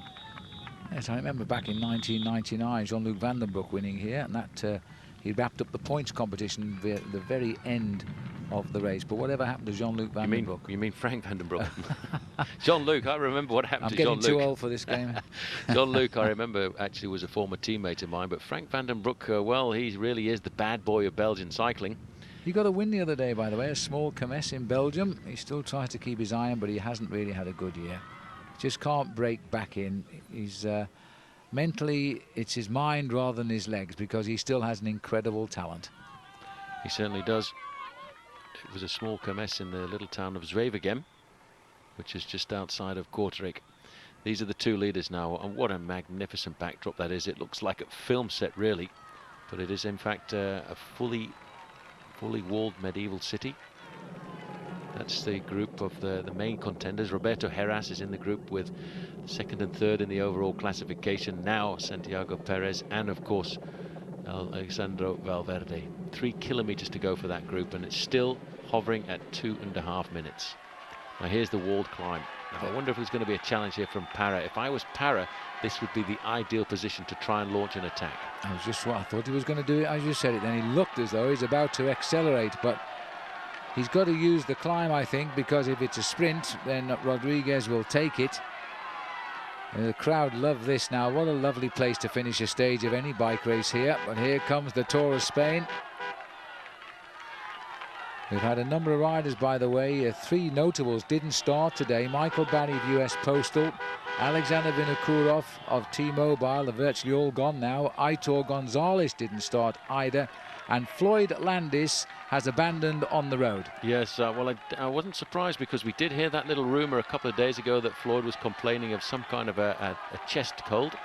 And the best thing for him now is to try and recuperate, and maybe he'll participate in the World Championships in a couple of weeks' time. But these riders feel they can't mess around too much, because the chasing group is not very much more than 20 seconds in arrears. So if they start jockeying for position before they get to the top of this climb, we could see a return of 1 or 2 riders from the back.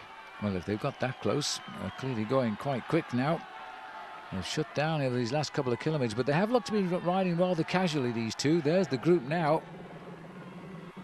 I'm not sure whether that's the second or the third group on the road. That's the third group, I think. 1 kilometre to go now. Well, now they've got a chance now to start jockeying for position. It's a very rough road, especially when you bear in mind they've been out on the road for an awful long time. Once they get to the top of this little cobble section, the roads actually do start to smooth out, and then Javier Pascual Rodriguez, I think, needs to try and force Parra to go into first position, because at the end of a long breakaway like this, the body does respond in very strange ways sometimes.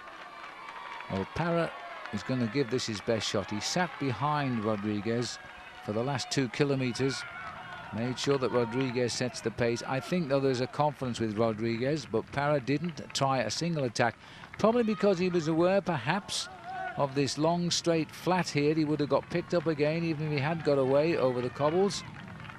It doesn't look like the same finish, in fact, that Frank van den Broek approached a couple of years ago. No, I think they've come round the city, where on that occasion they came straight in and straight up the hill. Now you can see the riders. They will, right in the distance, see the finishing banner. This is it now, Rodriguez. The old cat and mouse has started. Don't play around too long, boys, because the chase is coming. It's a scary moment, this, especially when you put all the effort into surviving off the front end of the main field. He's just waiting to see if he can force Parra to the front, but Parra hasn't made any mistakes at all so far. Well, the Cafe Baquet riders have had some excellent performances here, largely with Cardenas. Can they get this one as a win? But Kelme are having an exceptional ride, you know.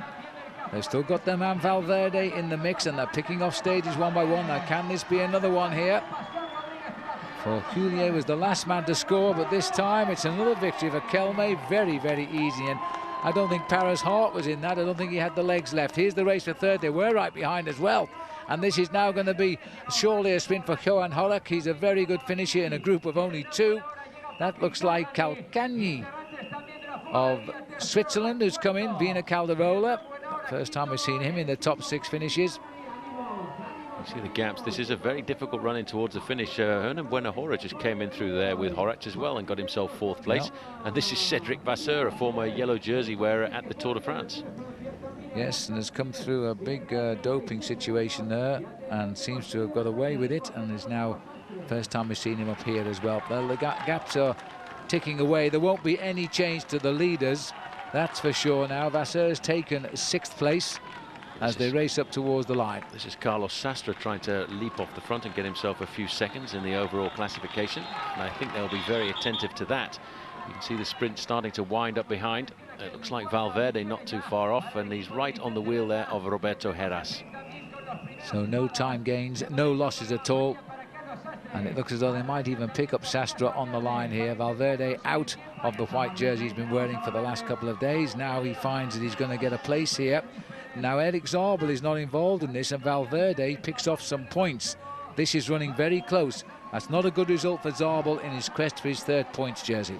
Well, all the major contenders very close together, but there you get a chance to see this has been a very difficult run into the city here, the walled city of Avia, and it split the main field on a number of occasions. Well, there's the result, and again one that has not affected the overall situation. Buenohora did get 4th, Calcagni 5th for Switzerland, 24 seconds down. The other boys coming in all together that mattered, and although the race was badly fragmented, all the favourites came in that little knot of riders, meaning no change overall.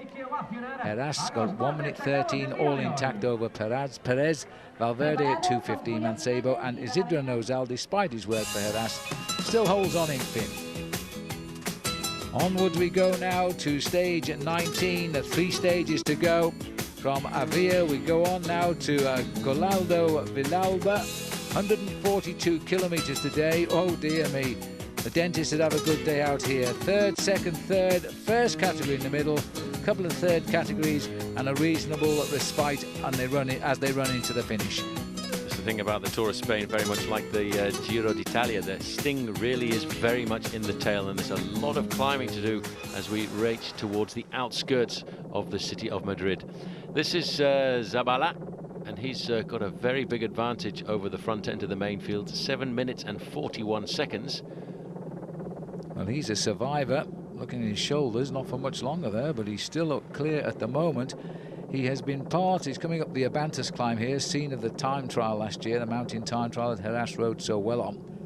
And he was part of an original breakaway of 20, and he is the last survivor, and he's now decided to strike out and go for it. Well, he has, in fact, he's opened up a very serious advantage over the front end of the main field. This is the remnants of that breakaway at the summit of the Alto de Abantos. 2 minutes and 16 seconds to this group. And it was on the very slopes of this mountain here that we saw the destruction last year of Isidro Nozal when he was toppled by Roberto Heras in that very difficult mountain time trial. Yes, indeed, along this very road, and I can still picture the scenes now. It was a great day for one Spaniard and not such a great day for the other. And now they're both on the same team. Well, this is Constantino Zabaya, and he is now hoping he can hang on here. Doesn't win many races, but this might be one. Just 2 kilometers to go. It's been a brave move, but when you know where you sit in the overall classification, if you can get in the early move that gets the time gaps, you've got the strength to move away from that group, which is what Zabaya has done, then you should win the day. And at 3 kilometers to go, that gap should be a winning gap.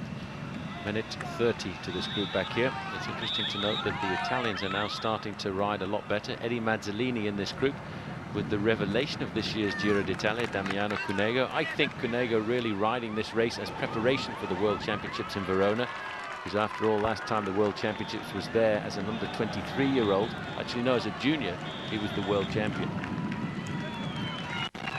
Luca Paolini amongst the non-starts today, by the way, while Danilo De Luca and Miguel Perdiguero, they're two that have dropped out.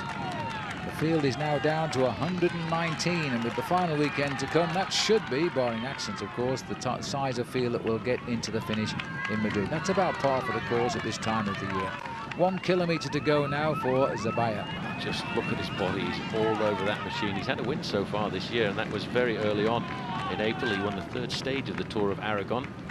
Been a professional since 2000. He spent most of his career riding for Kelme, but over this last 12 months, he's actually moved across to ride for Saunier Duval. They're not going to catch him at all here, because still at 2 kilometers to go, this group is 1.5 minutes behind. They're separated on the road by just over 1 kilometer's distance.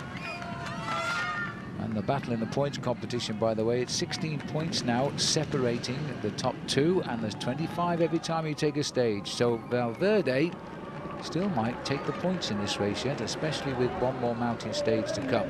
Then it's all hands looking towards Zabel in the finish in Madrid. Well, I hope not. I've got my fingers crossed for Eric Zabel, because that's been an incredible battle since the very first day of the Vuelta a Espana, initially between O'Grady and Zabel. Then Pataki and all those riders have actually fallen by the wayside, and Eric Zabel, not with very many teammates left in the race, is still there at the top of that competition. But for this man, it's been a glorious day out. 26 years of age, at the home straight, a pro for 5 seasons, Second win of the year. He got a stage of the Tour of Aragon back in April. This is the one he wanted, though. His first serious big stage result. A stage win in the Vuelta Espana. He's a good bike rider, 27th in last year's Tour of Italy. But this is what you want to do, perform in front of the crowd and win the stage. It's only 2 wins this year, and he's only won 4 in his career. That's a great result. This is the best one. This is the one that all the Spaniards want. They want to win on home turf and to win in their own event. He only had 2 days left to go to try and get himself a stage victory. This is the second group on the road. And this second group actually contains 15 riders. The main peloton last reported to be more than 5 minutes back, so they're going to be out of the hunt, and that means that they're racing only for 17th place, so not many points left at stake. Well, there's Felix Cardenas on the back there as well, the winner of a mountain stage, and also today going into this breakaway situation to get himself some more points in the King of the Mountains, and basically with his ride this afternoon he's won that competition. He has. He scored on the first climb and he's made sure he's been noticed, so he's nibbled away to keep his lead in the King of the Mountains today, so he won't take part in the sprint as the riders now swing into the home straight. Well, having said that, he's leading them round the corner. Well, you see, commentators' nightmare. Say the wrong thing, and there's Cardenas leading for the line now. He won't get second place, I say with confidence, that the sprinters take a hand here. And it looks like Cunego is taking them on, and then Ivanov. Ruslan Ivanov almost checking there to see how he was doing. Well, he's won the sprint for second. Damiano Cunego has got third there, and I think it was possibly Arietta from the Baleares team who's come in just there. Just sidling in off the back was David Latassa from the Kelme squad. Back out to the rest of the race now, and I think we're down the road here at least 5 minutes. This is Carlos Sastre on the front. Not quite sure why he's riding so hard on the front end of the main field. All of the main contenders are in this group. Roberto Heras very comfortable here this afternoon as we go back to a replay of the finish, and Constantino Zabaya coming up to get his greatest ever victory as a professional. It's only his 4th, but certainly one that will go down in the history books and one that he will remember. It's been a very long escapade to get this one, having escaped on the summit of that very difficult climb, the Albacontes. And he's milking that one up the home straight, and why shouldn't he? Deserves it all of the way. This is sort of bridging the gap now while we wait for the peloton to come in.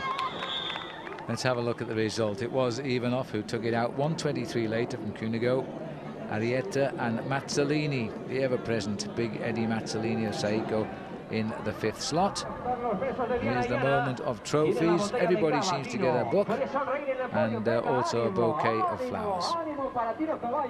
Well, that's a good win for him.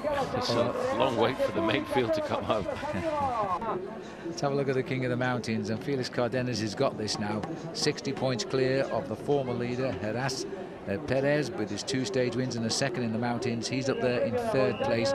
Here come the peloton while we've done the adverts, and they're coming in, yes indeed, now more than 6 minutes behind, and it's going to be a hurly-burly sprint with no signs there of Eric Zabel trying to join in at the front. He's gambling now, and I would imagine getting a little bit tired as well. He's still got to watch out for Valverde.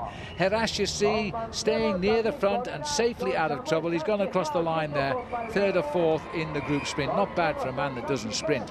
Well, he has to be very attentive because, you know, Santi Perez is breathing down his neck, and after all there's a very interesting final mountain stage to come, and of course Roberto Heras is going to come head to head with him in the final day's individual time trial. So this race is far from won yet by Roberto Heras.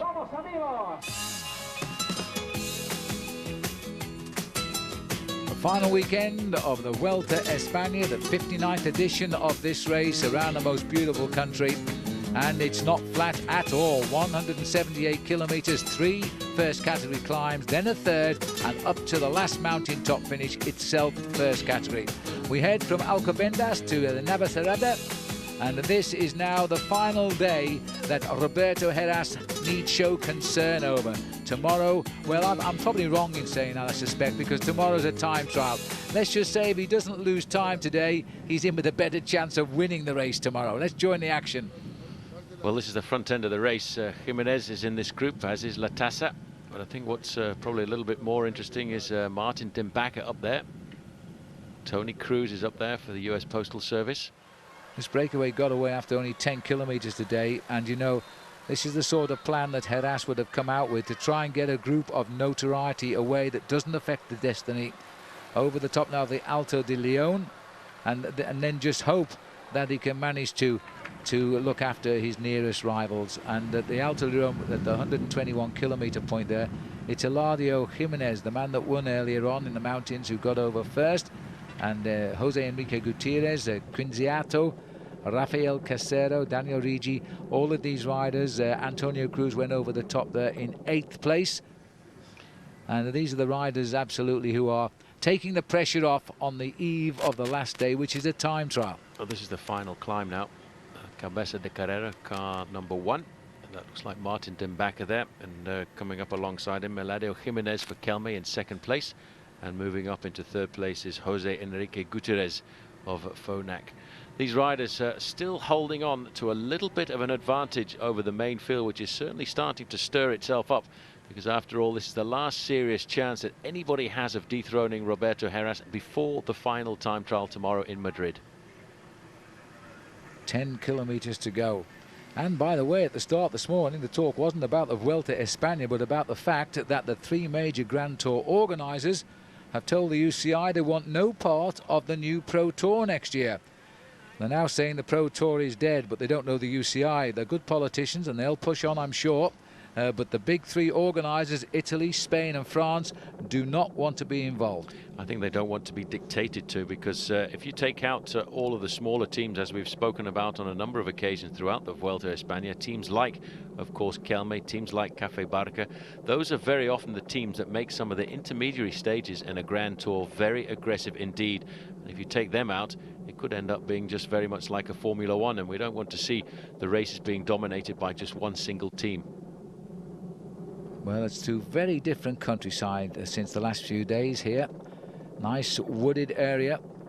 We're heading on the outskirts of Madrid, and the peloton still unconcerned by this breakaway or that breakaway as they start to ride along here. This is Benoit Joachim, who's had his taste of gold in that opening week. Still very much part of the setup.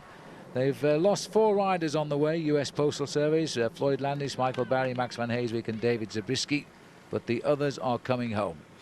There's Martin Dimbacher at the front there, and this is a comeback here by, it looks very much to me as if this is Luis Perez. No, it's Cedric Vasseur. He's having a very good final couple of days here coming to out the strong. Vuelta. He was looking for a place in the French team for the World Championships, I would think. Somebody's taken a flyer. Your guess is as good as mine from that position. Ah, well, it's Gutierrez. Jose Enrique Gutierrez Yeah. has gone off the front here. Now, I wouldn't have expected that, because he's a very big bike rider, and I thought the challenge was going to come from Eladio Jimenez. He seems to have been caught out in the crossfire as those riders were attacking and counter-attacking. Well, Jose Enrique Gutierrez, He's got a big gap. well, he's a good rider. He was the leader in the Dauphiné this year, having taken victory on stage number 2 of that race. Let's see how he gets on. He's held the pink jersey in the Giro d'Italia a few years ago now, 4 to be precise. Just checking over his shoulder there to see if it's worth continuing on. Well, I would suggest it probably is just now. He's not a big winner, but a vastly experienced rider. And at this stage of the Vuelta, if you're feeling just a little bit strong, you've got to give it your best shot, because the chances are it'll work. You see he's now getting to the slightly steeper part of the climb. It's kicking in at around about 8%. He's getting into a nice rhythm. He's taking the bull by the horns here, really, and if he's going to try and stay off the front, he's got to give it everything if he can. But he's going to find the chase very hard from riders like Cedric Vasseur, who seems to, over the last couple of days, have ridden himself into very good form. The front end of the main field, well, it's no surprise really, Phil, to see the blue jerseys of Liberty Seguros all over the front. They're at 8 kilometers to go. They're a long way behind, 3 minutes and 49 seconds. There's Heras right in the middle of that V formation, and riders from Seiko have been very attentive over the last couple of days too. This is a very dangerous stage. The day before the finish of the race, the time trial tomorrow. It's a long uphill climb to the finish, almost now 8 kilometers of climbing. They're not worried about the breakaway, but the infighting, I feel they've got to attack. Whether Heras will attack, or should he wait and see if Perez goes or Valverde? But there's still seconds to be gained and lost on this race. I don't think he's got to worry too much about Alejandro Valverde. He's too far down in the overall classification. He's lost himself more than 3 minutes now. The man he really needs to keep a very close eye on is the man that I'm surprised I wouldn't think very many people uttered the name of before the start of the Vuelta, Santiago Perez. And here he is now in 2nd place in the overall classification and a serious challenger for the win. Still, because the battle of the time trial tomorrow, it might be a slow motion time trial, because neither Perez nor Heras are seen as great time trial riders on flat roads. Well, we'll see tomorrow. It's going to be a nervous day for both of them, that's for sure. And it's going to be a decisive day. Right on the last possible kilometres of the Vuelta, it would be possible for the jersey to change shoulders. Now, this rider's not thinking of a golden jersey. He's thinking of a golden handshake when he wins the stage from the team, I would think. Absolutely. He's got a slight advantage. It's not really very much. He's only got about 15 seconds advantage over Eladio Jimenez and David Latasa. But you can see there is a slight acceleration now coming, and this looks like Oscar Sevilla. Yep, Oscar Sevilla it is. Babyface Oscar. He's trying to set up Santiago Perez. And that's the idea now. As Oscar Sevilla had a very quiet Vuelta a España, and Team Phonak now are trying to put a bit of pressure onto Roberto Heras. Heras hasn't taken the bait just yet. He's still sitting at the back end of that long line of riders. The big advantage that Roberto Heras has, I think, Phil, is over the last 4 or 5 years, he's ridden alongside a man by the name of Lance Armstrong. He knows how to control situations like this, and that really is one of the reasons why he wanted to go across to US Postal Service. Yes, it took away his chances of possibly having a crack at winning the Tour, but it also taught him an awful lot about being a leader. The ironical thing is they're having to cause a reaction here which might terminate the breakaway up the road of their own teammate, Gutierrez. This is Valjevec. He's actually come good, very good in this last week. He's been showing a lot at the front. And this Phonak team, well, frankly, they haven't missed Tyler Hamilton because they have played a very big role in this race without him. This is Luis Perez on the front for Cofidis. He too has ridden a very solid Vuelta a España, one of the best riders the Cofidis have had here. We had Stuart O'Grady very present in the first part of the event. Not sure what happened there. Is that Valjevec? He seemed to lock up his bike and he's dropped back very quickly. He locked up his legs, probably. Yeah, probably was. Needs some oil for his legs. Heras attentive. There he is in about 3rd or 4th position. I think that's Aitor Gonzalez moving up into 2nd spot there. 9%. This is the kind of gradient that Roberto Heras starts to like, especially once it gets over the 10% mark. Look at the altitude there, 1,400 meters. This is the back of the group. But the peloton has started to become extremely fragmented. This is Leiseca who's in trouble there, number 65, and he's had his fair share of victories in these races. Those long, lanky legs of his have climbed like rabbits before, but today he's finding the speed too much. 5 kilometers to go, and he's still on his own up here. Looking over his shoulder, he's actually looking to see what the position is of the riders who he left just a few moments ago, and he hasn't really got that much of an advantage over Jimenez and Latasa. This is Perez. Roberto Heras there, looking over at his teammate Isidro Nozal, saying, come on, can you find anything else in that box of courage of yours? We've got to keep control of this. This is a last mountain climb, and now as a leader of the race, Roberto Heras has been forced to take over control at the front. Francisco Mancebo, 4th overall, 2 minutes and 16 seconds down. There's Damiano Cunego. He's actually riding a lot better towards the end, and I'm sure that's a lot to do, Phil, with the fact that the World Championships is in Verona this year. Yeah, in Verona in Italy. He's an amazing rider when you think he's only 22 years of age, and this is his 2nd major tour of the year. That is a lot to say for a young pair of legs.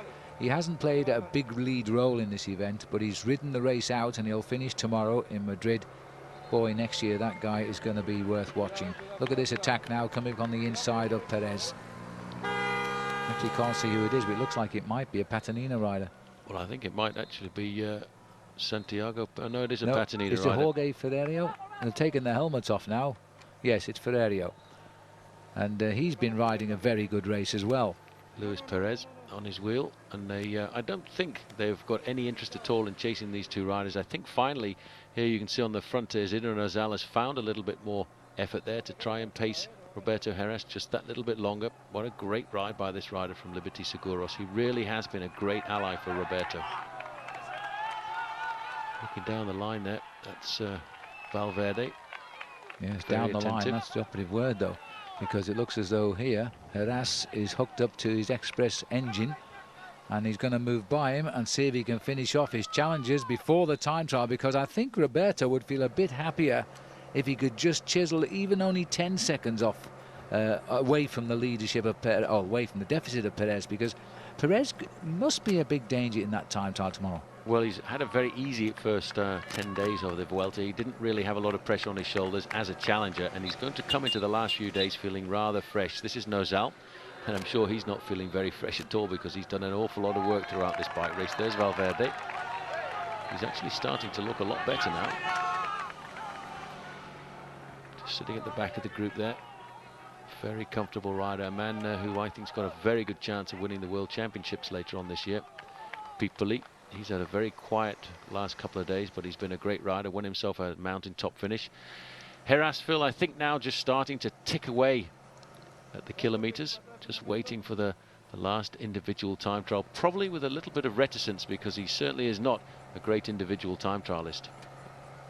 He's showing no signs of effort, and you look at the effort on Mancebo's face, different contrast altogether. There's Cadenas, he's running out, the king of the mountains, for the second year in succession, and he really never thought he would be able to do that this year.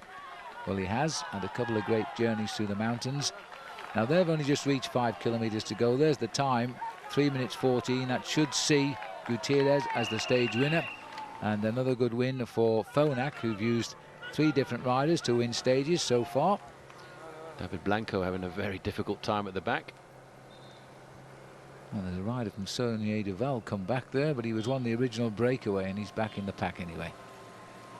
And it looks as though Zabel will have to hope that Valverde doesn't turn in a good time trial tomorrow, finish up amongst the leaders, because that would give Valverde the points competition, because there'll be no score here for Eric, and there could be a score for Valverde. It's going to be a tight finish in the points. It won't be solved today, that's for sure. So there's Valverde on the left, Roberto Heras just sitting at the back of the group here, keeping a very close eye on Santiago Perez. So Garcia. An acceleration from Kelme, yeah. I think once again they're going to try and put Roberto Heras into difficulty. 6th overall, Garcia Quesada, 6 minutes 16 down. And Cardenas, I think, has called it a day. The king of the mountains just lost his love of the mountains, I think.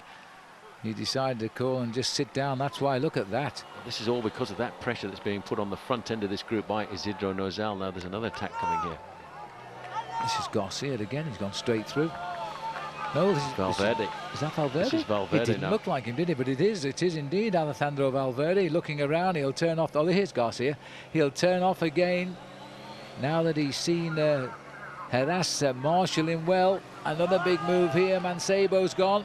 And that's the one that's got to be answered by Roberto Heras, and that, I think... This is Perez. This is Perez, I beg your pardon. Santiago Perez. No wonder Heras came out.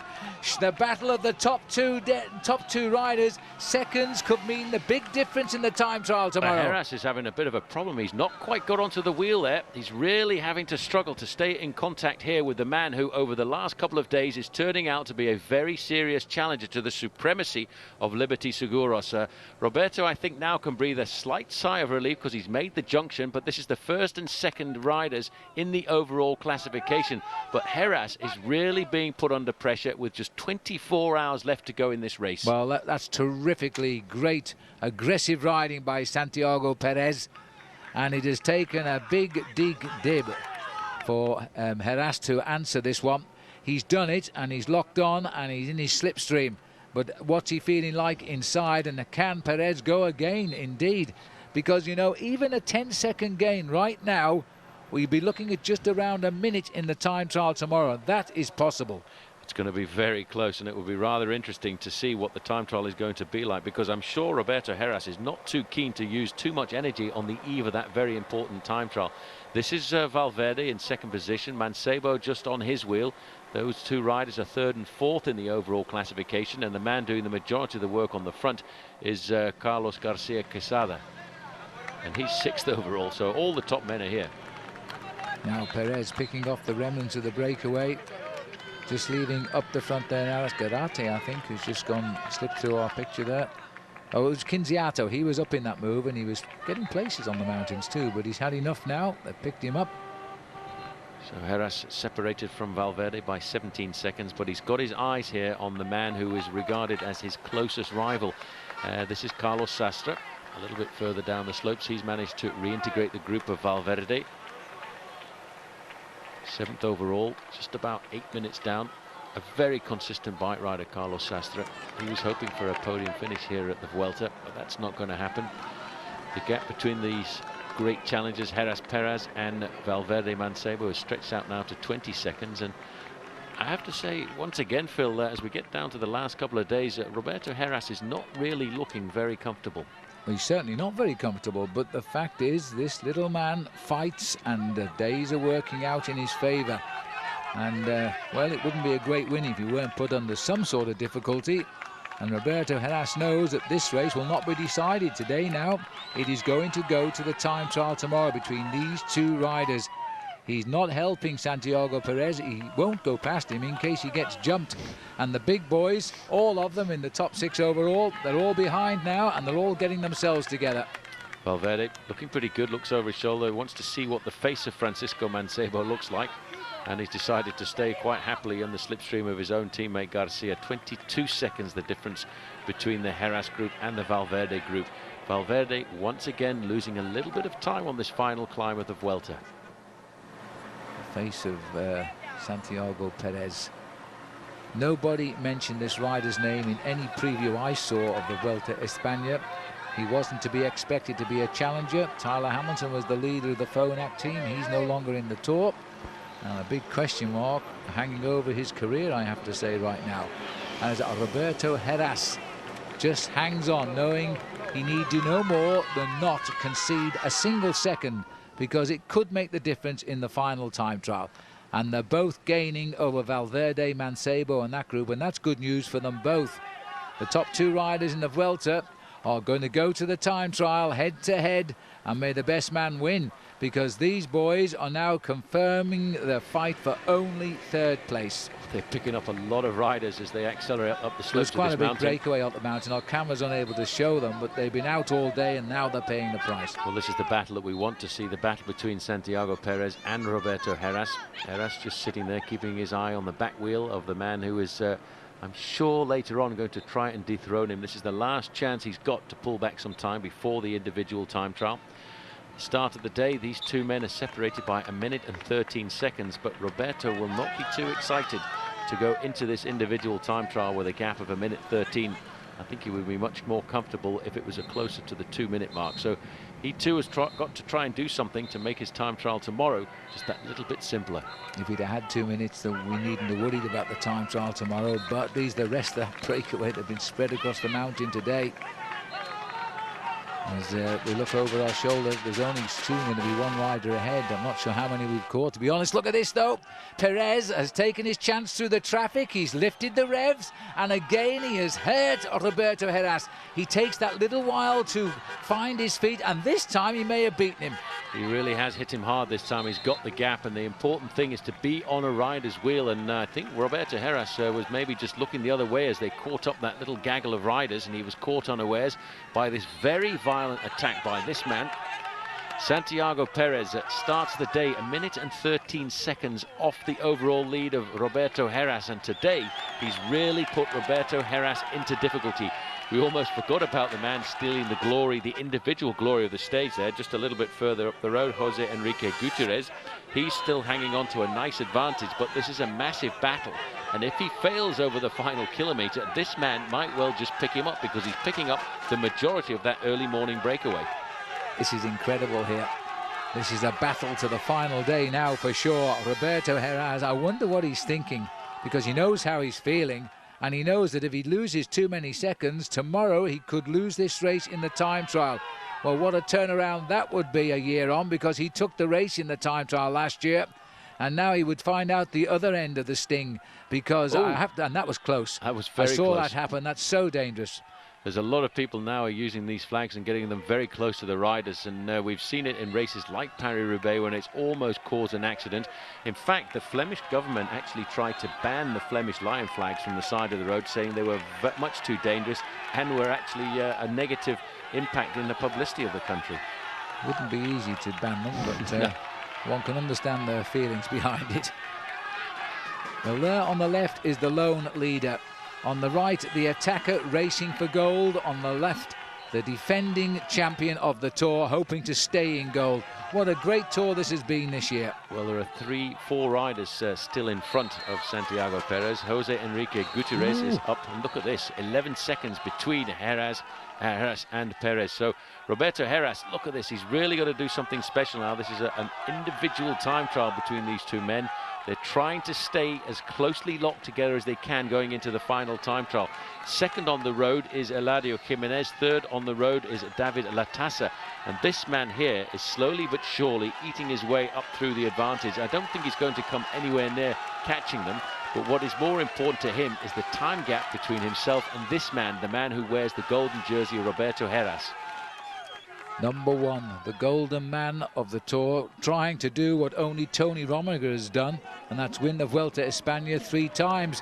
But all of a sudden, there's a huge doubt over that now. There's no doubt who the winner is going to be, but can this rider here take the gold jersey and come from around 13th to 14th overall and to the top position by the time this race finishes? Let's give this man his due now. Another win for Phonak here. Jose Enrique Gutierrez gets a stage win in the Vuelta, his first ever, by the way, which is great for the Spanish rider. Finished 6th in Paris Tours last year, which is still to come. He's a good sprinter, but he didn't need his sprint today. He certainly didn't. He's obviously a very good climber too, and surviving that 20-man breakaway that got away very early on in the day, and he's managed to survive up to the summit of this very difficult climb of the Navacerrada. This man, though, is extending his advantage over Roberto Heras with almost every pedal stroke. This today, Phil, is actually going to make tomorrow's individual time trial a very close match between the two men in 1st and 2nd place. This is Eladio Jimenez. He's had his stage win for Kelme. The Kelme have had a great race. Today, he's crossing the line in 2nd place, but it's the time gap between Perez and Heras which is going to reveal all. And he's still climbing. The white jersey is the combine leader's jersey, by the way. That's why he's not in his team colours today. 22 seconds, that is a very big gap. There's Cedric Vasseur, I'd forgotten about him. He was also a member of that early morning breakaway. He's been caught there by Roberto Heras, and funnily enough, a couple of years ago, those two riders were teammates. This is David Latasta. Kelme getting the 3rd place finish. He was in the breakaway as well. We haven't seen anything of him. Sorry about that. Our cameras are rather committed now. But he comes up into 3rd place. A minute and... Oh, look, this is Perez. That's Perez coming in now. That's Perez with the cars and the cameras, and then the clock will really start, and he's coming up here at a terrific rate of knots, right up alongside the crowd. He's going to take 4th place on the stage. The clock starts now at 1 minute and 37 seconds on that clock. Every second now could put him in a winning position tomorrow in the time trial. And this is not Heras, this is Aitor Perez coming up the line. We're looking around the corner. There is Heras now in front of all of those cars. He's got Cedric Vasseur alongside him, but this is going to be a very big battle now tomorrow in the individual time trial, because Roberto Heras, Phil, here has lost himself almost 30 seconds on Santiago Perez. Not almost, exactly. 30 seconds is the gap, and now that is a huge loss to Heras for the time trial to come. And that, I suggest, is exactly what Perez wanted, to get that much closer to Roberto.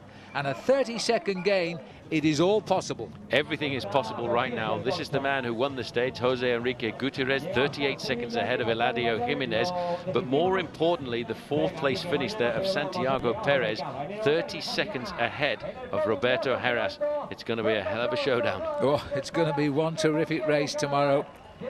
Santiago Perez, this is Gutierrez here, saluting the crowd. We look down the barren slopes of the mountain, and there is the confirmation. Perez is now just 43 seconds off gold, and tomorrow's the race of truth between the two of them. The rest are racing for 3rd place marginally. Mancebo and Valverde, the only two who can fight out that 3rd place finish. Well, he's still smiling, but deep down, when he looks at the overall result tonight, he's going to feel a bit rough inside, I think. The final stage of this year's 59th Vuelta Espana. As always, we're at home in Madrid, and the race now, a race of truth, 28.2 kilometres. There's no hills. Even Eric Zabel's worried about where Valverde will finish, because he can still lose the points competition. We're now going to see, and all of the interest, let's face it, is in the last two riders to start, separated after 3 weeks of racing by a bag full of seconds. Well, there's a big battle too for third place as well. Let's not forget, between Mancebo and Valverde, they were only separated by a number of seconds too. This is the man who starts second from the last, and this is the man who believes today he's got the ability to win the Vuelta a España. Santiago Perez, 2 stage wins, out on course. There's only one man left to start behind him, and that's the man who won the Vuelta a España last year, Roberto Heras. This is going to be a huge battle. Well, Carlos Sastre coming through at 10.5 kilometres, best time at the moment by David Blanco, 13:33. It's all academic now. We're just waiting for the arrival of the top 2, to be honest. But now we're seeing the last man of the 119 survivors taking his start. Roberto Heras, what a moment. He's not a noted time trial rider, but then neither is Santiago Perez on a course like this. It's going to be a case of who can turn it on the day. Well, he'd be very interested to see the first time check. I'm absolutely certain of that. The only thing that he brings across with him, I think, from the US Postal Service is the fact that he knows how to handle himself as leader of a bike race. He knows how not to panic in situations like this. He's the kind of rider who does have the ability to pull something very special out of the bag, and over the last couple of years he's taken the advantage of the US Postal Service's investment in finding an aerodynamic time trial position. That's one thing he wanted to improve, and I wonder if it's going to pay today. Here comes Isidro Nozal slipping away. He lost his lead on this same day last year, which was a Saturday, in fact, last year, the penultimate day, the mountain time trial at Bantos. Now Nozal doesn't have to worry about how high he finishes. He's been second, so he's not going to worry about losing a place today. He's gone through here with the 6th best time. He's a third time trial rider, but can this man produce yet another ride of his life? He came here without a care in the world to support Tyler Hamilton. Now on this last day, he's racing to win the Vuelta a España. I tell you what, he looks very good on that machine. A nice aerodynamic machine. He's got a full disc wheel in the back to reduce the amount of turbulence at the back end of the machine. The first time check is going to be very important for everybody. This is Valverde. He too has got an important rendezvous this afternoon, because he could ride himself into 3rd place and get himself onto the podium. Won't be easy. It's the riders behind that count, of course, behind him. He's only coming through here, slipping out of the top 10, just in the top 10 at the moment, giving 24 seconds away to Blanco. And it looks as though he will be lucky now to break into the top 3 on the podium and equal his position of a year ago. This is their head-to-head. On the right, Santiago Perez. On the left, Roberto Heras. The only thing they've got in common, they're both from Spain. Time to beat David Blanco there, and this is a very good ride by Francisco Mancebo. He goes through there just huge. 2 seconds in arrears, so he's holding on to his 3rd place at the moment. That's a huge result for him. Might be a good result for Eric Zabel too, Paul, because he's going to push Valverde down the points competition. Yeah, Valverde will be trying to get himself up there if he can. Santiago Perez, the time to beat David Blanco, and this, I think, is going to be a new best time here. 13:33. The clock will stop as he crosses the line, and is he going to do it? This is going to be very close at 10.5 kilometers. He's just gone inside that time by 1 second. 1 second best time, Perez. Unimportant in effect. We want to see now the arrival of Roberto Heras, and he's going to have to do one of the rides of his life here if he's going to hang on. Of course, it's a question of, can Perez get back 43 seconds, not just 1, but we'll see. Here comes Tricky Beltran as he races up, and Tricky has had a great ride, so too has US Postal. This is their last Grand Tour, don't forget, as the sponsorship moves across to the Discovery Channel next time around. Now this is the time check. This is 10.5 kilometers for Roberto Heras. The time to beat, or the time to stay in contact with, is Santiago Perez, and it's 4 seconds is not much. The 4 seconds is nothing. He's still holding on now.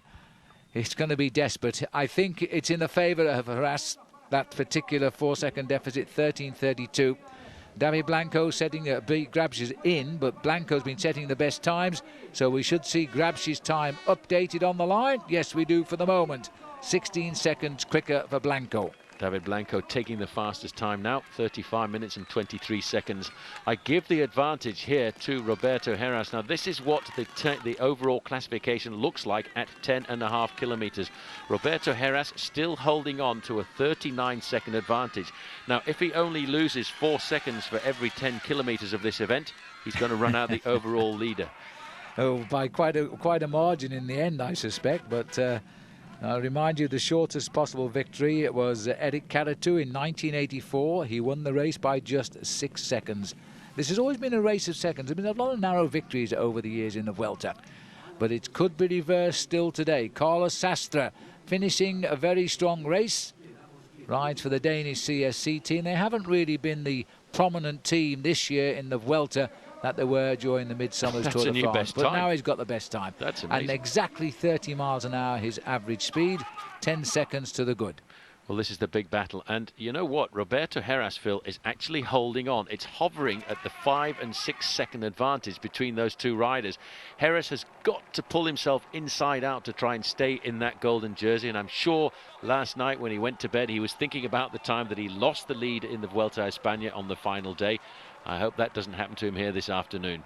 Well, Mancebo is hoping to keep third place here, and he's looking good.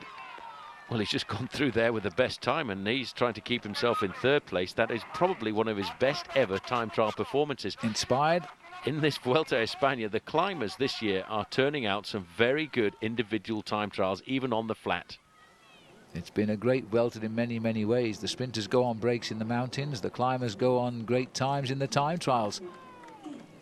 This is Garcia, Carlos Garcia, 12th place for him. He played a big part, though, out in the mountains this last couple of weeks looking after Valverde.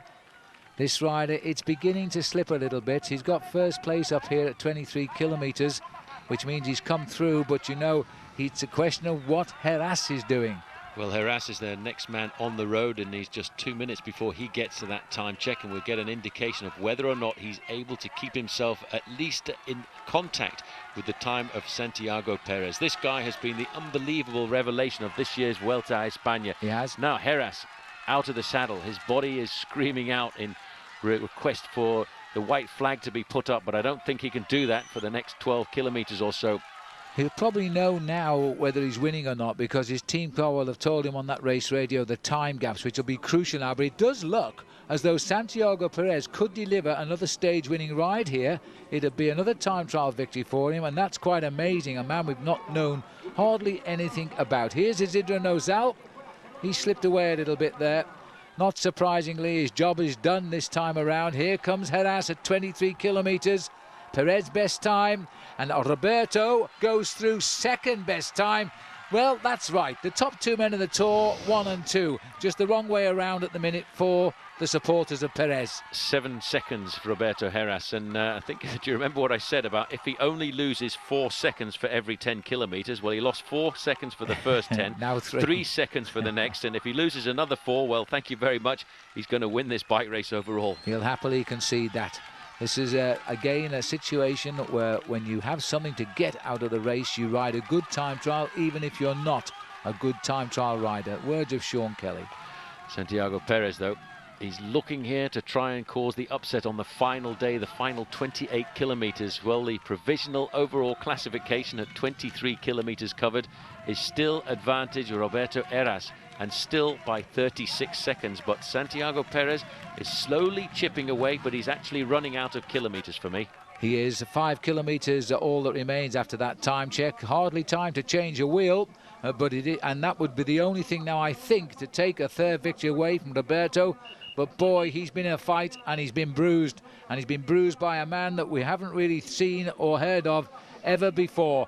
Alejandro Valverde came into this race as a man who could win it. In the end, he's tired. He's finished 11th in the time trial. He's conceded a minute already to Carlos Sastre, so he will only finish 4th, because Mancebo coming in now has closed right in on him. Well, what a great ride, and he's actually, I think, going to rival the time there of Carlos Sastre. 35:13 is the time that's been set by Sastre at the top end of the overall classification. Mancebo is all over that machine. It really is a strange position the way he tilts his head over to one side, but he's doing a superb ride in the individual time trial here, and I think we're looking here at a new best time. I'm sure you're right now, and again another example of how a climber and the champion of the road race of Spain can deliver a time trial when it matters. He wanted to stand on the podium. He gets his wish. This will be a 3rd place finish for him overall, and for the moment at least it will just be 1st place by a whole second. Wow, that was close, very close indeed, and he's happy with that. He knows he's got onto the podium right now. He knew immediately the time he had to beat. That would have been communicated to him. He had to beat Valverde to stay up there, and he's done that nice and comfortably. But there are still 2 men left out on the open road. This man is picking up the pace. He can feel the golden jersey. He wants that golden jersey. He wants to rip it off the shoulders of Roberto Heras. Taking a few risks now coming into town. Look at the speed. He's inside now the final kilometre, 1,000 metres to go, and he's used all of the road there. That was a bit of a... I was just thinking to myself, what a lovely course this is, and he almost ran out of road. But Santiago Perez is now in the last 800 metres of a remarkable Vuelta Espana for him, from the depths of the mid-teens of the classification to probably second overall, but first here, because this is going to be best time for the day now. The 118th man to come home of the 119 riders, Santiago Perez, will get his 3rd stage win of this race. And there it is, 7 seconds quicker than Mancebo. That was a good ride by Mancebo. Perez won't beat that time, but he better not lose it by too much. Well, what we've got to wait for now is the arrival of Roberto Heras, the last man, the man in the golden jersey of leadership. And here is the time. 35:05 is the time that has been set by Santiago Perez, but Roberto Heras started the day with a 43-second advantage. So far, at the last time check, he'd only lost 7 seconds of that, and he looks to me like he really is on a mission here. This could very well be one of the best time trials that Roberto Heras has ever ridden on the flat. He's made him fight as Santiago Perez, and he's been up to the game. It's been a wonderful battle through the mountains, including the mountain time trial, now on a flat road in the centre of Madrid. Roberto Heras is setting his own personal record of 3 wins in the Vuelta. He joins Tony Rominger, the only other man to have won this race 3 times. So Heras becomes the first Spanish rider to do it. 35:05, he's not going to get up here to beat that time. But at the end of the day, these 2 boys have gone pedal rhythm for pedal rhythm, and it's not going to matter. It's going to be a tight finish. It's going to be another day that the Vuelta goes down in history, having been won by just a hatful of seconds, despite the terrain on what has been one of the most difficult recent Vueltas.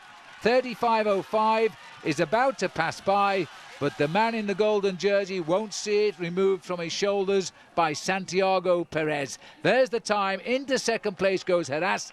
Fitting, though, I think he's going to finish this race in second. Well, he's still got 40 seconds to get himself to the finish line, and I'm absolutely certain he's going to do that. And you can see the clock ticking by. It has to be 35:48, and he's gone inside that. In fact, he's finished 4th on the stage, and he knows that. He is very happy with that time trial performance. He only lost 13 seconds, so he'll win the Vuelta a España by 30. That's a great result for Heras. He really had to work for that. He could never have gone to bed on any night on this Vuelta and slept easily, because he'd been stalked throughout the final 10 days by Santiago Perez. And Perez got his answer here.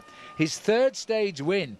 Mancebo finishing a brilliant second, Sastre hanging on for 3rd, Heras 4th, and David Blanco's been riding well, though he hasn't quite delivered the goods in 5th place. Well, this beautiful city of Madrid now all set for the prize presentation and the overall result. And it's going to tell us pretty quickly that the overall winner is Roberto Heras. He becomes a 3-time winner of this race in the 59th edition of the Vuelta España. First of all, a word for Santiago Perez. 3 stage wins, and the crucial stage is a big mountain stage, the mountain time trial, and the last day. There's the result. Well, as he says himself, this last week of the race here at the Vuelta España, Phil, has been an absolute and utter dream. And he's a man now that can come up to the Vuelta España next year with the title of challenger. And after a great battle over the first week with Alessandro Patacchi and Stuart O'Grady, the man who gets the points championship, Eric Zabel. At the expense of Alejandro Valverde in the end, but look at that, 8 points was all it was. It was a close one. Roberto Heras 3rd in that competition, and Perez, not surprisingly, 4th with his 3 stage wins. But Eric Zabel had a wonderful day out. This is the King of the Mountains competition here. Felix Cardenas, the winner of this competition last year, and exactly as he did last year, he won himself a mountaintop finish as well. 56 points to the good again over the ever consistent Heras. He must win the combination race as well, Heras, with his high finishes, and Perez there getting 3rd, and Eladio Jimenez. But this is the jersey they all want. Only one man takes it home, of course, and he's held the lead here for the last half of this race since taking it in the mountains. Roberto Heras now has 3 victories. He won in 2000 and he also won in 2003. He wins by just 30 seconds from Santiago Perez. How nice to see a new name on the block. Mancebo gets the better of Valverde, and that was an exceptional ride by Garcia to finish in 5th place, albeit 7 3/4 minutes behind. There they are on the podium, and this has been a great Vuelta a España, and I hope you've all enjoyed it. For Paul Sherwin, I'm Phil Liggett saying until the next time, goodbye.